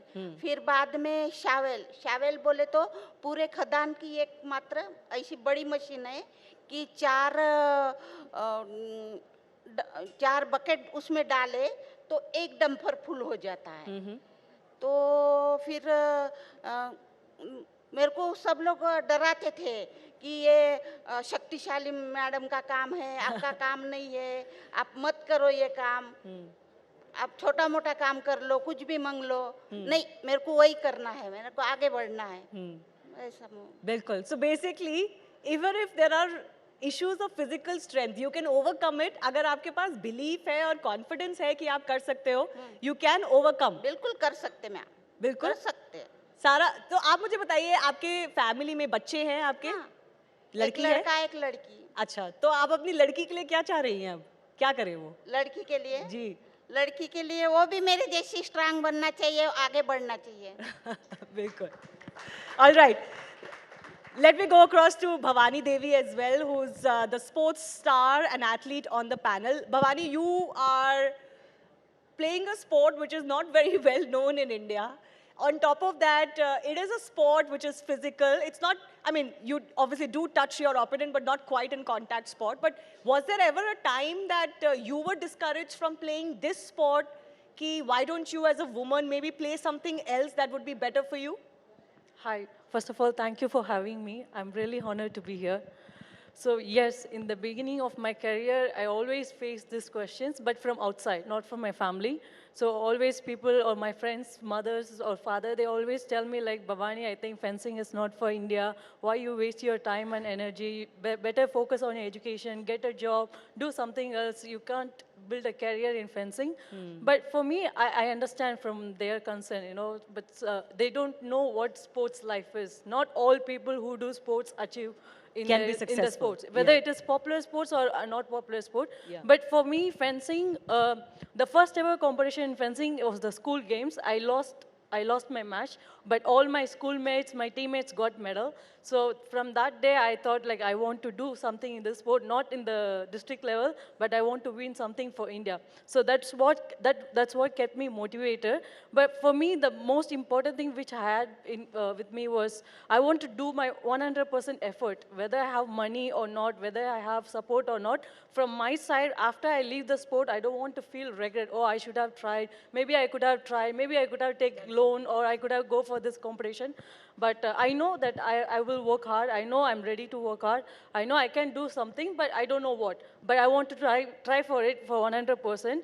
And for that, my family has stood by me all the tough times. I think it's because of their support and strength which kept me going forward whenever I face so much of problem. Yes. Your Yes. mother is Yes. actually here. So I'm guessing your mother has played a big part in your Yes, life, as yes. always, as is the case for all of us. Yes, I think she's the Shakti which I have in my life, which kept me going to this level in this sport, and to whatever level I go in this sport in my life, it's only because of her. Because we had so much financial problem in the initial stage. We had to take loans for like 20 lakhs or 25 lakhs.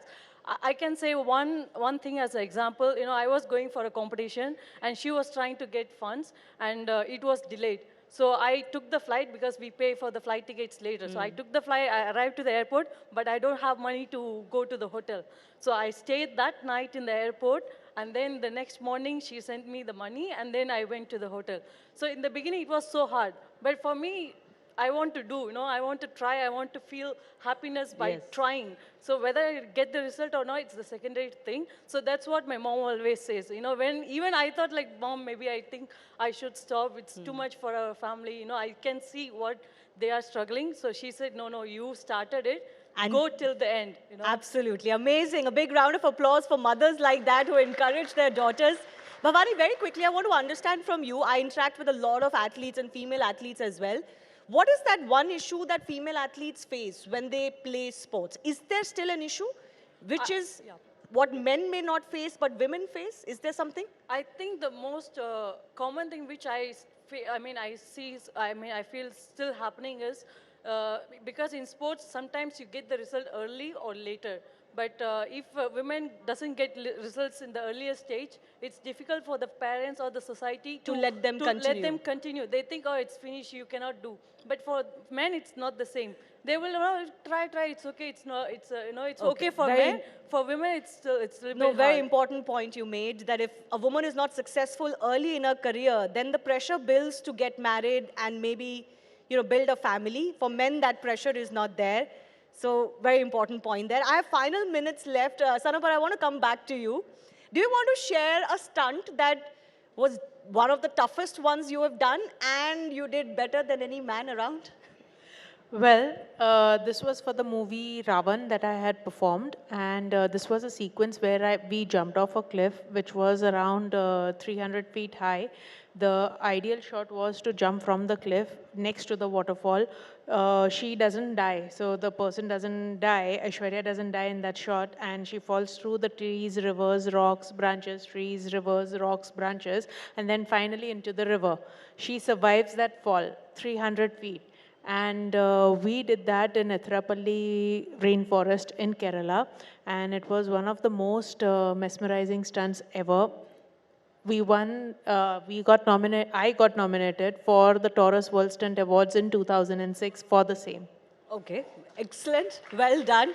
I do thank all of the lovely ladies for being here. Yogita ji, Chandraprabha ji, Bhavani, Sanobar, thank you so much for being here. हमारे साथ जुड़ने के लिए बहुत-बहुत धन्यवाद. और आपकी story से हम उम्मीद रखते हैं कि बहुत सी महिलाओं को बहुत उम्मीद मिलेगी और वो भी अपने किसी नए फील्ड में कुछ नई शुरुआत करेंगी. Thank you so much. Ladies and gentlemen, a huge round of applause for the very, very inspiring tales that these ladies have shared before you. And Shivani and I now request you to felicitate all the ladies. Can we have the mementos, please?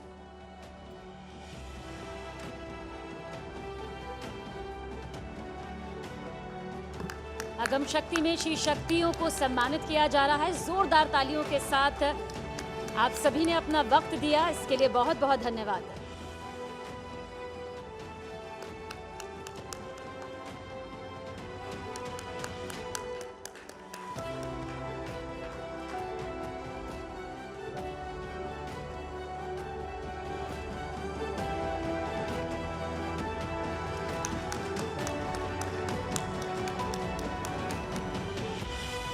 Ladies and gentlemen, our Agam Shaktis, a huge round of applause for them, please.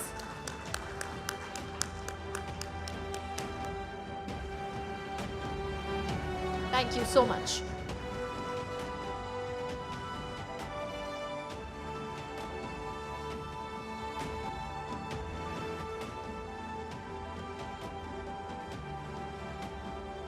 Ladies and gentlemen, this one is special and really, really special. Our next session is called Vanvasi Shakti.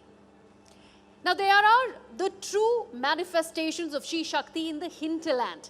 They have traveled many miles to come here and honor us with their presence.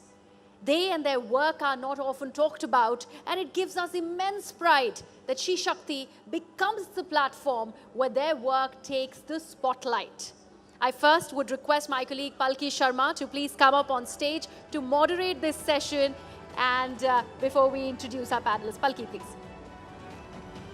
वनवासी शक्ति, जिसका जिक्र किए बगैर श्री शक्ति का सफर पूरा नहीं हो सकता। भारत में लाखों आदिवासी महिलाओं की जिंदगी को सशक्त बनाने के लिए, संपूर्ण बनाने के लिए कई ऐसी श्री शक्तियां पुरजोर कोशिश कर रही हैं। सबसे पहले हम मंच पर बुलाना चाहेंगे, स्वागत करेंगे छत्तीसगढ़ के नक्सल प्रभावित जिले दंतेवाड़ा में जाना पहचाना और परिचित नाम बुधरी ताती जी को। जोरदार तालियों के साथ ताती जी का आप सभी स्वागत करें। आपने समाज सेवा में 40 दशकों से ज्यादा का वक्त दिया है, जिसके लिए हर कोई इस वक्त धन्यवाद कह रहा है।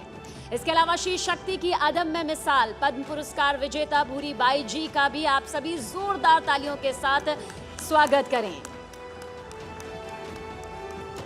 श्री शक्ति की एक और मिसाल वनवासी शक्ति में अपनी महत्वपूर्ण भूमिका निभा रही सुरेंद्र देवी राणा जी का भी हम मंच पर तहे दिल से स्वागत करते हैं। आपने महिला कल्याण स्वयं सहायता समूह से आप जुड़ी हैं, अपना विशेष योगदान दे रही हैं। वहीं राष्ट्रीय ग्रामीण आजीविका मिशन को भी आप तेजी से आगे बढ़ा रही हैं। साथ ही स्वागत करें सुरों से वनवासी संस्कृति को संरक्षित और सुरक्षित रखने में सबसे आगे रहने वाली आंध्र प्रदेश की अचम्मा जी का भी। जोरदार तालियां अचम्मा जी आपके लिए। आप लोकगीतों के जरिए संस्कृति और रीति रिवाजों के बारे में स्थानीय लोगों को लगातार शिक्षित करती रही हैं।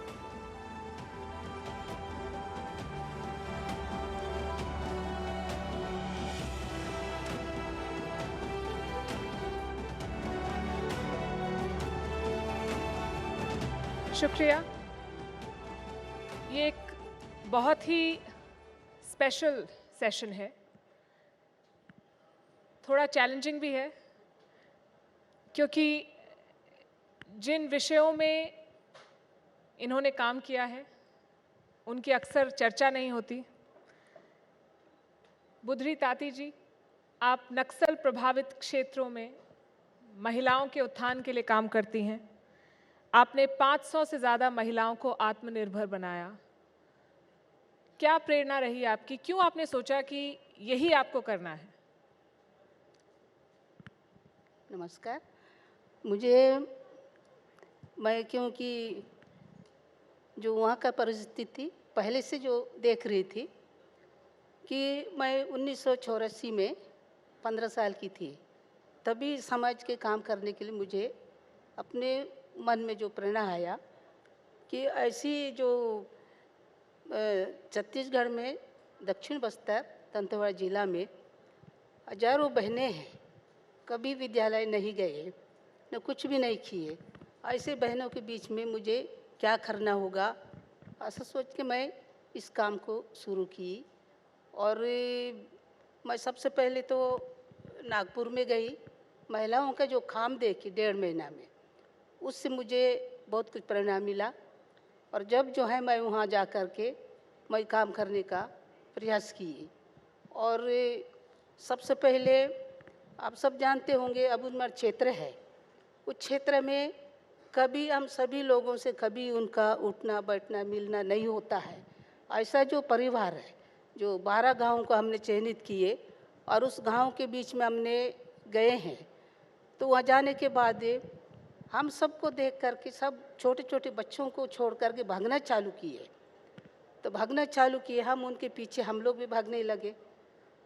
जब तक उनके पीछे हम नहीं जाएंगे तो उनके सामने लाएंगे कौन लाएगा, ऐसा सोच के हम लोग उनके पीछे गए।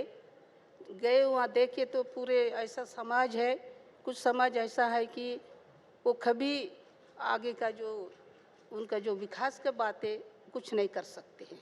सबसे पहले मैं उनको चिन्हित किए, वहाँ गए, उनको जो है हमें ऐसा प्रेरित किए और उनको एक तो पूरे 500 गांव को पहले संपर्क किए।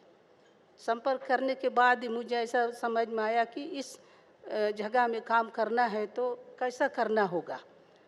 तो हम जैसे बड़े बहनों को संपर्क किए, हमारे पास लाने के बाद जो है उनको हमने सबसे पहले शिक्षित बनाने का कोशिश की है।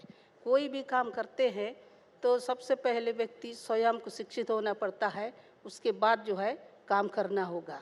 ऐसा बहने को सबको लाने के बाद जो है हम लोग उनको शिक्षित किए। कभी विद्यालय नहीं गए ऐसी बहनों को हमने उनको साक्षरता बनाए।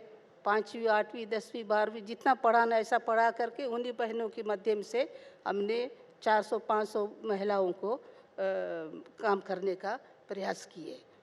बहुत ही सराहनीय है और मुझे यकीन है आसान नहीं रहा होगा, क्योंकि परिस्थितियां विपरीत हैं और समाज का जो रुख है वो भी अपनाता नहीं है इतनी जल्दी ऐसे चेंज को। हम आपके पास आएंगे, अभी फ़िलहाल भूरी बाई जी के पास जाते हैं। आप भील आर्टिस्ट हैं और आपने पिथौरा म्यूरल पेंटिंग में काम किया है। ट्रेडिशनली महिलाओं को इस क्षेत्र में अपनाया नहीं जाता, तो आपने क्यों चुना ये और आपको शुरू में किस तरह की रेजिस्टेंस, किस तरह की सामाजिक प्रेशर से आपको आगे बढ़ना पड़ा? देखिए, ये हमारा भील आदिवासी पिथौरा है, वो पिथौरा की पहचान है जी। लेकिन जो हमारे जो जनजाति में जो महिलाएं हैं वो पिथौरा नहीं बनाती है, लेकिन ये हमारी पहचान है। मैं पिथौरा को नहीं बनाऊंगी, लेकिन उसमें जो पूजा में पिथौरा बाबा का जो घोड़ा है और उसमें जो पूजा में लेते हैं वो चीज़ में नहीं बनाऊंगी। मैं बनाऊंगी जो मुझे बचपन से ही शौक़ था। जब मैं 7-8 साल की थी तो मुझे बहुत शौक़ था। मेरे को ऐसा मैंने तो कभी सोचा ही नहीं था, लेकिन मेरी माँ कहती थी त्यौहार आ रहे हैं तो वो गोबर मिट्टी से अपने घर की दीवारों को लिपा पोती करते हैं। शादी होती है तो जैसे शादी वाला घर लगना चाहिए, जब पूजा होती है तो पूजा वाला घर लगना चाहिए। तो मैं अपने हाथ से ही कलर लेके और बैठ जाती थी, मैं खुद ही हाथ से कलर बना लिया करती थी। जैसे वो केकड़ा मिट्टी निकालता है, वो मिट्टी ले आती थी। काला कलर जो मिट्टी का तवा पे हम रोटी बनाते हैं उसको खुरूस के काला कलर बना लिया करती थी। जब मेरे को ऐसा लगता कि मैं अब ग्रीन कलर का कैसे बनाऊं, तो जैसे वो सेम कलर की जो पत्ती है उनको इकट्ठी कर ली बहुत सारी, उसको सुखा दिया। सुखाने के बाद उसको पत्थर पे पीस लेती थी। पीसने के बाद फिर उसको एक बार गला दिया। मैं ग्रीन कलर बना लिया करती थी, मुझे शौक़ था बचपन से ही। ऐसे धीरे धीरे जब त्यौहार आया, शादी आई, ऐसे कर लेती थी। फिर जैसे धीरे धीरे हम भाई छोटे थे, दोनों बहनें थी, कमाने वाले थे नहीं, माँ बाप बहुत गरीब थे, क्योंकि हमको खाने के लिए धान मिलता नहीं था। वो किसी के यहाँ एक लोटा लेके जाते थे तो उधार लेके आते थे, और दूसरी बार फिर नहीं मिलता तो दूसरी बार जाते थे तो बोलते हैं नहीं पहले की तुमने उधारी नहीं चुकाई, हम नहीं देते हैं। तो मैं अपने बचपन में बहुत ही गरीब रहे और लोगों के खेतों में कमाने के लिए, काम करने के लिए जाती थी, जो कटाई करने के लिए, निदाई करने के लिए, तो 1 रुपये मिलते थे। दोनों बहनें 2 रुपये कमा के लाती। ऐसा करते करते फिर हमारी दोनों बहनों की शादी हो गई। मेरा पति कहने लगे, बोले गांव में तो 1 रुपये मिलते हैं, 1.5 रुपये मिलते हैं, उसमें कहाँ पूरा होता है, अपन शहर से लें, शहर में ज़्यादा पैसे मिलेंगे। मेरा पति मेरे को भोपाल में लेके आया। जब भोपाल में आए हम तो एक म्यूज़ियम है भारत भवन करके, वो म्यूज़ियम बन रहा था, तो मैं आते से म्यूज़ियम में वहाँ पर मैं मजदूरी करने लगी। मुझे नहीं पता कि वो कौन थे, क्या थे, वो बहुत बड़े आर्टिस्ट भी थे और भारत भवन के डायरेक्टर भी थे, जे स्वामीनाथन जी जगदीश करके। उनका आज भी मेरे सर पे उनका आशीर्वाद है। तो उन्होंने बोला, बोले आप कहाँ के हो, क्या समाज हो, कैसे आपके गांव में शादी होती है, कैसे मतलब पूजा पाठ करते हैं, किस देवी देवताओं को मानते हैं। तो मैंने कहा हम हिंदी समझते नहीं हैं, आपको हम कैसे समझाएं, कि पहली बार हम निकल के आए, हिंदी नहीं बोलते थे, हिंदी बोलना ही नहीं आता था। तो सामने वाला बोल रहे हैं तो हम कहते हैं अरे ये बड़े आदमी हैं, ये इसको क्यों बात कर रहे हो। हम लड़की डरती थी, बात करने के लिए डरती थी, उससे बात मत करो, ये पकड़ के ले जाएंगे। गांव के रहने वाले और पहली बार ऐसे बात करने में बहुत डर लगता था। वो रोज़ रोज़ आते हैं, हम काम कर रहे हैं, वहाँ माल देना, पत्थर फेंकना, मिट्टी डालना, ऐसा कहते हैं नहीं हमें आप बताओ, बोले हमें थोड़ा सा बना के दिखाओ। सब ने मना कर दिया, 100-150 लेबर थी, उनने सब ने मना कर दिया। मेरी बहन कहने लगी, बोले भूरी आपको तो आता है, अब अपने घर की दीवारों पे बनाती हो, आप उनको बना के दिखाओ। मैंने कहा मैं अपने घर की दीवारों पे बनाती हूँ और मिट्टी का कलर लेके, और ख़राब हो जाता है तो फिर लिपापोती कर लेते हैं, और इनको मैं कैसे ख़राब हो जाएंगे तो क्या करके दूँगी, कैसे सुधार के दूँ। बोले नहीं नहीं आप ख़राब हो जाए कैसा भी बने, आप तो बना के दिखा। तो मैंने कहा मेरे को तो मैं बना के दूँ तो मेरे को मजदूरी कौन देंगे, मैं तो मजदूरी करने आई। तो मेरे को 6 रुपये मिल रहे थे। तो कहने लगे, बोले आपको 6 रुपये मिल रहे हैं, हम 10 रुपये देंगे। मैंने कहा मेरे को 10 रुपये नहीं चाहिए, मेरे को 6 रुपये चाहिए। मैंने उनको मना कर दिया, मेरे को 6 रुपये चाहिए। कहने लगे अच्छा ठीक है। मैंने पहले ही मतलब रंग कलर ब्रश से भारत भवन थे बनाने के लिए मैंने स्टार्ट किया, और वहाँ से उनके स्वामी जी के कहने पर रंग कलर ब्रश से मैंने शुरुआत की। तो उन्होंने 5 दिन बनवाया मेरे को 5 दिन के 50 रुपये दिए। अरे वाह। और मैंने कहा ये इतने सारे पैसे क्यों दे दिए उनने, मैं मजदूरी कर रही तो मेरे को हफ्ते भर का 30 रुपये मिल रहे। मैंने कहा मेरा पति मेरे को डांटेंगे, मेरे को गाली बकेंगे कि काय के 50 रुपये मिले, डर भी लग रहा है।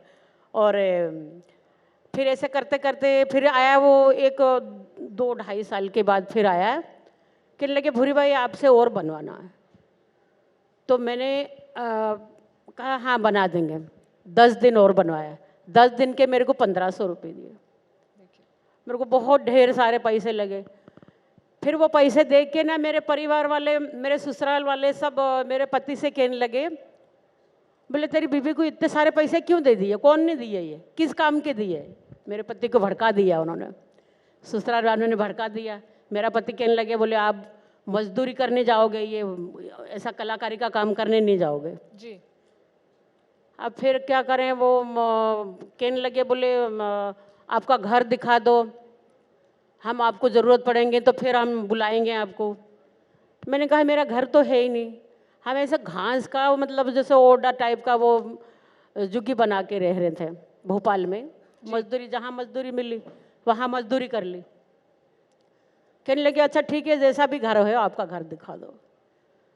घर पे आए वो, बोले आप खाने में क्या लेते हो। तो मैंने कहा हम मक्के की रोटी खाते हैं। बोले हम भी खाएंगे, हमारे लिए बनाओ। तो मैंने मक्के की रोटी और चटनी, लहसुन वाली लाल मिर्ची की चटनी बनाई। उन 2-4 लोगों और साथ में आए, उन्होंने सब ने खाया जी, उनको बहुत अच्छा लगा।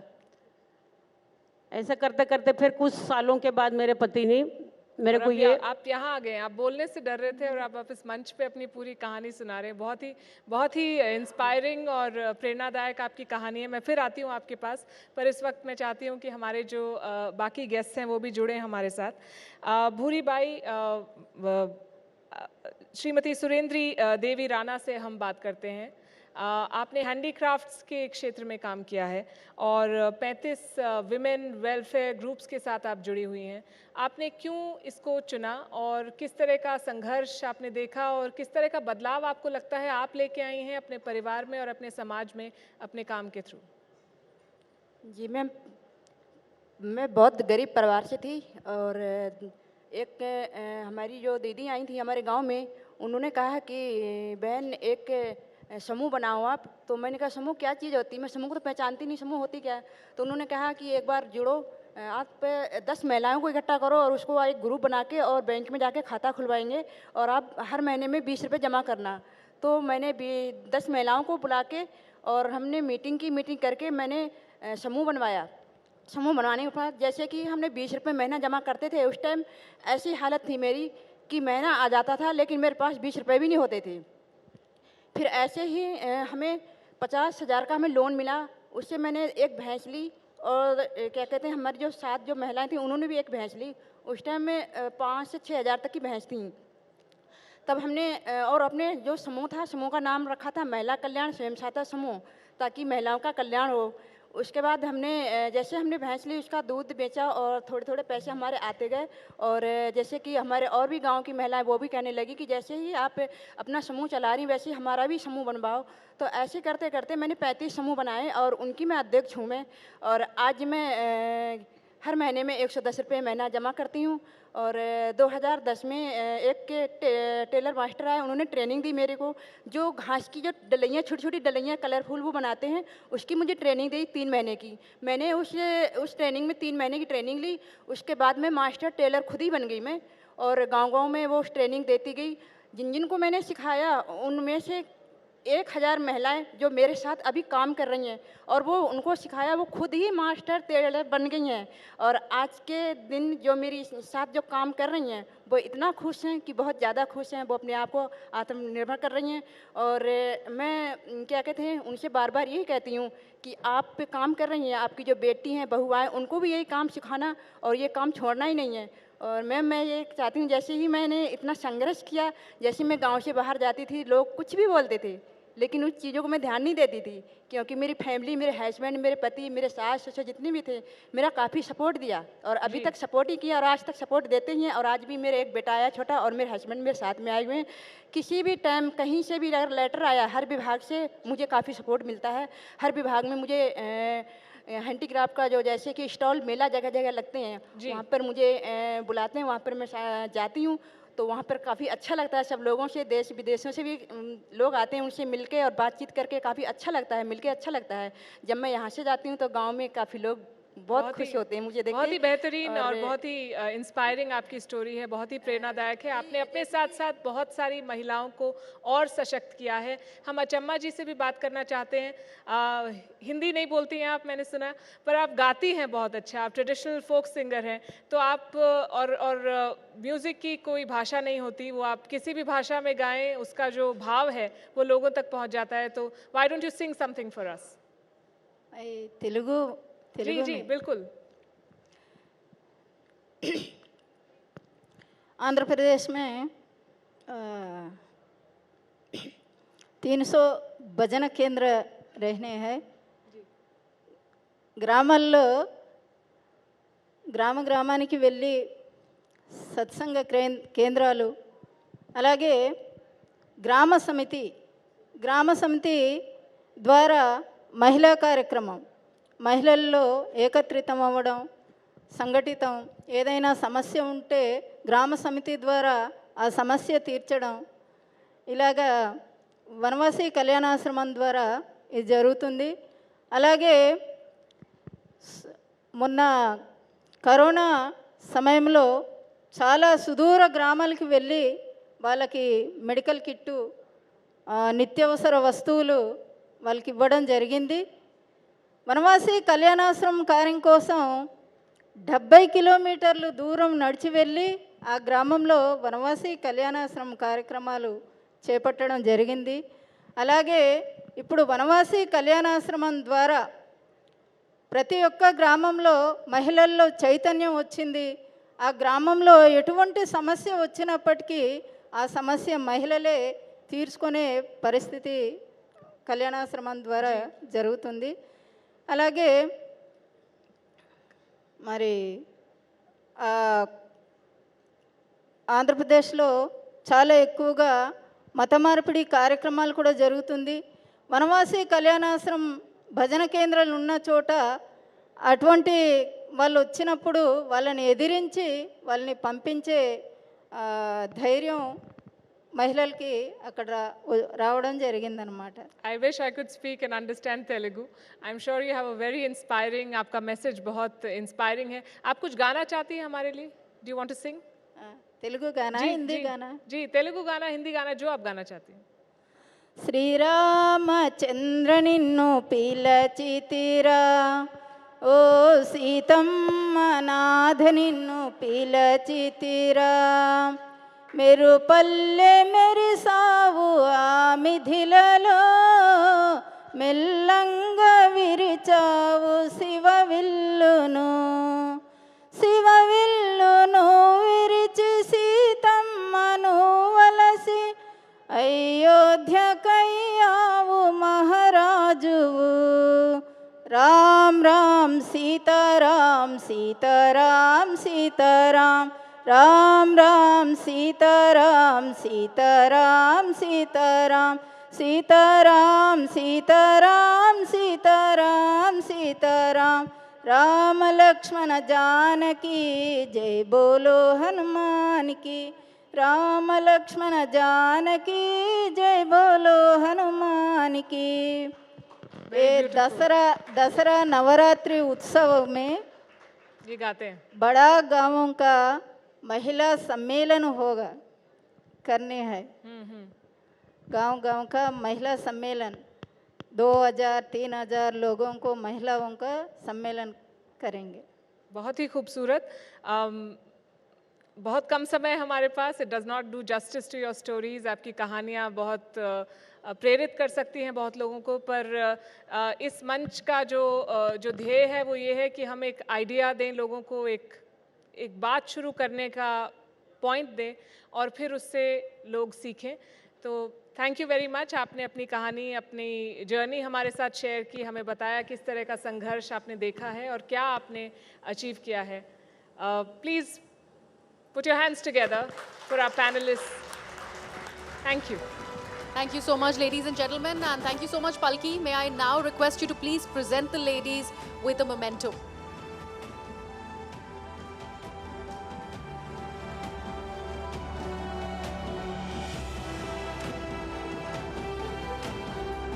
जोरदार तालियों के साथ श्री शक्तियों के इस जज्बे को सलाम कीजिए, क्योंकि शी जब शक्ति बन जाती है तो वो लाखों करोड़ों महिलाओं के लिए सबसे बड़ी मिसाल कायम कर जाती हैं.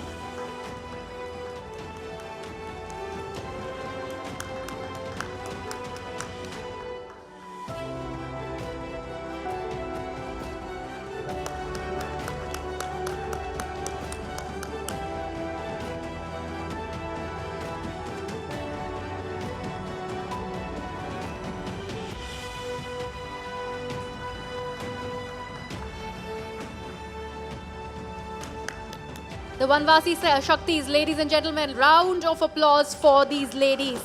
Thank you so much.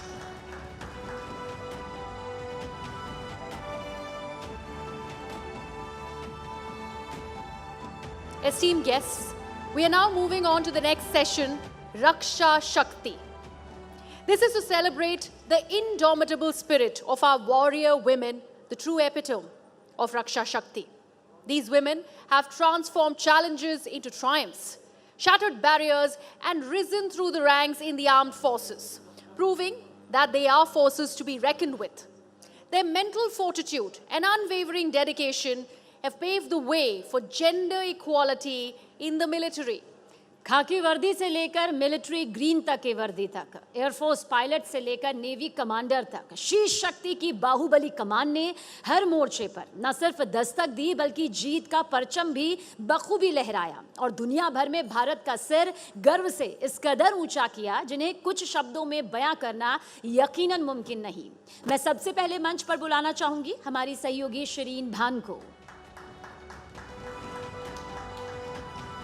दृढ़ता की मिसाल बन चुकी श्री शक्तियों के खास पैनल से भी हम आपको रूबरू करवाना चाहते हैं। हम स्वागत करना चाहेंगे पुनीता अरोड़ा, जो कि इंडियन आर्मी में पहली महिला लेफ्टिनेंट जनरल भी रह चुकी हैं और इंडियन नेवी में वाइस एडमिरल भी।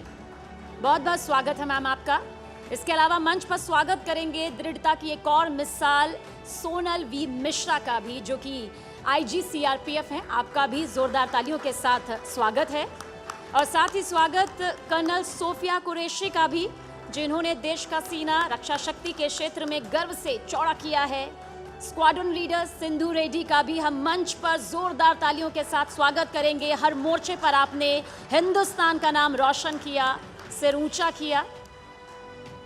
और साथ ही जोरदार तालियों के साथ स्वागत करेंगे डॉक्टर सीमा राव का भी, जो कि आर्मी में एक कॉम्बैट ट्रेनर हैं। आप सभी का बहुत बहुत स्वागत है रक्षा शक्ति के क्षेत्र में अपनी महत्वपूर्ण योगदान देने के लिए।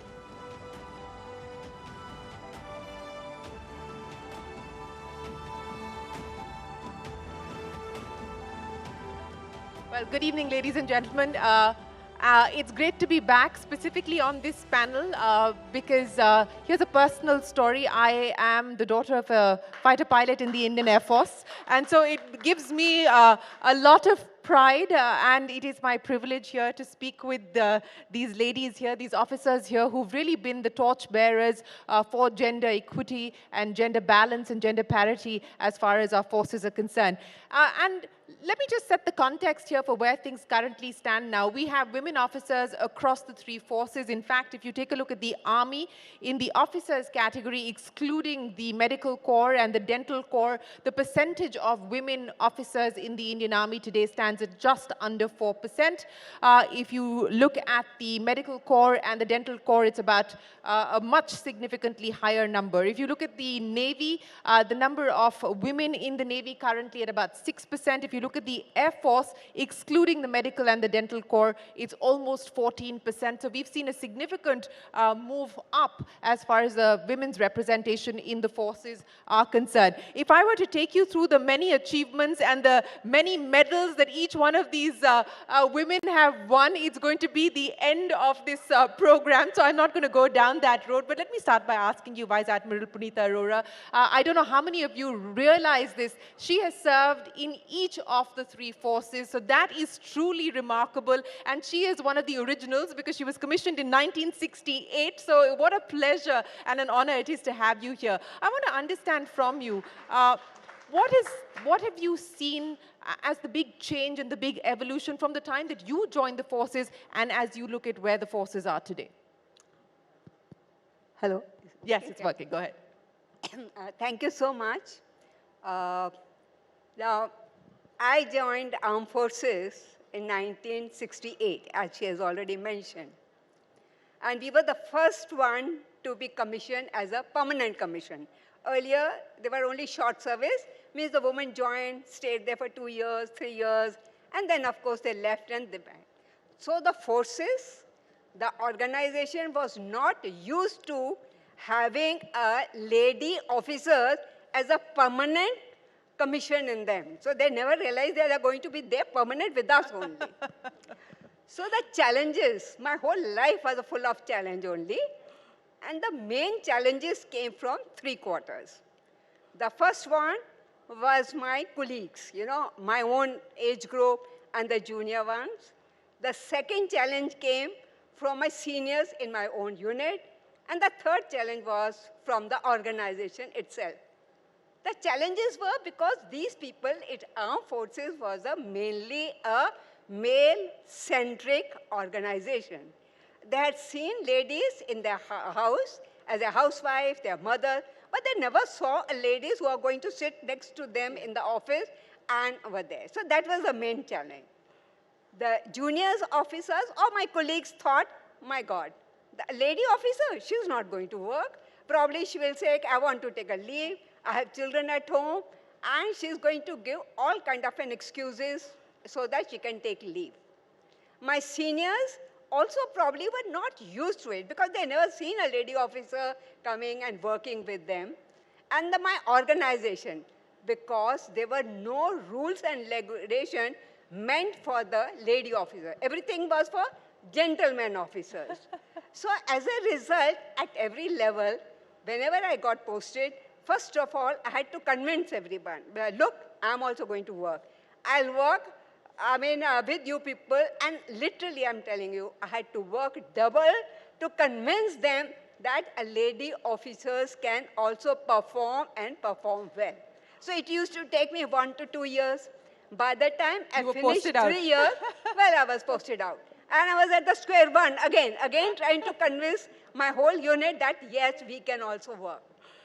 Now came from the organization. See, I will not say it was unfortunate. Well, the circumstances were such that there were no rules and regulations. Now, I'll give you a very small example.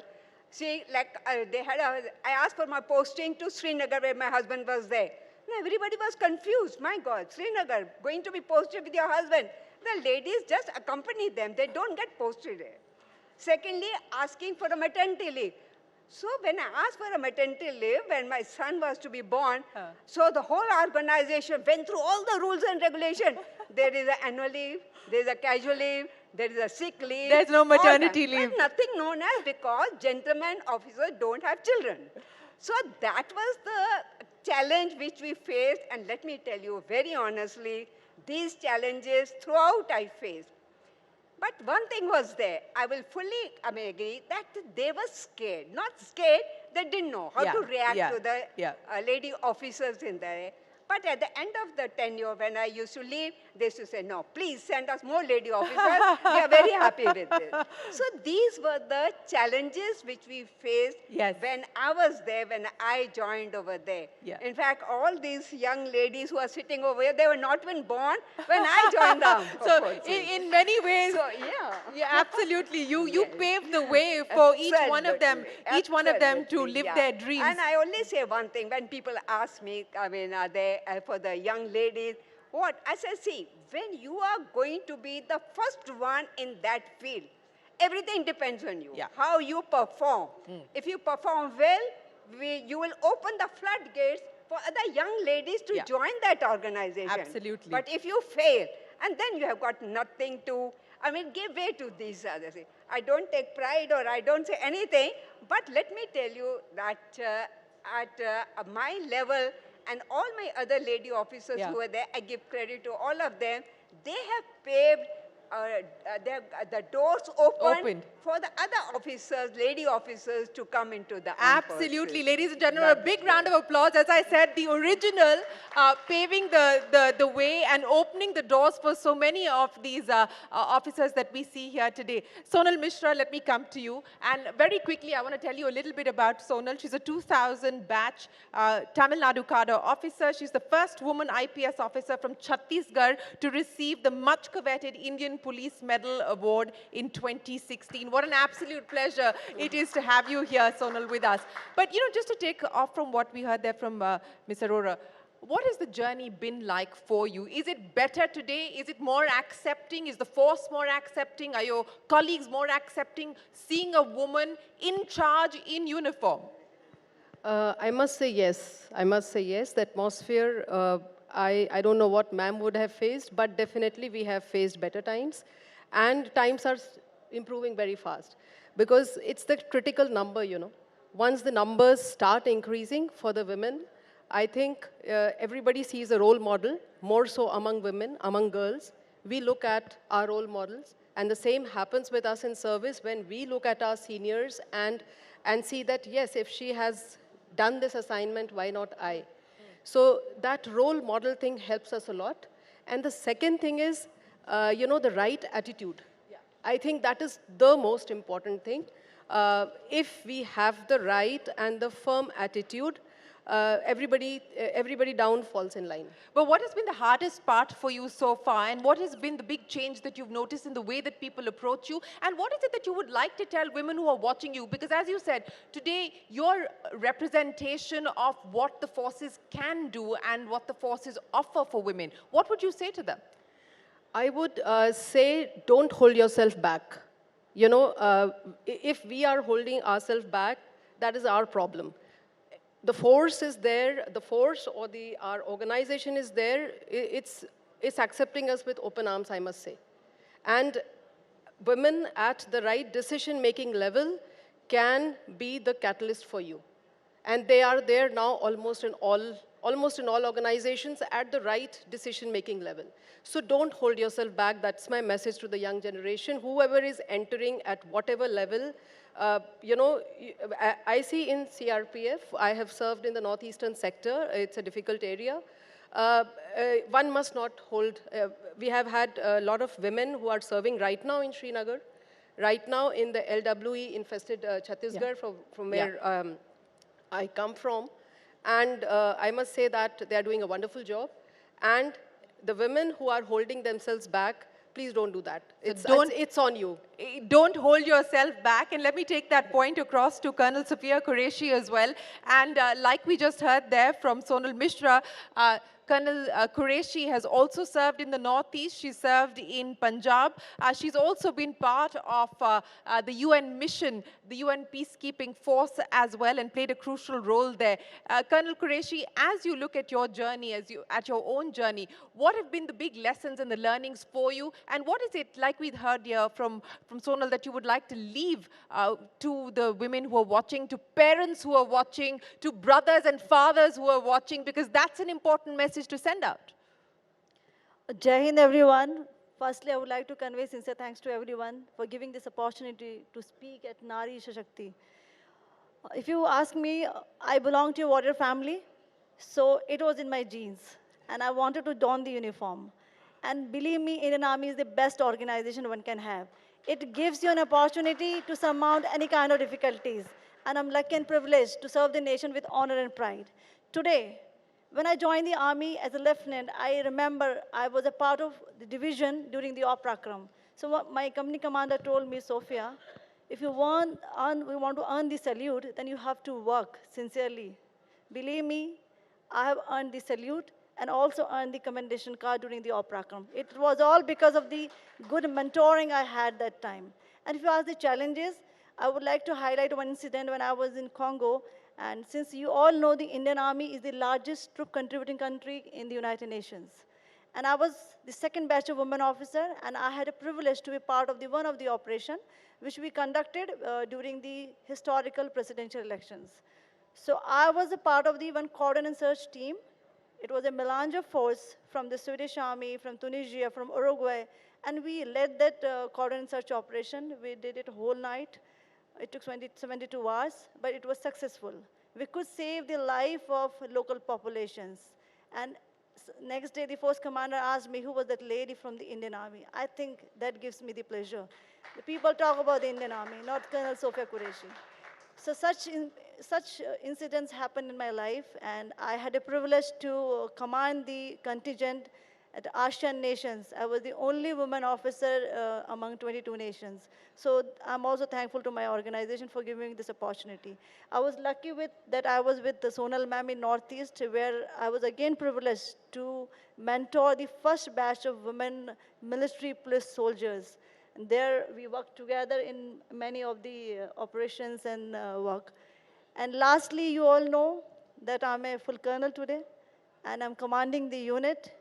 I'm from the first batch of women officer. So salute to my organization that I've got a chance to command. Well, a salute to Thank you each so much. one of you. A salute to each one of you. As you said, it's your pleasure and your privilege to work for the organization, and it is our pride to have you here this evening and share your stories with us. Squadron Leader Sindhu Reddy. Ladies and gentlemen, I don't know if you were watching the Bastille Day parade on your TV screens. Many people were, but if you were, then you watched Squadron Leader Sindhu Reddy leading the Indian contingent, taking center stage there, leading a team of 60 plus officers. What was that feeling like for you? And also, Squadron Leader Reddy, you know, you've now been part of the Indian Air Force for over a decade now, a little over a decade now. What's this journey been like for you? So, giving the salute to the Prime Minister on the Champs-Élysées and on the French National Day especially tops my list of achievements as of now, definitely. You know, carrying the might of the entire force that was behind me and being there, leading my contingent, it gave me all that power, it gave me all that strength that I can do it. If if somebody else can do it, then definitely I can do it as well. I have everything in So me. what was going on in your head the previous night, just before you actually had to lead the contingent? You know, was there an internal dialogue in trying to deal with the pressure and the nerves? I'm sure that's part of it. Oh yes, definitely. I almost had a nervous breakdown thinking that, I actually didn't realize I was going to be the first woman marching on the foreign land until, that moment when I realized I almost had a nervous breakdown. I'm like, oh wow, this is news to me. But yes, of course, my training and the way we've been preparing for that parade for almost about a month or so, it put me in a place where, come what may, I have done this before, so I can do it. So that is a confidence I could carry with myself, and I always, as always, I had the support of my contingent.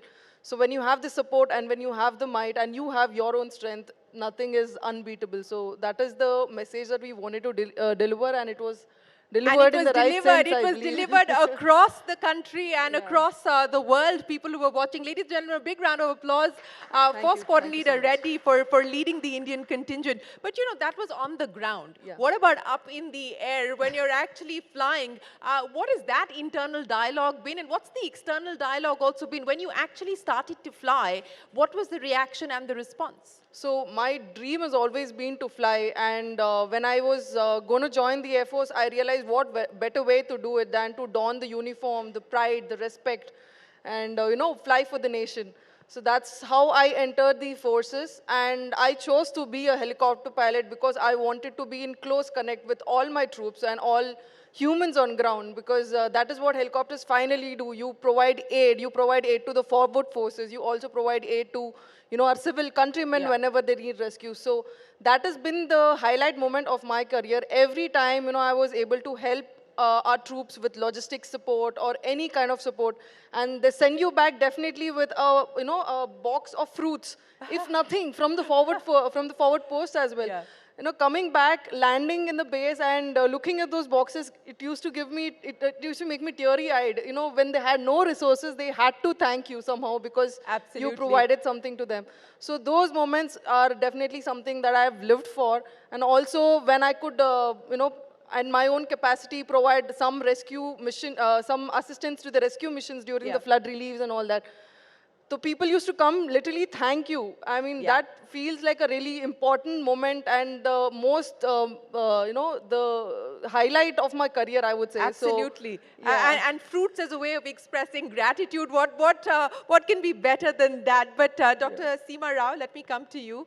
And again, for those of you who may not be familiar with Dr. Rao's work, she's often called the Wonder Woman. She has many firsts to her credit. She is India's first female Special Forces trainer, having trained the Special Forces for over 2 decades, and she's an expert in close quarter combat. Dr. Rao, I want to understand from you, what made you want to do this, and what has the learning and the lesson been for you over the past 2 decades of doing this?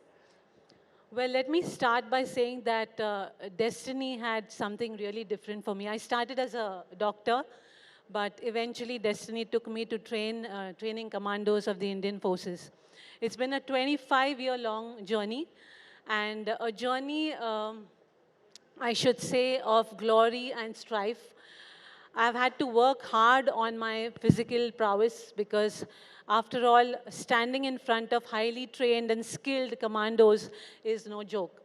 And but when I had to, teach them certain techniques, it was obviously a challenge to me. But I took it in my stride. Every day was a challenge, but I would hone up my skills, and I would see that I would give my best. And at the end of the day, when I would get the respect of those male trainees, I train men. So, so when I would get the respect of the male trainees, I think the male commandos, it was very satisfying to me because for me, this was a selfless service to the country. And I was doing it because of probably the patriotic blood that ran through my veins. My dad was a freedom fighter. Nevertheless, I think it was a wonderful journey, and I will never forget you know, the respect that I earned, the satisfaction that I gained out of training them in close quarter battle. You know, we're going to see Dr. Rao show us what she's actually been doing over the past 25 years. So you'll see that in action in just a second. But Vice Admiral Arora, I want to get wrap-up comments from each one of you. You know, what is it that you would like to say to young women who are watching, as I said, to parents who are watching as well, and to the armed forces to ensure that we do have a much more gender-balanced organization going forward, and people don't have to go through the challenges that you went through? Well, I would like to say one thing to all the young, women of our country and to the parents. Armed Forces is a wonderful organization. It gives so much of respect to the women, and I think if you ask me, I always say, even if I have to repeat my life, I would still go and join the Armed Forces. But I've got only one advice, I will say advice or whatever it may take.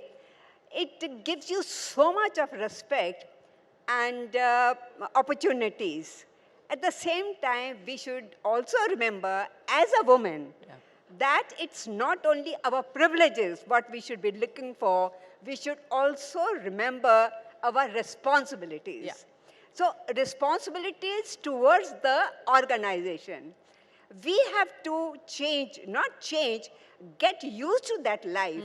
It's very difficult for the organization to change according to your vision. Absolutely. So we should all get married into the organization, enjoy this thing. They are there to look after you. So you don't have to regret at all. And so I wish everybody all the best, all the young girls who want to join armed forces. I will say they'll take you with an open arms, look after you, but you have to remember your responsibility. Absolutely. Sonal, very, very quickly, the one thing that you would like to say to people, once you already said don't hold yourself back, what else? You'll have to use the mic. I'll say within the organization, we must have more women at the right levels to give the right perspective of a woman's need. And as an organization, maybe at every level, there has to be a little more understanding of the requirements. As ma'am said, there can be different requirements at different times for a woman, but she has to put in her best. And she has to put in her double. And in police, when we were young, we got that lesson saying that you don't have any opportunity to fail, you know. Yeah. We don't have that chance. You have to succeed every time. Yes. So I think it's both ways for an organization as well as for us. Absolutely. Organization to be a little more accommodative and understanding as to what she needs at what time, and she may need certain things in certain times. Right. Maybe maternity leave, as ma'am said. But then when she comes back, yes, you are full on and you have to give in your best. Absolutely. Thank you. Colonel Qureshi. Would you like to give me a message to the kids? Yes. I would like to give you a few rules for the kids, especially new generation baby boomers. Remember, whatever you do, nation should be first and selfless service. Secondly, be bold, brave, and dynamic. Be disciplined. Be courageous. Have your own legacy. Create your own destiny. Manage time. Every one of us 24 hours. It only makes a difference of 3 to 4 hours when you play mobile or do something else. So manage your time, which is very important. And lastly, remember, you have to think about the country first. Thank you, Jai Hind. Squadron Leader Reddy, your message. So yeah, I'm very thankful for my organization in a way that Indian Air Force has opened its door for all streams for women. So that way, if any young woman, any young girl wants to join the forces, I will say opportunities are plenty. Like, don't think that there's no opportunity. Even if it is not there, it will be made. If you have the determination, if you have the grit, it will be made. So if you want it, just go for it. Don't hold yourself back. Well, don't hold yourself back. Dr. Rao, I'm not going to let you speak. I'm going to get you to do something for us. But ladies and gentlemen, a big round of applause and a big salute to each one of them for joining us here this evening. Thank you so very much for showing us what a life in the forces is and what the opportunities are for women who are looking at a career in the forces. Thank you very, very much. Ladies and gentlemen, a big round of applause. Dr. Rao, I would request you to stay on because we're now going to see her in action. Absolutely. Thank you so much for that. Shireen, I'd also request you to felicitate all the ladies here on the stage.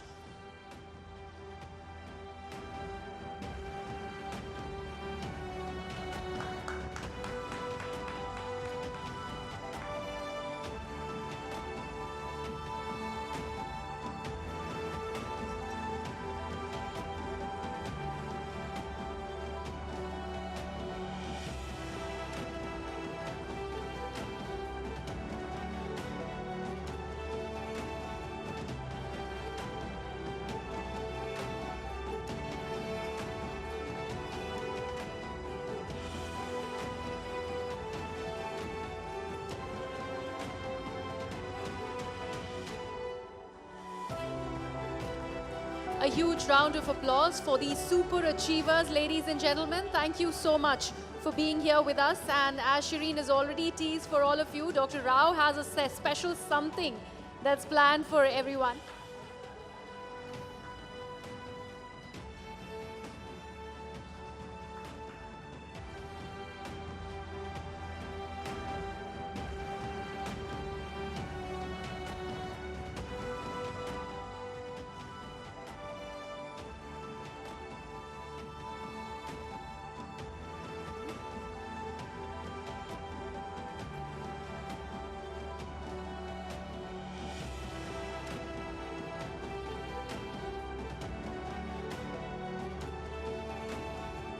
Ladies and gentlemen, fasten your seatbelts because what you are about to see now is going to be very exciting stuff.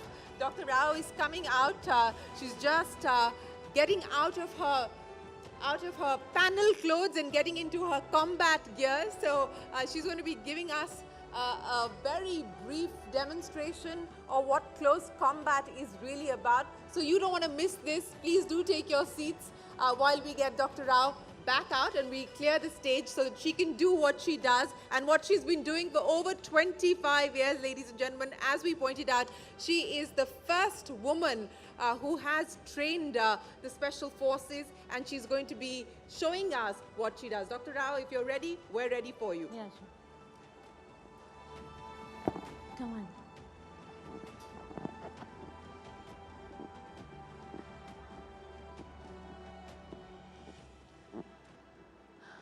First and foremost, a very good evening to everybody. I read long back a quote which influenced my mind. The me I think is the me I'll be. I read one more quote which influenced my life. Life is tough, darling, and so are you. My journey in commando training was a very long journey, 25 years past. Then I realized that I wanted to empower women. So I devised a program called DARE, Defense to Assault, Rape, and Eve Teasing. So I'm going to be talking about that. To start with, I'm going to read a few statistics which are very astonishing. The crimes against women, 50 per hour, 5 lakh per year. The rapes, 3 per hour, 30,000 per year. And kidnappings, 2 per hour, 1 lakh per year. Now this is extremely astonishing statistics, and that's why I came up with this program. Let me first try to make it very clear that there is a distinct difference between eve teasing, molesting, assault, and rape. Eve teasing and molesting requires a minimum response. The response should be a slap, maybe a threat. Assault and rape requires an aggressive response. And when I say aggressive, I mean that you need to hit the vital targets in a man's body. You need to be using anything and everything around you which you can take and whack him, hit him on his head, hit him on his joints. So there has to be a very aggressive response for rape as well as for assault, and a minimum response for eve teasing as well as molesting. I'm going to not take too much time talking. I'm going to go straight to a demonstration. Anand, can you come here? This is going to be an eve teasing response first. So here we go. I'm walking on the street.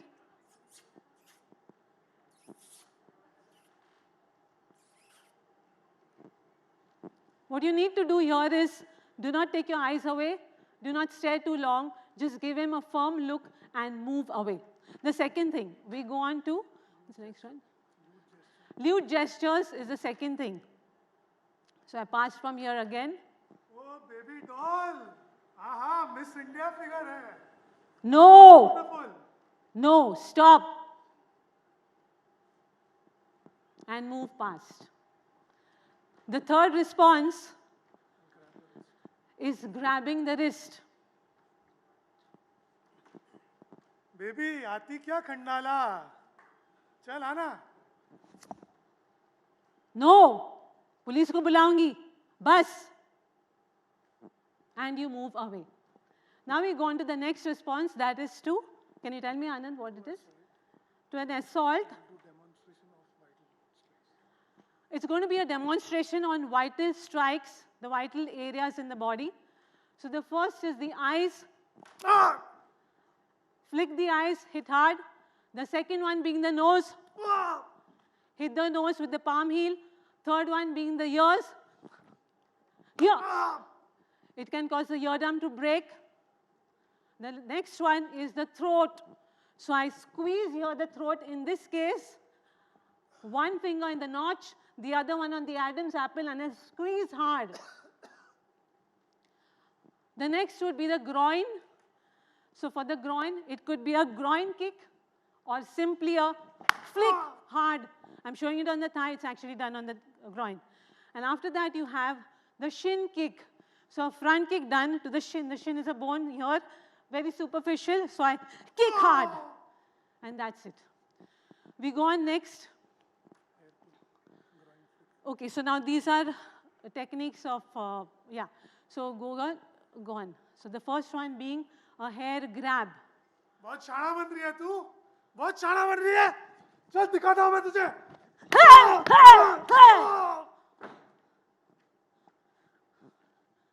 What's the next one? The next one is a choke done to your throat. गर्दन दबाऊंगा तेरा मैं. गर्दन दबाऊंगा.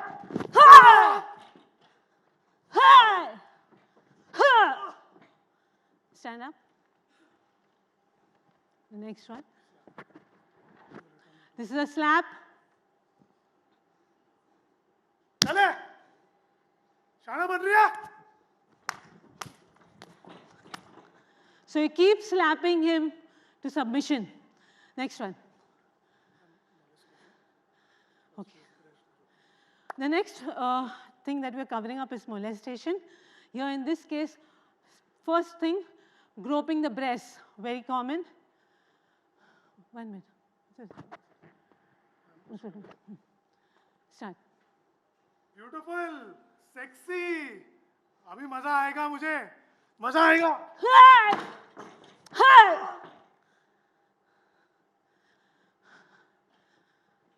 You have to push the hand away and attack.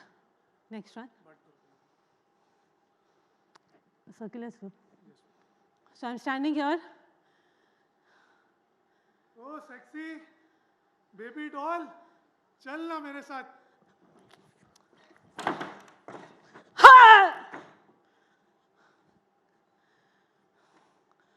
Next one.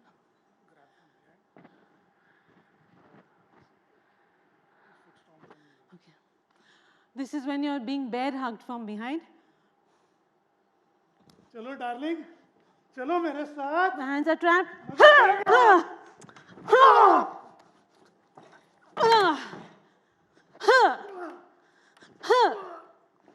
Stand.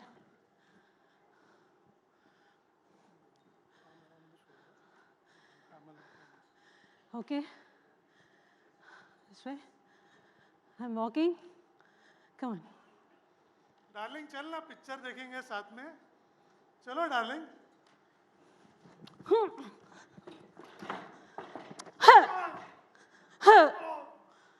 Stand.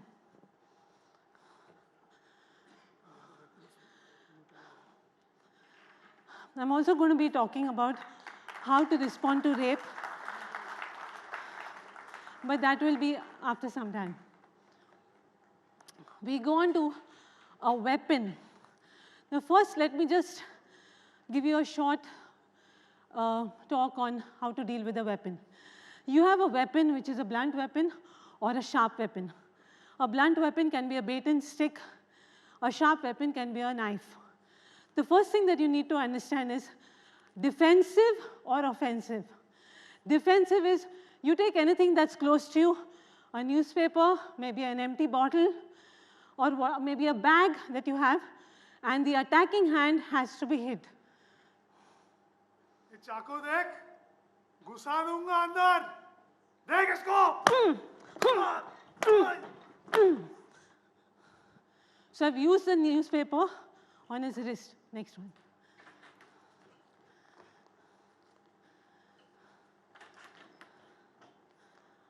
Have a bottle.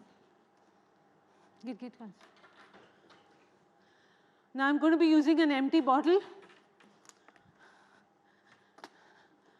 This is a stick. Okay. Sir फोड़ दूंगा तेरा मैं sir फोड़ दूंगा So you have to hit the wrist so that he drops the weapon. Go on next.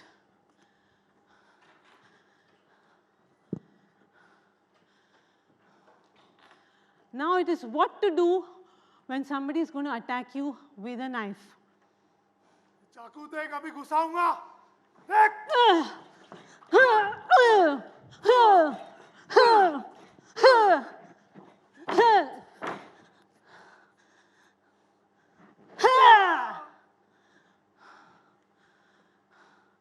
Next.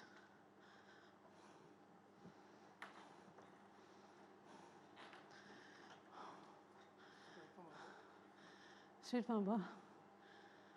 Sir फोड़ दूंगा तेरा मैं सर फोड़ दूंगा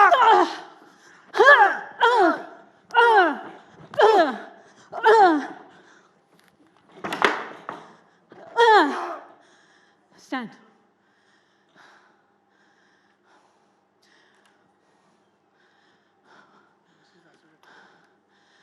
Now let me talk about acid attacks. It's a very common situation these days. How do you deal with an acid attack? It's the rule of A, B, C, D, E. First, A stands for clearing of the airways. That is to see that the acid doesn't enter you through your nose or through your mouth into your respiratory tract. Second, B. Remember, acids could be liquid, they could also be powders. So B stands for brush off the powder from your body. Third is C. C stands for whichever areas of your clothes have been drenched in the acid, take your clothes off. Next, D. D stands for dilution.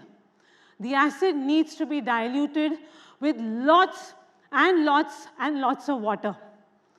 And lastly, E stands for emergency, in the sense that you have to call for an ambulance and take the person to the hospital. So first, do it. So here he comes, I'm standing innocently. चेहरा बिगाड़ देगा तेरा मैं So first and foremost, the nose, mouth, do not scrub. Okay, after that get water. I have nobody else but Anand to get the water for me right now. Okay. I brushed off, okay, take the clothes off. Finally, you have water, pour it, keep pouring, more water, more water, more water. Just keep pouring it on the area. And finally, the last thing would be to go to the hospital. Okay, next. Now I will be going on to the rape sequence, so I need to get this off me.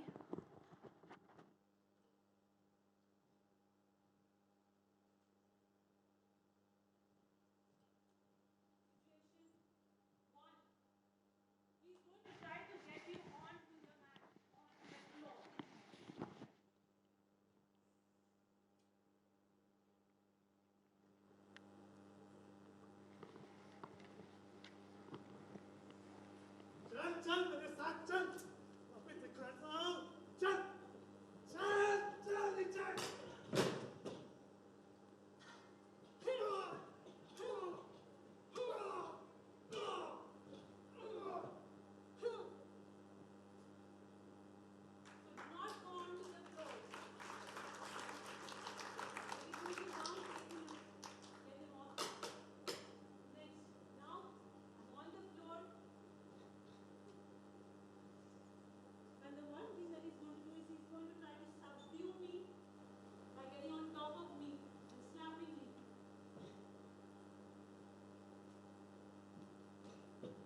चल आवाज बंद कर बंद कर बंद कर तेरा आवाज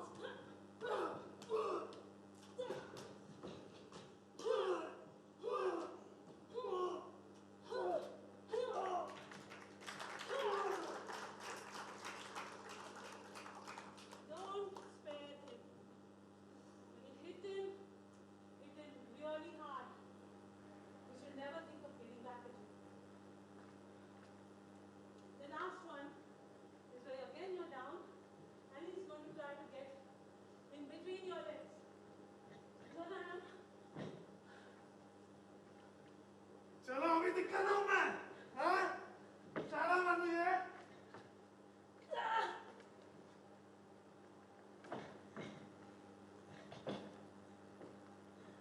Unconscious. Please, carry it down, please, with my thighs. That causes a person to go unconscious. I'm going to squeeze the carotid arteries here and then move. Next. Okay.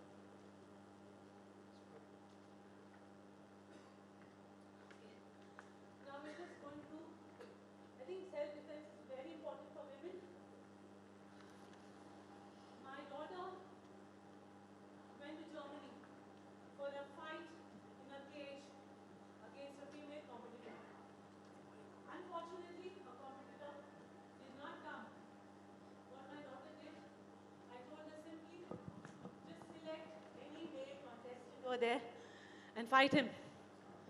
She did exactly that. And she's one of the very few women who's beaten up a man in a cage in Germany. So like I mentioned, fighting self-defense is important. I'm going to just show a small snippet of how to do it. Nothing else. It's always good if you have protective gear, because otherwise you could end up injuring yourself a lot.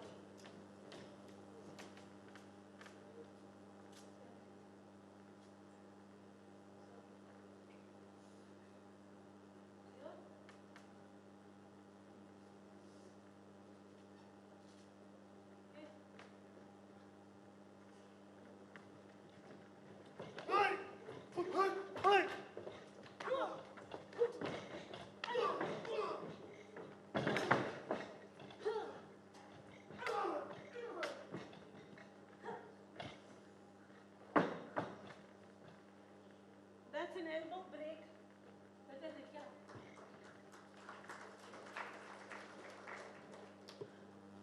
So lastly, let me just say one thing.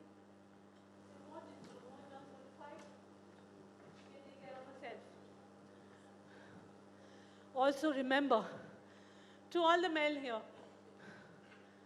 never underestimate the power of a woman. To all the women here, together we stand strong. So be strong Do not feel victimized and fight your best. Make the best of your life. You have one life. Do not get deterred by your gender. One last statement.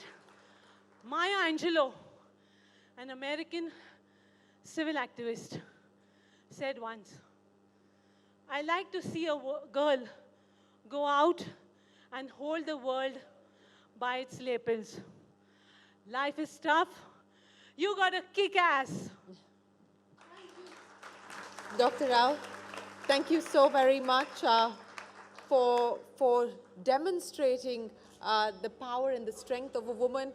You know, I have to say I had mixed feelings watching you do that, because at many levels I was angry. I was feeling frustrated, angry about the fact that we still have to deal with this, that women cannot walk on the streets without having to feel like they have somebody trying to stalk them, or just a sense of insecurity and a lack of safety and feeling vulnerable constantly. I hope we create a world, I hope we create spaces, public spaces specifically, where women feel safe, where women can reclaim public spaces. I think that is also equally important. While self-defense is important, but all of us, civil society, the government, all stakeholders need to ensure that we create public spaces that are safer for women. We need to make spaces where men feel safe. Ladies and gentlemen, Dr. Rao, thank you very, very much for joining us here this evening. It's been a pleasure. Thank you so much, Dr. Rao and Shireen Bhan. Thank you so much. और अब बारी है हमारे अगले session की, जो कि है नीति शक्ति। शारीरिक शक्ति बाहरी तौर पर मजबूती दे सकती है, लेकिन आत्मशक्ति भी उतनी ही ज़रूरी है। आत्मशक्ति समाज और देश को न सिर्फ बाहरी बल्कि आंतरिक तौर पर भी ताकतवर बनाती है। ये बात उन बेमिसाल शी शक्तियों से बेहतर आखिर कौन जान सकता है, जो देश को बुलंदियों तक पहुंचाने में अपनी बेशकीमती भूमिका निभा रही हैं। करीब 15 लाख महिलाएं ज़मीनी स्तर से लेकर संसद तक राजनीति में सक्रिय हैं। ये वो सम्माननीय शी शक्ति हैं जिनकी आत्मशक्ति ने ज्ञान शक्ति की ऐसी ज्योत जलाई जिसे बुझाया नहीं जा सकता। And today we shine a spotlight on women who are shaping policy and governance. Women who have assumed pivotal roles in shaping India's future from the grassroots to the parliament. With immense pride, we present to you the brilliant minds behind the nation's economic, bureaucratic, and academic landscape. But let me first request our colleague Chandra Srikrant to please come up on stage. Ladies and gentlemen, please welcome Shamika Ravi, a distinguished member of the Economic Advisory Council to the Prime Minister. Ms. Pranjal Patil, the first visually impaired IAS officer in the country. Remember, she's also the district magistrate in Shahadra, New Delhi. Babita, a sarpanch from Jammu and Kashmir's Laddu. And the accomplished Sanyogita Singh Chauhan, who is also a sarpanch from the Atari Gram Panchayat, and she is also an MBA, ladies and gentlemen. These remarkable stories, we are hoping, will be inspiring and illuminating the path forward. Over to you, Chandra.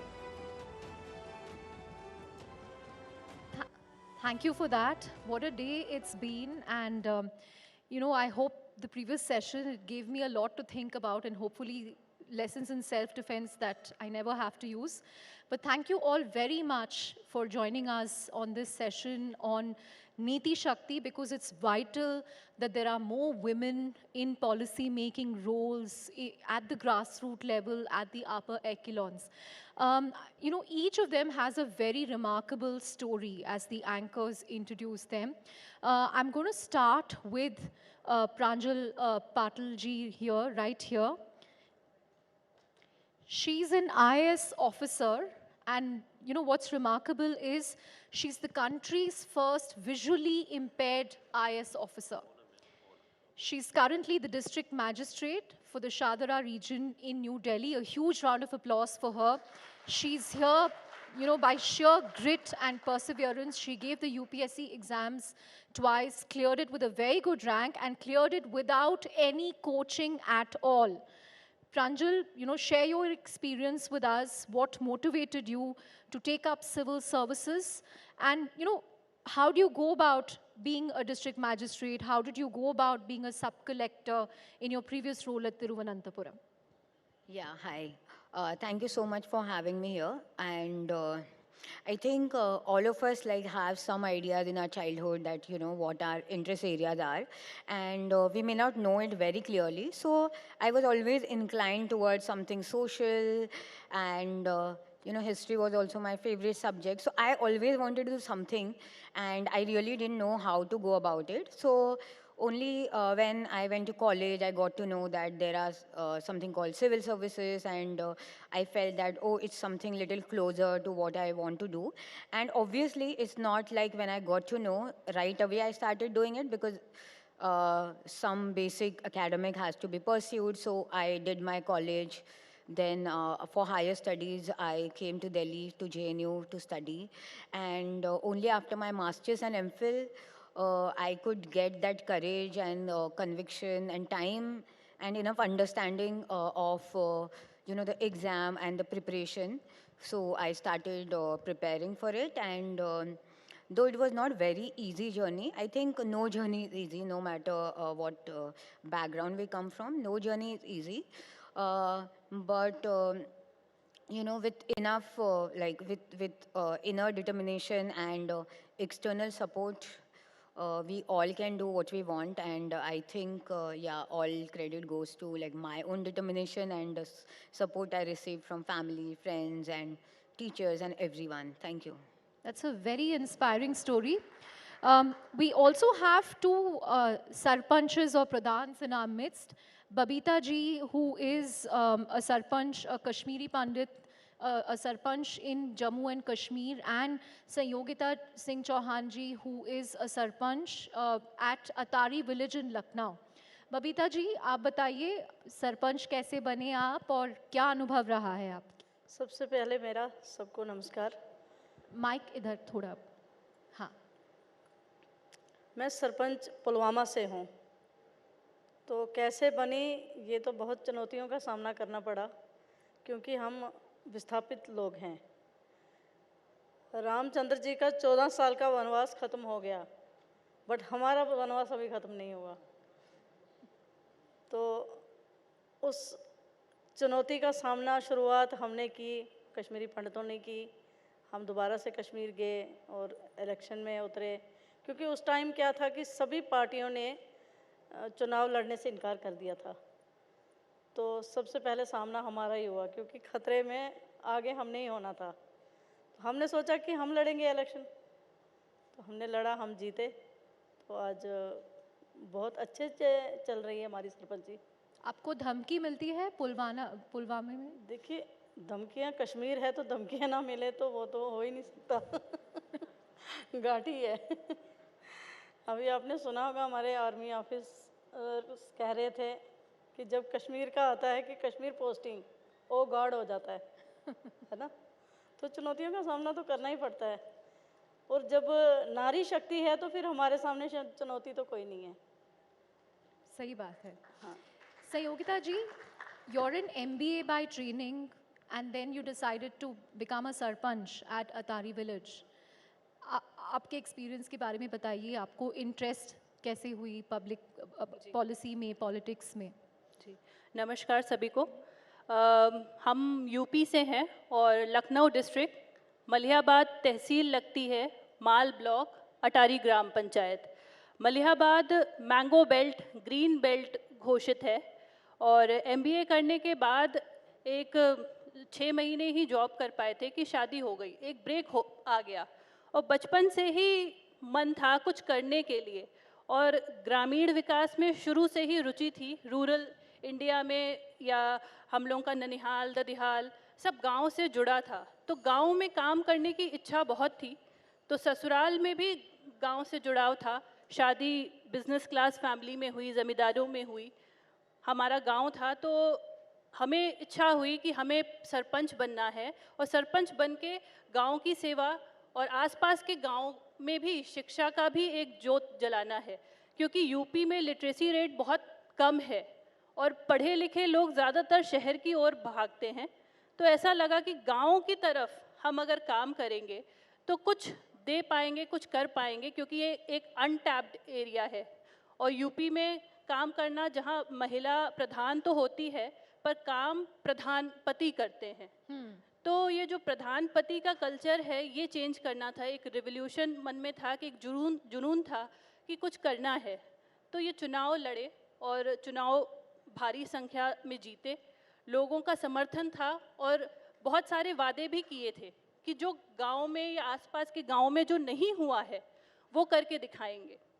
तो जब चुनाव जीतने के बाद एक बहुत बड़ी गांव में खुली बैठक का आयोजन किया, क्योंकि इससे पहले खुली बैठकें या महिला बैठक, वृद्ध बैठक या बाल बैठक, ऐसे कुछ कॉन्सेप्ट था ही नहीं कि कैसे कार्य योजना बनती है, कैसी बैठकें होती हैं। तो ऐसा, वो भी महिला एक बैठक का आयोजन करे, क्योंकि पुरुष बैठक करते हैं और पुरुष ही पार्टिसिपेट करते हैं। क्योंकि गांव में ऐसा कल्चर होता है, पर्दा होता है, तो महिलाएं जल्दी आगे नहीं आती हैं। और क्योंकि ठाकुरों के परिवार से हैं, तो ठाकुरों में तो ज़्यादातर वो महिला का पीछे ही रहती हैं, घर के अंदर ही रहती हैं। तो ये कॉन्सेप्ट बदलना था। तो खुली बैठक करी, महिलाओं को ज़्यादातर करके बुलाया कि आप सब आइए, कि आपकी महिला प्रधान है और आपका प्रतिनिधित्व हम कर रहे हैं, और आपसे पूछ के हम कार्य योजना बनाएंगे, जीपीडीपी बनाएंगे कि आप गांव में क्या चाहती हैं, कैसा माहौल चाहती हैं। तो महिलाओं से उनसे उनकी राय ली और उनके हिसाब से जो भी उन्होंने कहा कि पानी से संबंधित उनको जो चुनौतियां थीं उनके विषय में, या उनको उनकी सुरक्षा को लेके, सब चीज़ों को लेके हमने अपनी कार्य योजना साल भर की बनाई और धीरे धीरे करके वो सब चीज़ें इम्प्लीमेंट करी। जो उन्होंने कहा वो हमने 2 साल में ही करके दिखाया। हमारे गाँव में पिछली प्रधानी में ऐसा सब कुछ नष्ट सा हो गया था, कुछ सब जर्जर भवन थे सारे सरकारी। तो हमने NM centre, health and wellness centre, अपने ग्राम पंचायत में 8 कमरों का पंचायत भवन, जो कि सपना था, 2 कमरों के पंचायत भवन होते थे। पानी की टंकी, जल जीवन मिशन का वो चल रहा था, तो हम उसको अपने गांव में लेके आए। अपनी एजुकेशन का फ़ायदा गांव तक पहुंचाना था, तो और हर घर को नल से जोड़ा। जो हैंडपम्प के लिए या कुएं तक महिलाएं जाती थीं, तो वो सुविधा उनको दी। और अपने यहाँ जलाशय, क्योंकि उनको ऐसा था कि जल संरक्षण पे भी हमें काम करना था, तो आंगनवाड़ी केंद्रों में, पंचायत भवन में, स्कूलों में वाटर हार्वेस्टिंग कॉन्सेप्ट और जलाशयों का निर्माण किया। एक नहीं, 3 जलाशयों का उस पे काम किया और जल संरक्षण का काम अपने यहाँ किया। और महिलाओं को आत्मबल और साहस हमसे मिला। और आसपास के गांवों में भी ऐसा एक जज्बा जगा, क्योंकि हमारे आसपास के, जो अटारी के आसपास 200-300 गाँव में ऐसी कोई महिला नहीं थी कि जो अपनी प्रधानी खुद कर रही थी। और उन प्रधानों के यूनियन के भी अध्यक्ष हम बने। और सब मेल, जब हम कोई भी बैठक करते थे प्रधानों की, तो सारे मेल प्रधान आते थे। 33% रिजर्वेशन था, पर महिला नहीं आती थी। तो उस बैठक को भी हम ही सब मेल के बीच में एक महिला प्रधान, और उन्होंने हमें अध्यक्ष के रूप में स्वीकार किया, तो ये बड़ी बात थी। उसके बाद सेल्फ हेल्प ग्रुप्स, जो स्वयं सहायता समूह, अपने गांव में 19 स्वयं सहायता समूह बनाए। उनको पशुपालन से, कृषि के कामों से, जो दुकान करना चाहते थे उनको उस चीज़ों से जोड़ा और उनको स्वावलंबी बनाया। Right. Huge round of applause for all the measures she's implemented as, Sarpanch. And I think she sort of saw it from a women's lens, right? The difficulties they have in terms of even fetching water. And she decided to do something about that. Shamika, you've had a very different arc compared to some of the women we've been speaking to. Has it been easier to break the glass ceiling in the world of economics and high finance? Because you have role models abroad, you have role models in India, from Janet Yellen to Christine Lagarde to Geeta Gopinath. And in India, you've had deputy governors of the RBI, leading bankers.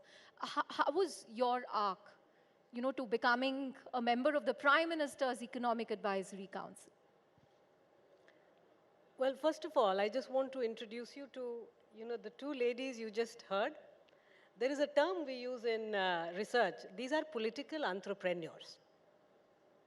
You need these kind of people on the ground to bring about the change which you are envisioning. So you, Amrit Kal ka jo aap baar sunte hain, I want to be a little forward-looking, Chandra. This is not going to happen on its own. It's not going to happen from Delhi. If this country has to emerge as a developed country, you need political entrepreneurs on the ground. Now, let me tell you a little bit tying into my own story. I'm a professor of economics. I do research and I teach. And now I don't get much time to teach, but I do research. When I came back to India in 2004-05, I was doing work in development finance and other kinds of issues. But you know, the more research I did in India, using Indian data, working with Indian institutions, I realized that any aspect of research, eventually gender does emerge. It was not like I went out looking for women's issues. But gender just emerges as a very important part of research and policy making in India. So let me tell you, entire development finance, this whole microfinance revolution that we've had in the last 30 years, or even PMJDY now that the government is part, it's overwhelmingly concentrated on women. Right? That's from the finance side of things. Because when you empower financially women, the household does well. The children's height and weight does better.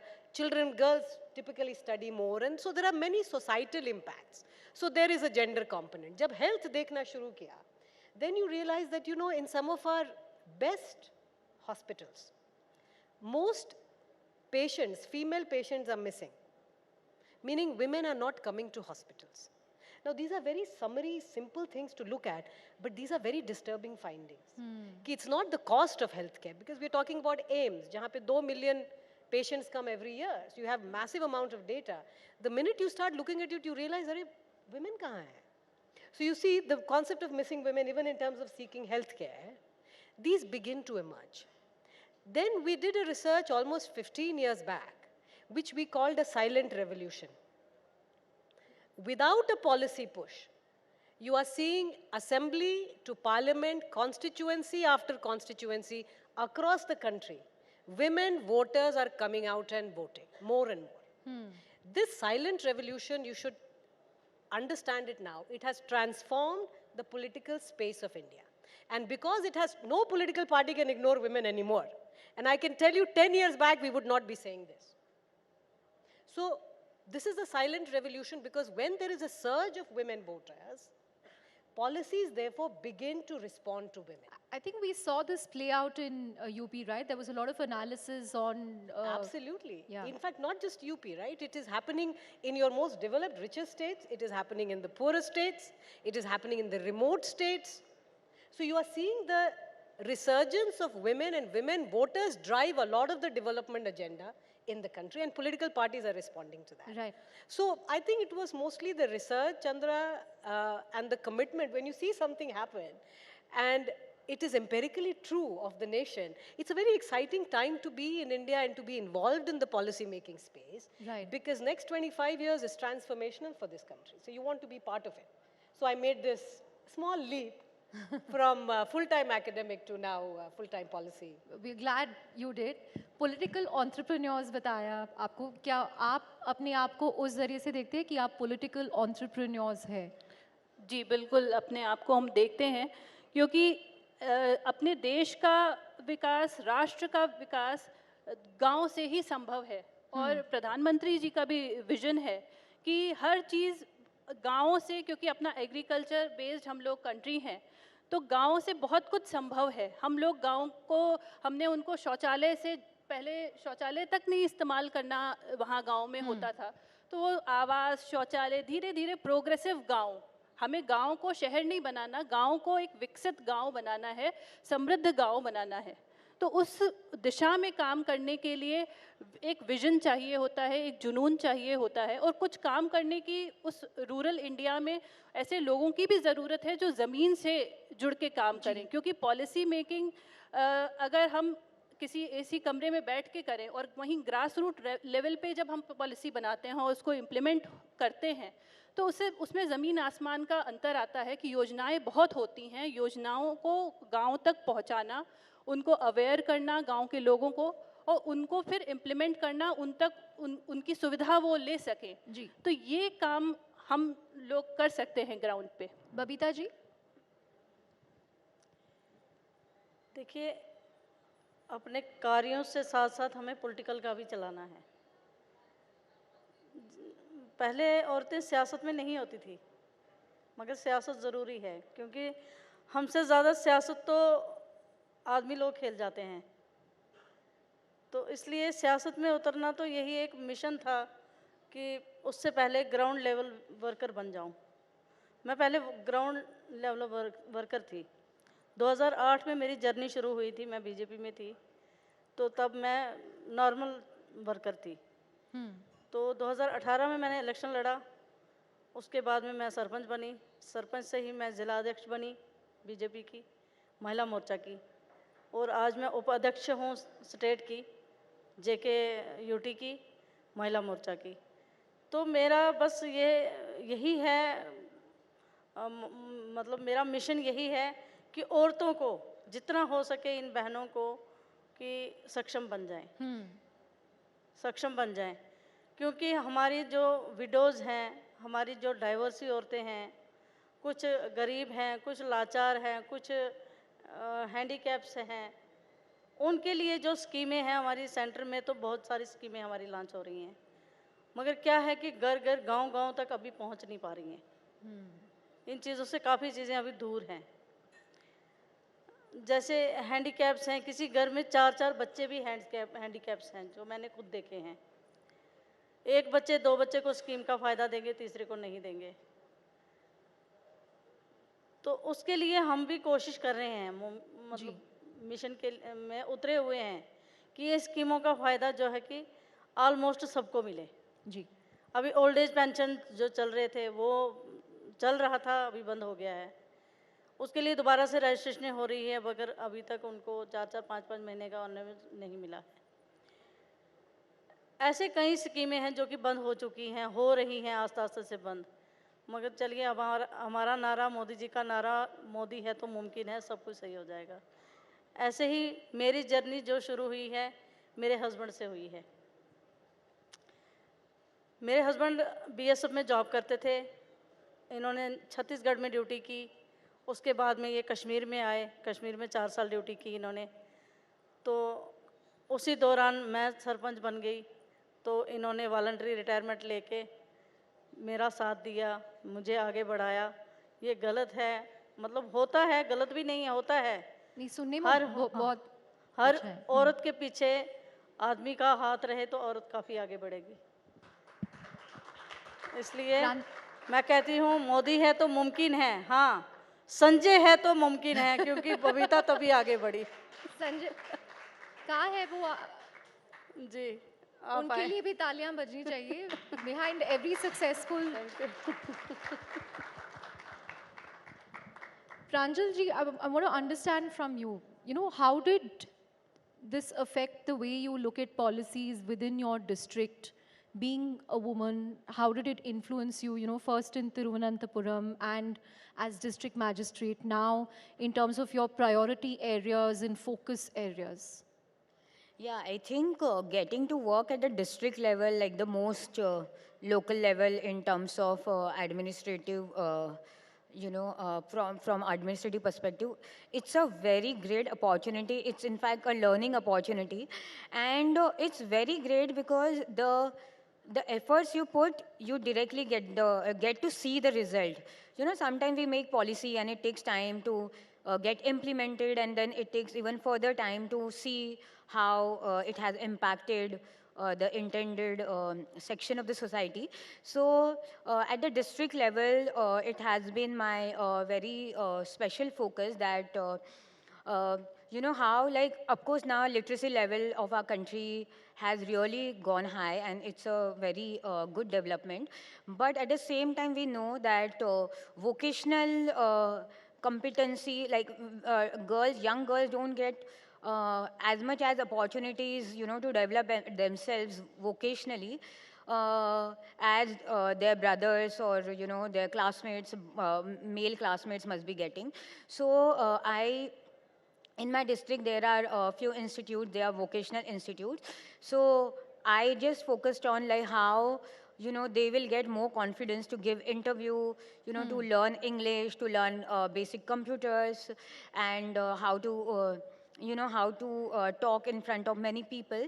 And I'm very happy to share with all of you that their own teachers told me that their girls have done really wonderful in interviews and they have got more placement than ever Wow, before. huge round of applause for that. Yeah. So, and even in other sections, so I have observed one thing that though now children are going to school and that's a wonderful thing, but you know, co-curricular activities and like an opportunity to learn like various forms of art is not available to all. Like it's still confined, you know, learning dance, learning music, learning craft is still confined to a particular section of our society, which has, you know, money and other resources. So we Right. started in my district something called Kala Shakti, my art, my empowerment. And through that, we are teaching dance to girls and they are learning Odissi dance. And 2 months back in the month of May, girls of my district, they performed on the stage along with national awardee winner dancers. Wow. And yes, and these accomplished dancers actually remark that these girls are not at all like first time, you know, beginners. They are like already so smart and their presence of mind is so good. So, and then also we are working on drugs. We are trying to have we are promoting sports so that our children develop, you know, team spirit and they develop some purpose, some, you know, physical stamina and they stay away from drugs. And in this way, there are many, many such initiatives we are able to take and we can see direct results. So that's immense satisfaction to me and my team. Thank you. Right. Huge round of applause for that. In fact, you know, I wish this is a discussion that we can stretch for some more time because we're hearing so many brilliant examples of how governance, women at the helm of governance policy making, you know, can play a huge role. Thank you very much, all of you, Shamika Ravi ma'am, Sangyogita ji, Babita ji, and Pranjal ji for sharing your experiences with us. And I hope this will spur more women in the area of governance and policy making. That's certainly the need of the hour. Thank you very much. Thank you so much for that. And Chandra, I'd request you to please hand over the mementos to the ladies.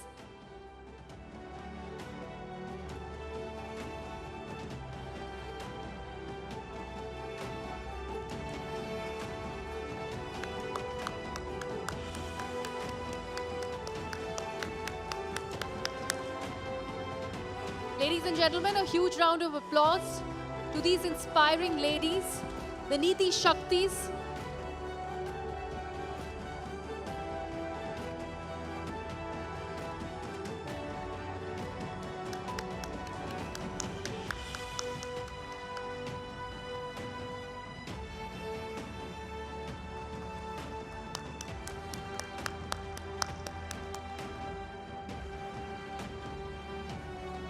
आप सभी का बहुत बहुत शुक्रिया। नीति शक्ति श्री शक्ति का एक बेहद अहम हिस्सा आने वाली पीढ़ियों को प्रेरित करने के लिए नेटवर्क 18 उन चुनिंदा श्री शक्तियों को सम्मानित कर रहा है, उनकी कहानियों को पूरे देश के साथ साझा कर रहा है, जिनके चलते हमारी लाखों करोड़ों महिलाओं को प्रेरणा मिल रही है।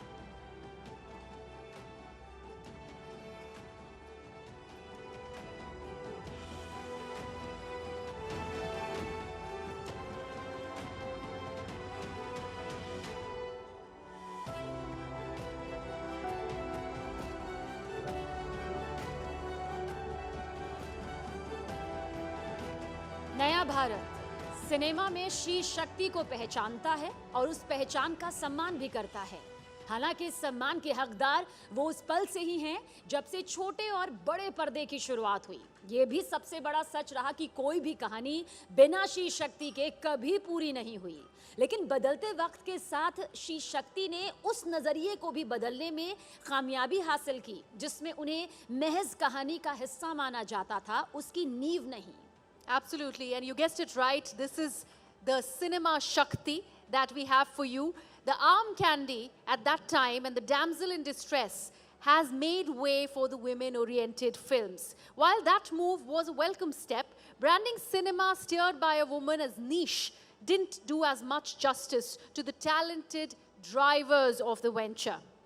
But Today, there's a whole lot of creative acumen of women in cinema and content who have reshaped the industry, led the charge, and driven narrative changes. They are the sheroes or the heroes, I must say, that India has begun to dote on. But before I invite a very special guest on the stage today, let me please invite our colleague Shireen Bhan back on the stage. And ladies and gentlemen, please join us in welcoming the talented Shraddha Kapoor, who has proven time and again that she is an intrinsic part of cinema's evolving landscape.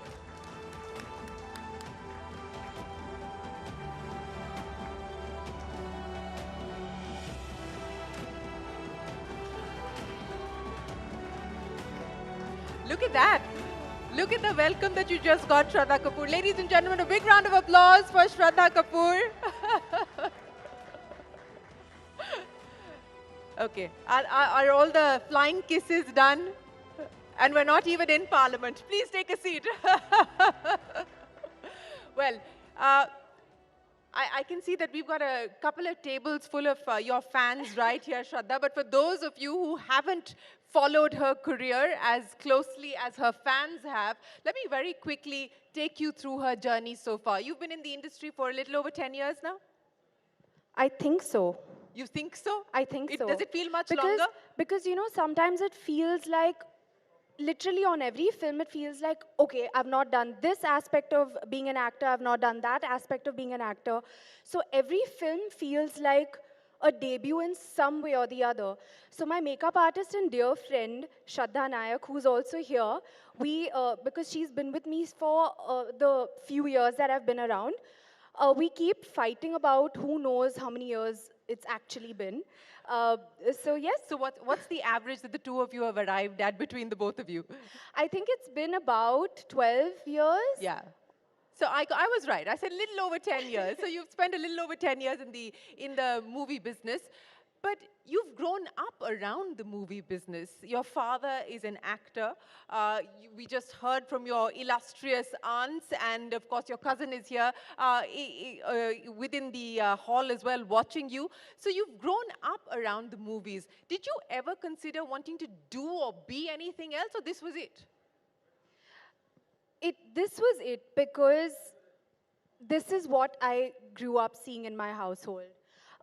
I've grown up with the maternal side of my family predominantly, where I have my maushis, I have my grand aunt, I had my nana, who's was a very well-renowned classical musician.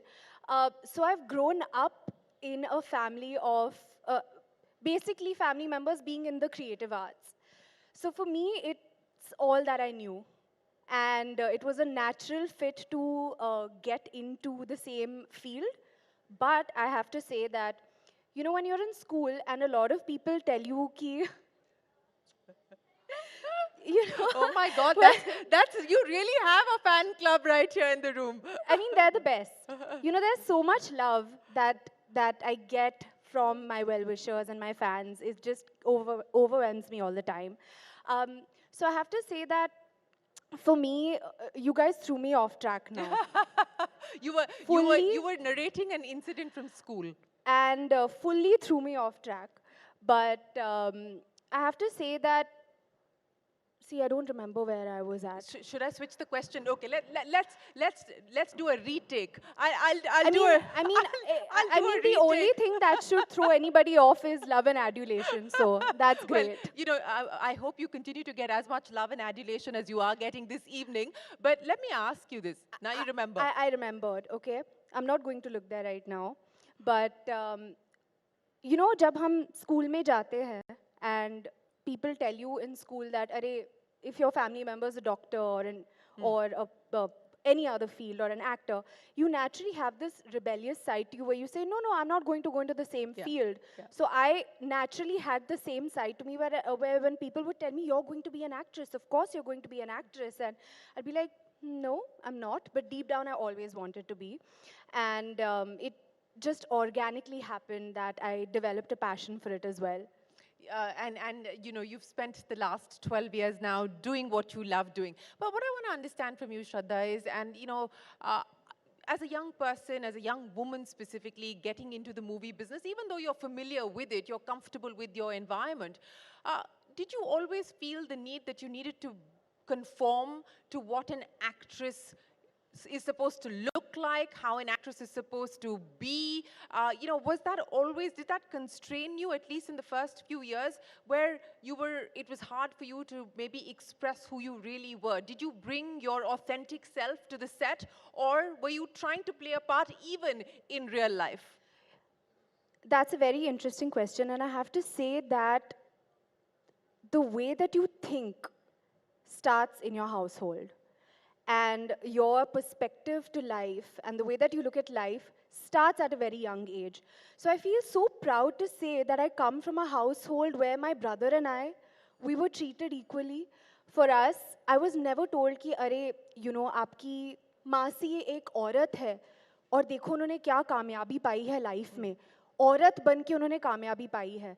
So that was never a thought in my household. It was, okay, my father has achieved great things for himself, my Masi has achieved great things for herself, you should also strive to be like that. So having been brought up in that manner, I have to share that when my first films didn't do well, there were a lot of people who were telling me that, as an actress, if your first two films don't do well, then you will never get any films, and there were a lot of people around me who said that, but I did not have that in my household. And I feel like that was such a strong foundation for me. And a lot of my thinking came from the conversations that I've had at home. Be it, to answer your question, I would say that it wouldn't strike me that an actress has to be a certain way or has to behave a certain way, because I'm very happy that my foundation made me think very normally, very differently, that it applies to both genders. Yeah, and how much of that has impacted the choices that you've made when we talk about the roles that you've done and the movies that you've decided to take on? And I'll ask you this in the context of Stree, and I don't know how many of you remember, but I believe that there's a Stree 2 coming as well. But for you to play a ghost, and a ghost that preys on men, I mean, not too many women would have wanted to play that part. So how much of the choices that you make in terms of the parts that you accept in the movies that you take on is conscious and deliberate, and how much of it is just organic? I don't think I've spoken about this when we were promoting Stree, but there was a I'm actually very grateful to my director, Amar Kaushik, and my producer, Dinesh Vijan. I'll tell you why. Because when Stree was offered to me, they offered it to me as a cameo. They offered it to me as a special appearance. And I just was so amazed and so entertained with the premise of the film being about having a larger social message in an entertaining manner, that I requested them that, can I be a part of the cast, and actually, can this not be a special appearance? I don't want to feel that this is a special appearance. And they completely agreed to that. Well, it changed the whole movie then. And I feel like for me to be a part of that, to be the front runner, to be right there, proudly being on the poster of that film and being right in the front, I felt that I'm proud of this film because for filmmakers to touch upon, as I said, social causes, social conversations in an entertaining manner, I don't know how many of them do it very successfully. You said something interesting here. You said that you had a conversation with the director and the producer and said that it shouldn't be a cameo, that it should be a much larger role. And that resulted in a completely different movie. But how much say do you have as an actor, or for the lack of a better term in this context, as an actress, to dictate what the story should be or how the part should be played out, what layers the character should have? How much say and space do you find that you get? Shireen, actually when you start meeting people for a film, or you start hearing a film, you start interacting with producers, you start interacting with the makers, very early on in the meetings and I've started figuring this out, I can gauge how they are seeing a character. I can gauge, okay, they're seeing this character to be a significant character in the film. I can see that they're going to treat the character equally to the male character or other characters in the film. You can gauge that, or rather, I've started to be able to gauge that now. Have you ever And walked away if you felt that it wasn't going to be a fair balance between what they were telling you and what the part would eventually look like? Absolutely. I absolutely have. And I feel like that it's my responsibility to do that because I feel that the audience that I have built for myself now, they would not want to see me in parts where there isn't a strong layer to that part. So I feel like I'm responsible towards them as well. So there are a lot of no's that I've been saying. And I think that also happens after you, for me personally, after I've also become clear and I had a clear gauge of, okay, the kind of work that I want to do. So as I was saying that early on you can gauge how collaborative a team is going to be. And I actually want to share this or rather share this with my colleagues or my contemporaries as well, is that you can gauge an energy in a meeting. You can gauge an energy with the producer. You can gauge an energy with the director. If you feel that your character is not going to get the same kind of respect or is not going to be treated in a way or portrayed in the right way, then be aware of that. And take your time to ask the questions. You know if your questions are going to be answered. You know that if you get an energy, okay, this will be collaborative. Yeah. Then watch out for a collaborative effort. Watch out for the red flags and don't be afraid to ask the questions and don't be afraid to walk away if it's not aligned with what you're looking for. Absolutely. Watch out for the red flags in a meeting. Gauge. Don't be in a rush to say yes to a film. Ask your questions, know if it's collaborative or not, and then go ahead. So, you talked about wanting to play parts that have layers.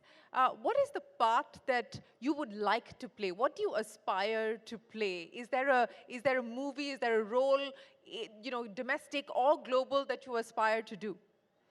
I feel that we're at a great time for women in cinema right now, with films like Gangubai, with Razi, with Neerja.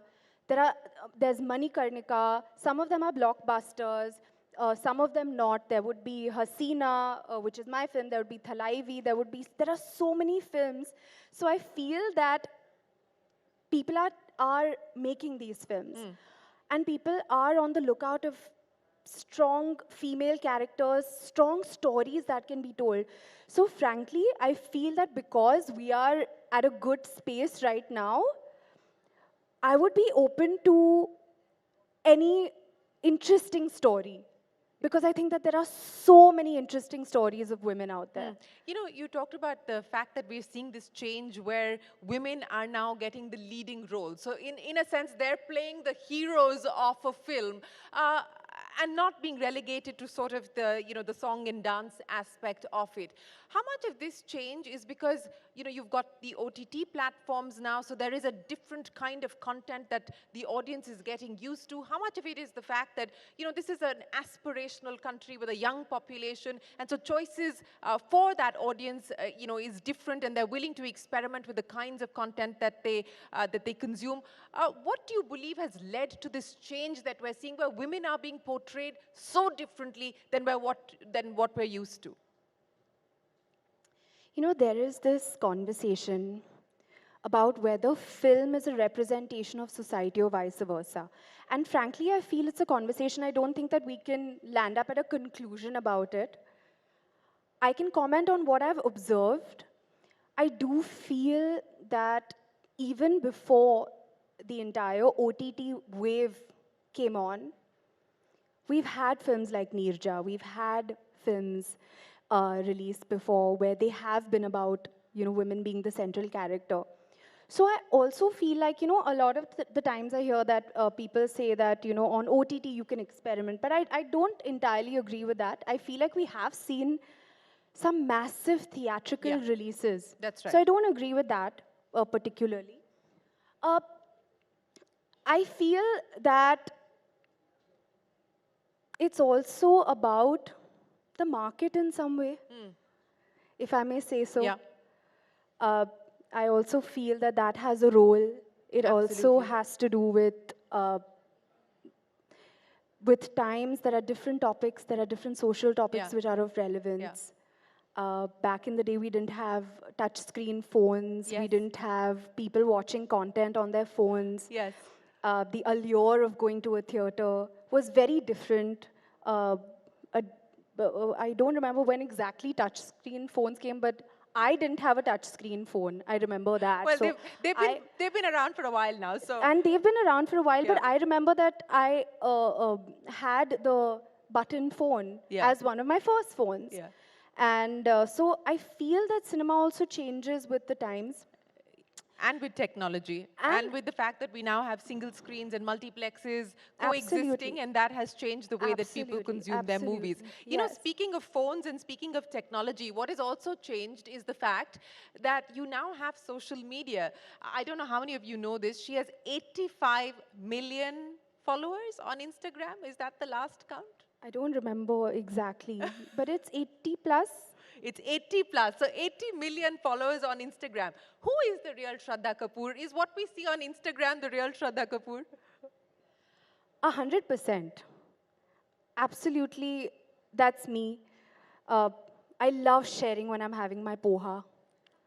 I love sharing when I'm enjoying my cup of chai in my little cup, which I'm so attached to, that every day I'm like, is my cup okay? Is my cup okay? The polish of my cup is coming off, but I still want to share. And people know that, you know. I love sharing that. What else? What did I have for dinner? I love sharing. Is there such a thing as oversharing, or you don't believe that there's any concept of oversharing? You know, I feel very, very fortunate for the kind of relationship that I've developed with my well-wishers and fans. I'll be very honest with you. I think it's extra special, if I may say so. We have like-minded thoughts. Even when I go out somewhere and someone tells me, you know, I have the same handbag that I saw in your post. And we discuss, someone will say that, you know, I have the same trousers that you have or the same kurta that you have. And it's so nice. It's so nice to feel like one big happy family. Yeah.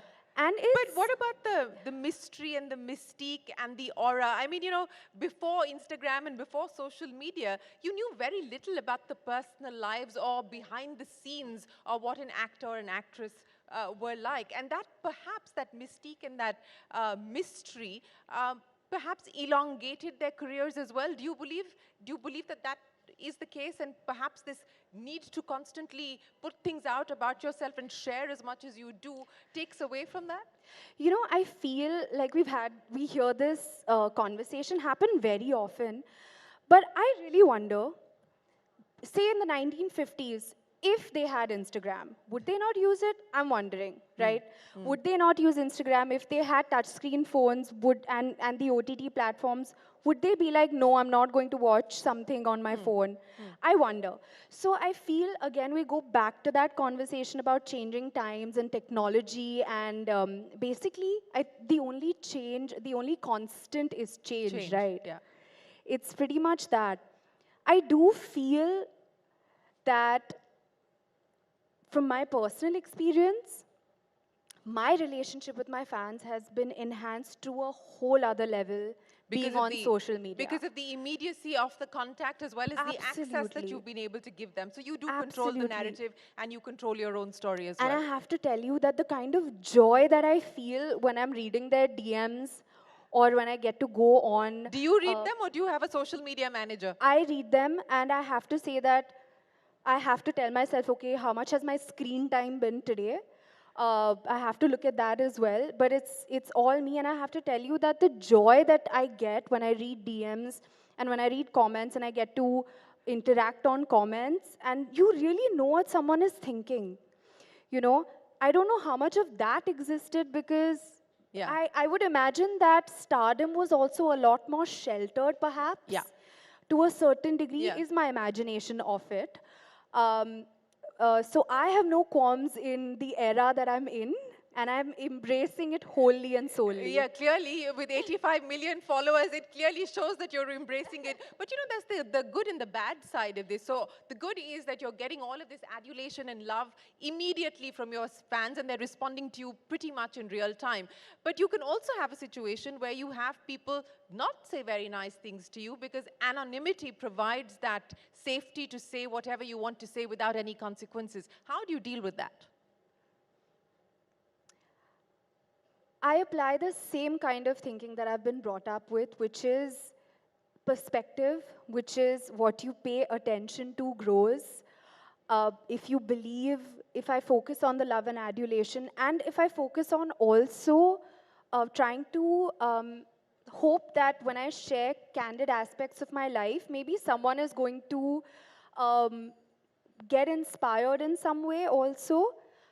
So I focus on that very, very frankly. And I feel that that is something that I use also as my strength. Well, you know, speaking of strengths and things that you're looking forward to, and people that you worked with, who do you look up to as the iconic sort of star that inspires you? And from your peer group, you know, is there a peer that you feel more connected with or connected to in terms of the kind of work that they do? So icon and peer.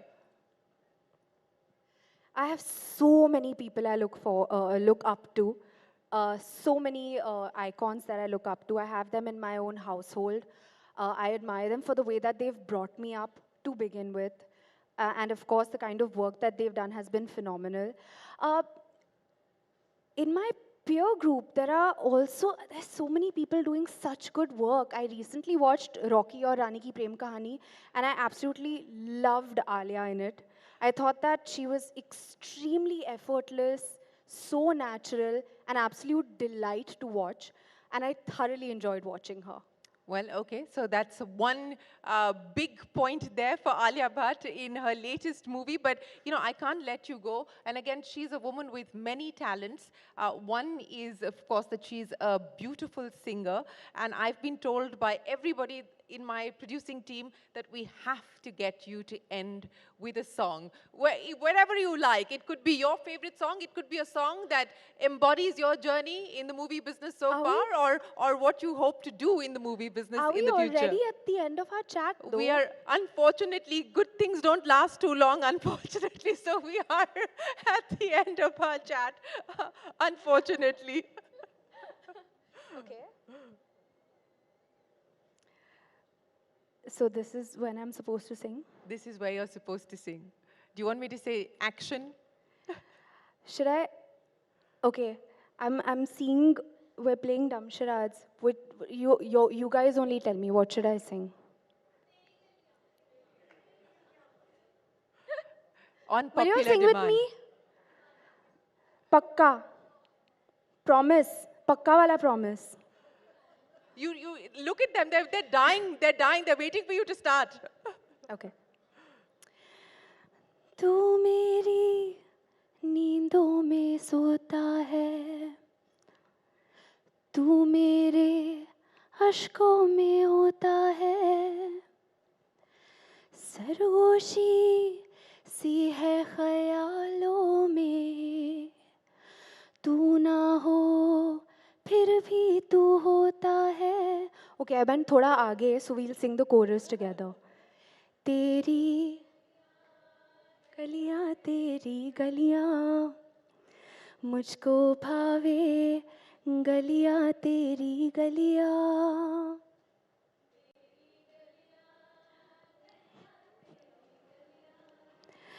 यूं ही तड़पावे, गलियां तेरी गलियां.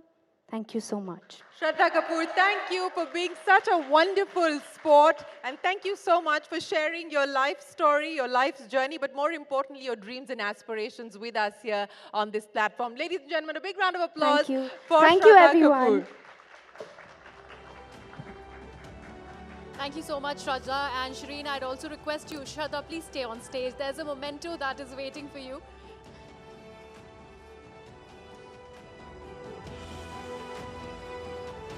She शक्ति का हिस्सा बनने के लिए और अपना कीमती वक्त देने के लिए श्रद्धा, बहुत बहुत शुक्रिया आपका।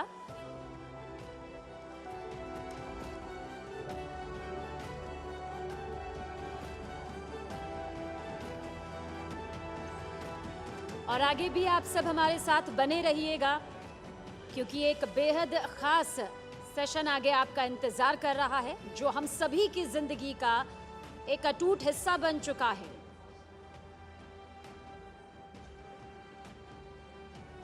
Ladies and gentlemen, Shraddha Kapoor, thank you so much.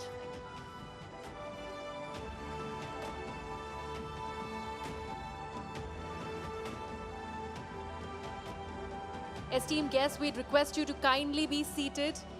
We are now headed for our last and final session of the evening, so we'd request you to be seated. It is as interesting as this session that is just about concluded. Request you all to kindly be seated. Once you take your seats, we will begin the proceedings for the next session.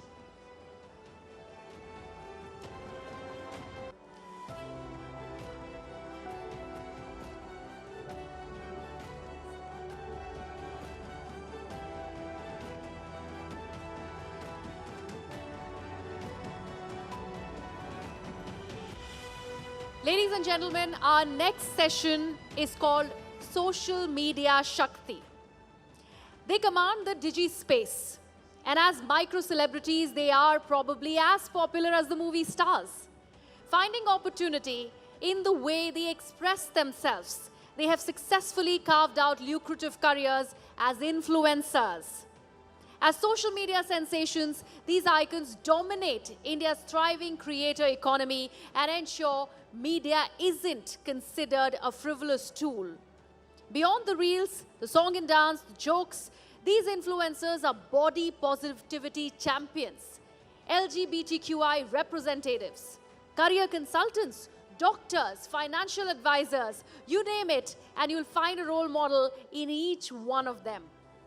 जी हाँ, अभिव्यक्ति और अवसर का मंच यानी social media, लेकिन जहाँ social media सनसनी बनना और उसे बरकरार रखना कम मुश्किलों भरा नहीं। परिवार से लेकर समाज के सवालों का सामना करना, अनजान दुनिया को अपनाते हुए खुद को समेट कर रखना, हर दिन एक नए ज्ञान के साथ प्रभावशाली बनना पहाड़ सी चुनौतियां लेकर आता है, जिसका मजबूती से सामना करते हुए इन शीर्ष शक्तियों ने अपनी ऑनलाइन प्रेजेंस को सफल करियर में बदला।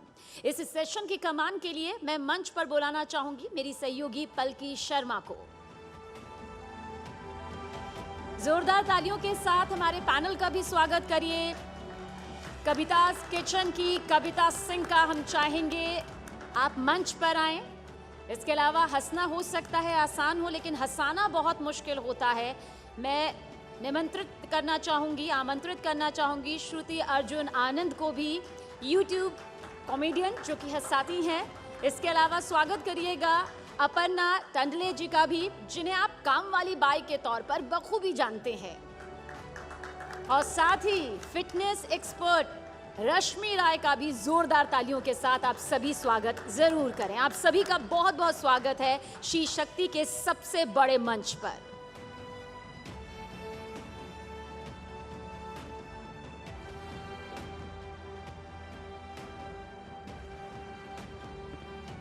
Thank you, and what a wonderful panel to have.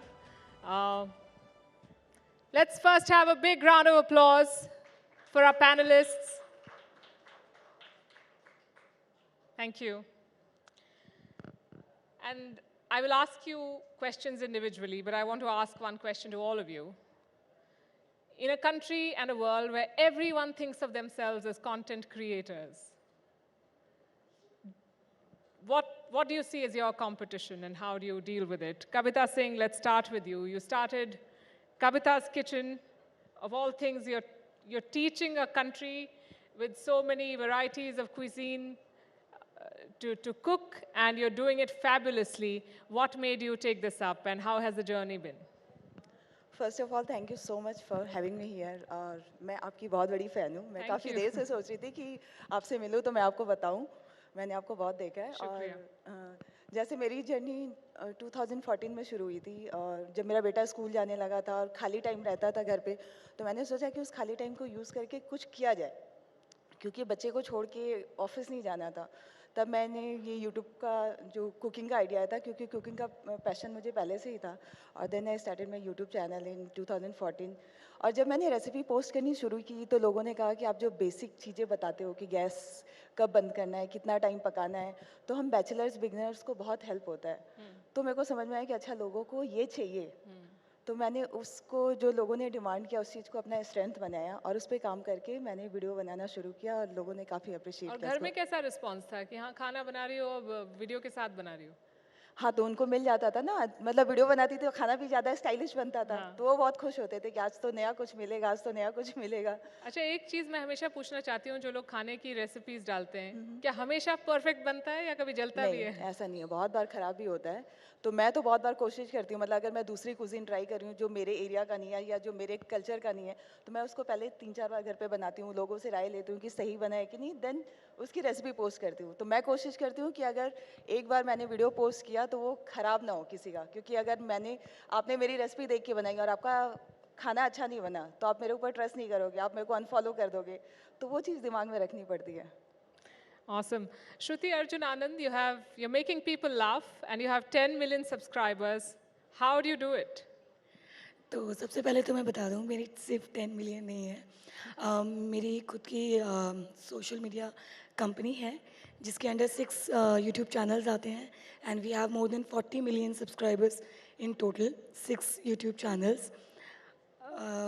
तो डिफ़िकल्ट तो हर चीज़ होती है, बट मेरे मम्मी पापा ने हमेशा मुझे यही सिखाया है कि जब तक ट्राई नहीं करोगे तब तक कैसे आप किसी भी चीज़ को नो कर सकते हो। अपना 100 नहीं 200% दो, और फिर देखो अगर आपको नहीं रिस्पांस मिल रहा है इसका मतलब आप कुछ तो गड़बड़ कर रहे हो। लेकिन अगर रिस्पांस मिल रहा है तो आपको सब खुद ही पता चल जाएगा कि आप सही ट्रैक पे हो कि नहीं हो। पर हम अभी भी एक बहुत नए आयाम खुले हैं, पर फिर भी एक ऐसे समाज में हैं जहाँ करियर ऑप्शंस सभी के लिए लिमिटेड हैं। जब आप पेरेंट्स से बात करते हैं, डॉक्टर, इंजीनियर, MBA, आजकल बहुत स्टार्टअप में भी जा रहे हैं, महिलाओं के लिए और भी लिमिटेड है। सो व्हेन यू इंट्रोड्यूस, और you started in the beginning introducing yourself as a comedian, what was the response? तो मैं खुद एक इंजीनियर हूँ। अच्छा। तो जब मैंने फुल टाइम यूट्यूबर बनी मैं, तो स्टार्टिंग में लोगों को उस टाइम पे सोशल मीडिया इतना ज़्यादा पता ही नहीं था कि होता क्या है। 2013 की बात कर रही हूँ मैं। तो लोग मजाक भी उड़ाते थे, कई लोग बोलते थे कि इंजीनियर होने के बावजूद आप ये क्यों कर रहे हो, कुछ और करो, आपके हस्बैंड IITN है तो आपको कुछ अच्छा ही करना चाहिए और लुक अप टू करना चाहिए उनको। बट हमेशा मुझे मेरी फैमिली ने, हस्बैंड ने प्रोत्साहित किया कि नहीं तुम्हारा पैशन है, इसको फॉलो करो। जब मैं अपनी जॉब करता हूँ तो हस्बैंड ने बोला कि तो मैं पैशनेटली करता हूँ तो मैं अच्छा कर रहा हूँ, तो आप भी कोई भी चीज़ कर रही हो तो उसको पैशनेटली करो। स्टार्टिंग में तो रिस्पॉन्स थोड़ा सा डिफ़िकल्टी होता है, स्पेसिफिकली जब एक मुझे बोलना चाहिए मैरिड लड़की अपने सोशल मीडिया पे वीडियोस डालती है, स्पेसिफिकली कॉमेडी और एक डिफरेंट जॉनर के, तो रिलेटिव्स बोलते ही हैं, काफ़ी लोग नीचा दिखाने की कोशिश करते हैं। बट मुझे लगता है कि परिवार वाले जो हैं वो आपके पिलर होते हैं। अगर वो हस्बैंड सब साथ दे रहे होते हैं तो आपकी जो पावर है वो 10 गुना ज़्यादा बढ़ जाती है और आप और भी ज़्यादा अच्छा परफॉर्म करते हो और लोगों को भी मज़ा आता है आपको देख के। बिल्कुल सही कहा आपने।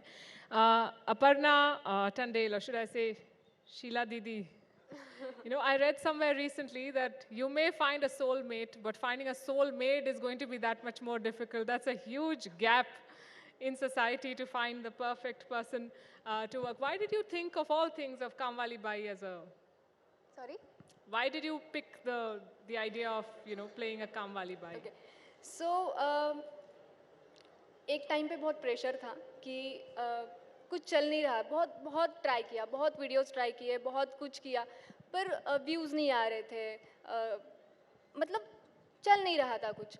तब एक ऐसा पॉइंट आया था कि कुछ ऐसा करना है कि जिसके बहुत सारे पार्ट्स हो, ठीक है। तो जब हमें ऐसा कुछ करना होता है ना, तब उस बारे में ना हमें ज़्यादा नॉलेज चाहिए कि हम बहुत ज़्यादा कर सके, इसलिए। तो इसकी शुरुआत एक्चुअली मेरी मम्मी काम वाली बाई है, वो थी, अभी तक कर रही थी, लेकिन अभी मैंने उसे रोक दिया। तो मुझे इस फील्ड का बहुत ज़्यादा नॉलेज था। मैं जब छोटी थी तब से मेरी मम्मी काम वाली बाई मतलब है, काम करती थी दूसरों के घरों में, तो उस चीज़ के बारे में मुझे बहुत ज़्यादा पता था। तो मैंने सोचा कि क्यों नहीं कि मैं ये कर लूँ। तो अभी मुझे मम्मी को मेरे मतलब काम वाली बाई की मम्मी कहलाते।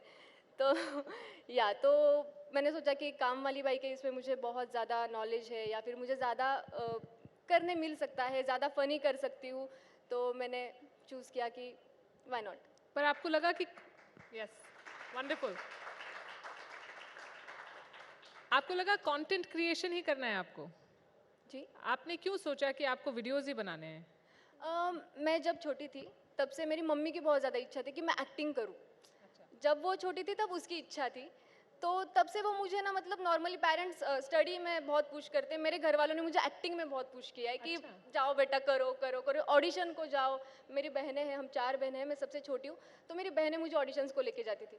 तो जब मैं 14-15 साल की थी तब से थिएटर कर रही हूँ, शॉर्ट फिल्म्स कर रही हूँ। उसके बाद एक पॉइंट ऐसा है कि फाइनेंशियली स्टेबल होना था, तो इस करियर में मतलब यूट्यूब लाइन, ये सब यूट्यूब कंटेंट क्रिएट करना ज़रूरी समझा। तो उस टाइम भी बहुत कुछ नहीं चला। फिर जब काम वाली बाई का जब हमने डिसाइड किया तो पहला वीडियो हमारा बहुत वायरल गया। तो जो नहीं सोचा था, पहला ही पार्ट बहुत वायरल चला गया और उसके बाद बहुत सारे पार्ट्स बनाए। अभी लिटरली हमारे 82-85 पार्ट्स हैं और हर एक वीडियो को 10+ मिलियन व्यूज़, 100+ मिलियन व्यूज़ है। और हमारा अभी shorts break YouTube channel number 1 India का यूट्यूब चैनल है। और उसमें एक्चुअली मैं अकेली दिखती हूँ बहुत बार। यहाँ पे मैं बहुत चाहती थी कि मेरी पूरी टीम आए, क्योंकि दिखती मैं अकेली हूँ पर उसमें बहुत ज़्यादा लोगों के एफर्ट्स होते हैं। जैसे कि मेरे सर है, मेरे साथ जो को एक्टर्स रहते हैं, साइली, प्रशांत, वो भी ज़्यादा बहुत फेमस है। तो मैं चाहती थी कि वो भी आए पर वो नहीं आ सके। आपको आपसे बात करके बिल्कुल नहीं लग रहा कि मैं 23 साल की एक लड़की से बात कर रही हूँ जिसके 30 मिलियन से ज़्यादा सब्सक्राइबर्स हैं और इतनी बड़ी इस आपने बारे में बात मुझे कह दी कहना है कि मेरी पूरी टीम को मेरे साथ होना चाहिए था। Please put your hands together. इस बारे में मुझे एक कहना है कि अभी थोड़ी देर पहले भी मुझे किसी ने कहा कि आपकी एज क्या है, तो मैंने कहा कि आई एम 23। तो उन्होंने कहा कि बहुत कम एज में आपने बहुत कुछ कमा लिया। तो आई वॉज लाइक कि बहुत कुछ स्ट्रगल भी किया है मैंने, इतनी कम उम्र में बहुत दिन भी देखे हैं मैंने, बहुत स्ट्रगल किया है, बहुत कुछ किया है यहाँ पे पहुँचने के लिए, बहुत सारे इवेंट्स किए हैं। मतलब मैं क्या ही बताऊँ। तो इतनी इजीली नहीं पहुँचूँ मैं यहाँ पे, बहुत मेहनत की है और मैं कर सकती हूँ क्योंकि मैं शक्ति हूँ।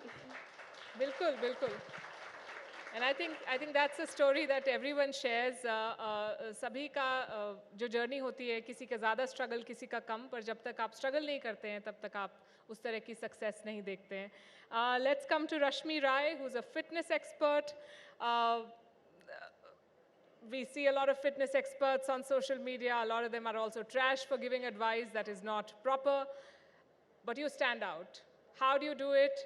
And how responsible do you think your role is? जब आपको इतने सैकड़ों लोग, हजारों लोग आपको देखते हैं, आपकी बात मानते हैं, तो do you feel that sense of responsibility? I know this is out of context, but I'm just so thankful to be sitting on this stage, जहाँ पे President जी आई थी. I know it is not related to the question, but just coming back to the question that लोग बहुत सारे reels बनाते हैं, comedy, funny, cooking, and absolutely amazing. शायद मैं सबसे ज़्यादा scroll करके इन सबकी videos देखती हूँ, and I know them all. But fitness is a genre जो आप सब लोग जितने बैठे हैं, आप लोग भी उसको एक बार swipe मारते होंगे, because time pass करने के लिए कोई fitness नहीं देखना चाहेगा, बल्कि आपको ये नहीं पता है कि आपकी life में सबसे important fitness ही है. जैसे कि एक मैम ने अभी कुछ दिखाया था करके कि अगर आप पे अटैक होता है तो आपको क्या करना है, बट डू यू नो अगर वही चीज़ आप थोड़ी सी शक्ति या पावर के साथ करेंगे तो वो ज़्यादा इफेक्टिव रहेगा. और वो कैसे आप बनेगा? जब आप खुद पे मेहनत करेंगे और हेल्दी होंगे. आई नो मैं कुछ भी बोलूँगी वो हमेशा ज्ञान ही कंसिडर होगा, so I don't want to take it there, but I just want to tell you, अगर स्पेशली क्योंकि ये शक्ति की बात है, तो वो एरा चला गया जब हम पतली होने की कोशिश करते थे. Now the era is of muscles. Let's be strong and fight it out. So it's important कि आप लोग जिम करें, हेल्दी रहें, किसी भी तरीके का कोई एक्टिविटी करें, एंड इट्स वेरी इंपॉर्टेंट. आप आज शक्ति में बैठे हैं, तो I am not gonna let go this opportunity without doing some push-ups. Because लोग बोलते हैं लड़कियां push-ups नहीं कर सकती, लड़कियां pull-ups नहीं कर सकती, लड़कियां weight lifting नहीं कर सकती, and I do deadlifts of 100 kgs. It's there on my Instagram, not boasting about it, but let's just do some quite of push-ups for all the girls and women out there, and I love you all. So let's just do have it. it, yes. And I Rashmi thought Rai. I thought I'm gonna remove my heels, but just let's show everyone here that we can do it with heels. So let's do it. Wow.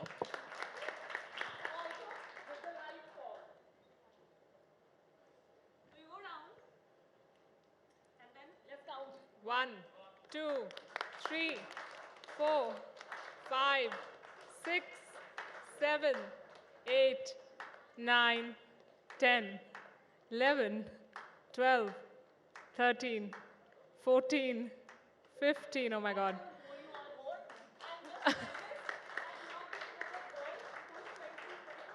Take the mic. Sorry. Just wanna say I'm not another 23, 25 or 20-year-old. I'm 36 years old with a baby.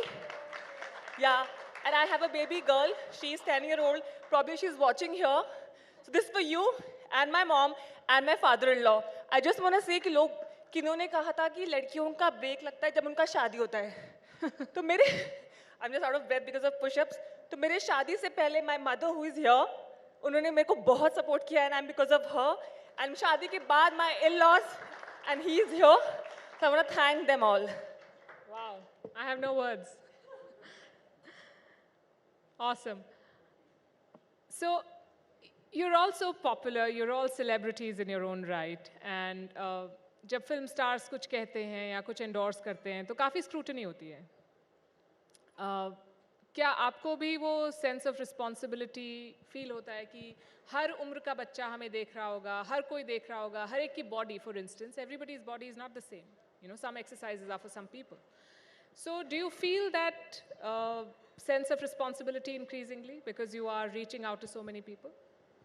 Yeah, so when it comes to endorsements, I can proudly say that out of 100 endorsements, 97 to 98% I have either used myself or my family members, and 2% is sometimes we all are here to make money, so sometimes you have to just do it.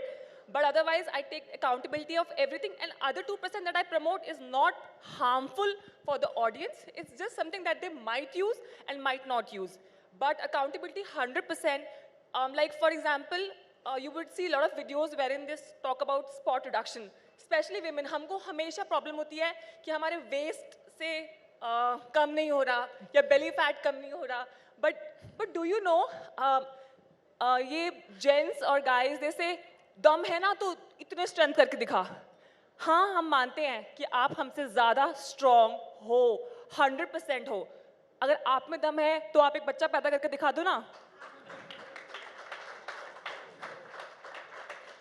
You have that biological advancement for you कि भगवान ने आपको powerful बनाया है. And from the ages and ages and ages, जितना भी मैंने सुना है, strength is power.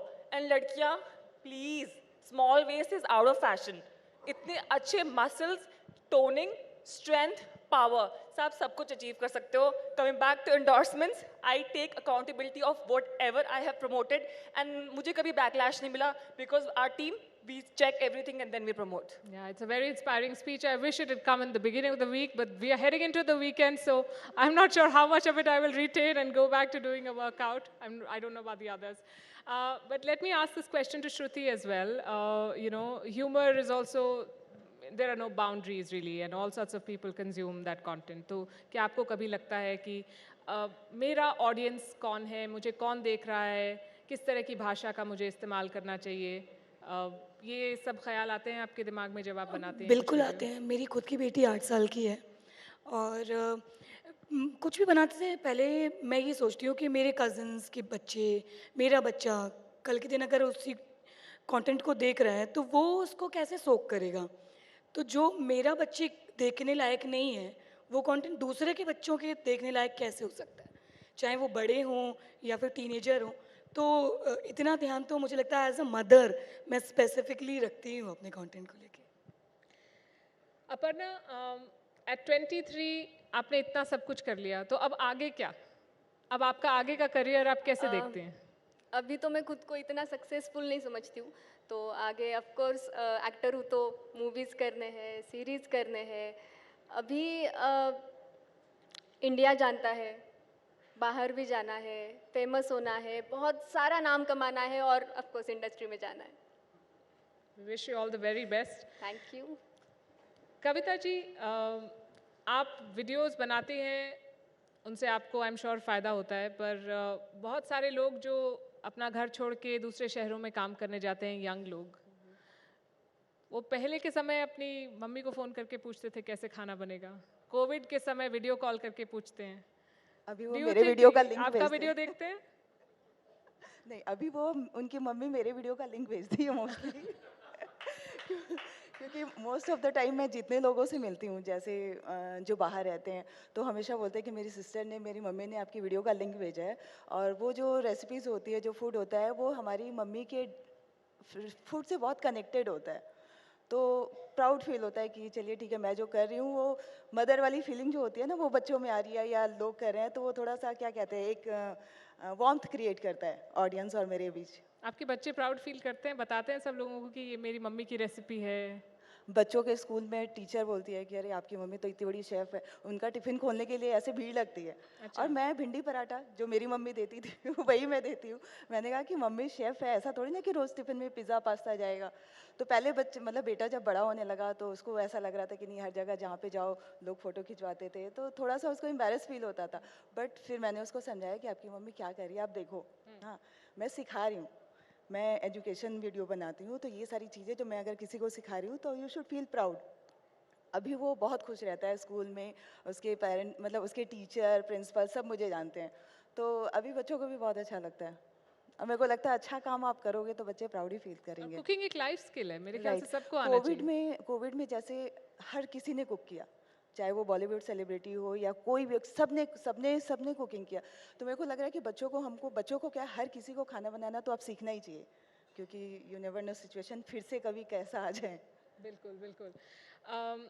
Shruti, do you think that बहुत सारी महिलाओं के लिए, जिनके लिए ऑफिस जाना संभव नहीं था, जिनके लिए एक जो ट्रेडिशनल करियर ऑप्शंस नहीं थे, सोशल मीडिया ने एक नया, कंप्लीटली नया एक आयाम उनके लिए खोल दिया है कि आप घर में अपना फ़ोन सामने रख के जो आप कहना चाहते हैं वो कह सकते हैं? Do you feel empowered when you see your voice reaching out to so many people? Yes of course. और ना केवल मैं काफ़ी सारी ऐसी औरतों से भी मिली हूँ कि जिनको अब कैमरे के सामने नहीं आना था, तो वो जैसे कहने की बात है DIYs बनाते हैं या रंगोली के वीडियोस बनाते हैं जहाँ पे उनकी शक्ल भी नहीं आ रही है, लेकिन वो काम कर पा रहे हैं, अपने पैशन को फॉलो कर पा रहे हैं, घर बैठ के पैसे भी कमा पा रहे हैं, और मतलब एक ज़रिया सा उनको मिल गया है कि आप जो लोग, जैसे बहुत सारे लोग, जब आप बच्चों की वजह से जॉब छोड़ते हो तो कई बार लोग आपको कमज़ोर समझते हैं और समझते हैं कि इनके पास इतना दम नहीं है, ये तो नहीं कर पाएंगे, या जॉब देखना और साथ में घर देखना नहीं हो पाएगा। ऐसा नहीं है कि लड़कियां करना नहीं चाहती, बट मुझे लगता है कि एक होम मेकर के पास जो शक्ति होती है शायद उसको लोग उतना अच्छे से समझते नहीं हैं। और जो शक्ति होम मेकर्स ने स्पेसिफिकली, और काफ़ी सारी मैं किसान लेडीज़ से मिली हूँ जो कृषि के बारे में और गार्डनिंग के बारे में भी वीडियोस बनाते हैं, ऐसी चीज़ों के बारे में जो आप कभी सोच भी नहीं सकते हो। बेसिकली मुझे कहना है कि कॉमेडी या फिर मेकअप, ब्यूटी, इन सब के बारे में तो हमने सबने ही सुना हुआ है, बट ऐसे बहुत सारी चीज़ें हैं, ट्यूशन्स, प्रोनाउंसिएशंस कैसे करें, उन सब चीज़ों के बारे में भी लोग कर रहे हैं और बहुत अच्छा कर रहे हैं। तो उनको एक ऐसा प्लेटफॉर्म मिला है सोशल मीडिया के थ्रू कि वो अपनी वॉइस जो है बहुत अच्छे से रख सकें। और बहुत सारे सवाल हैं मेरे पास आप लोगों के लिए, पर समय ख़त्म हो गया है। पर मुझे लगता है कि जब आप लोगों से मुलाकात होती है तो ऐसा नहीं लगता कि पहली बार मिल रहे हैं, क्योंकि इतनी बार देखा है। तो आपसे मिलते रहेंगे, आपको देखते रहेंगे, आपकी बातें सुनते रहेंगे। Thank you very much and more power to all of you. You are doing fabulously. Thank you very much. Thank you.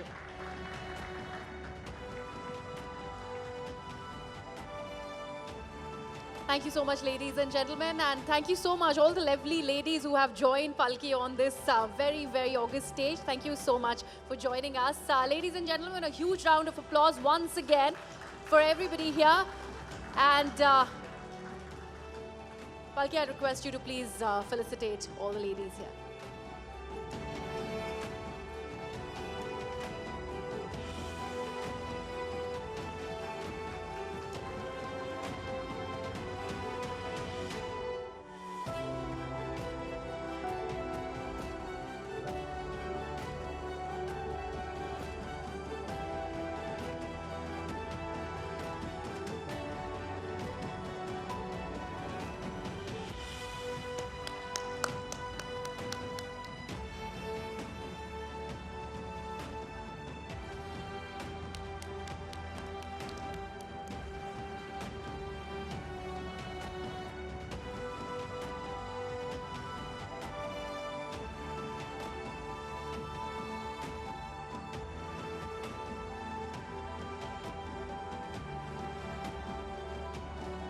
Thank you so much. Ladies and gentlemen, the social media Shakti is for you.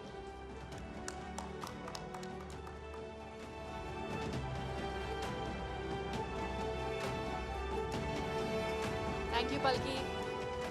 Ladies and gentlemen, it's now once again that time when we will be playing the She Shakti anthem again. And it's time for you to just listen in with resounding applause of what that really is in store for you. The She Shakti anthem, once again, ladies and gentlemen, here it is.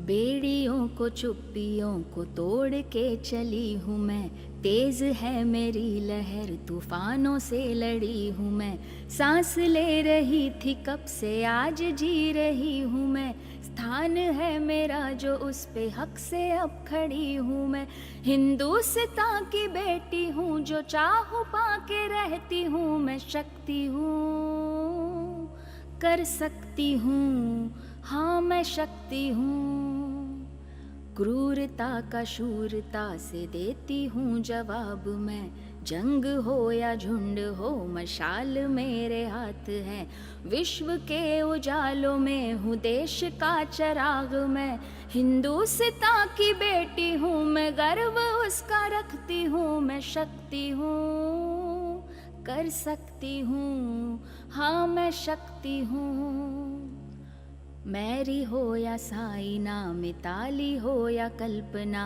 इन्हीं से लेके प्रेरणा है इनके जैसा बनना, हिजाब पहनूं या चुनर है कम कहाँ मेरा हुनर, हिंदुस्तान की बेटी हूँ मैं, शान से ये कहती हूँ मैं, शक्ति हूँ कर सकती हूँ, हाँ मैं शक्ति हूँ, तीर भी चलाती हूँ उड़ाती हूँ रफेल भी, उड़ा दे सबके होश ऐसे खेलती हूँ खेल भी, परवाज ले चुकी हूँ मैं ना अब है मुड़ के देखना, हिंदुस्तान की बेटी हूँ आज़ाद हो के रहती हूँ मैं, शक्ति हूँ कर सकती हूँ, हाँ मैं शक्ति हूँ, हाँ मैं शक्ति हूँ, हाँ मैं शक्ति हूँ. Isn't that beautiful, ladies and gentlemen? Thank you so much. And that concludes our evening. Dear esteemed panelists, distinguished invitees, and generous sponsors, on behalf of the entire team at Network 18, I'd like to extend our heartfelt gratitude for your invaluable contributions to the Rising India She Shakti edition. Your presence and insights made the event a resounding success, leaving an indelible impact on all those in attendance and those who joined us via our live stream.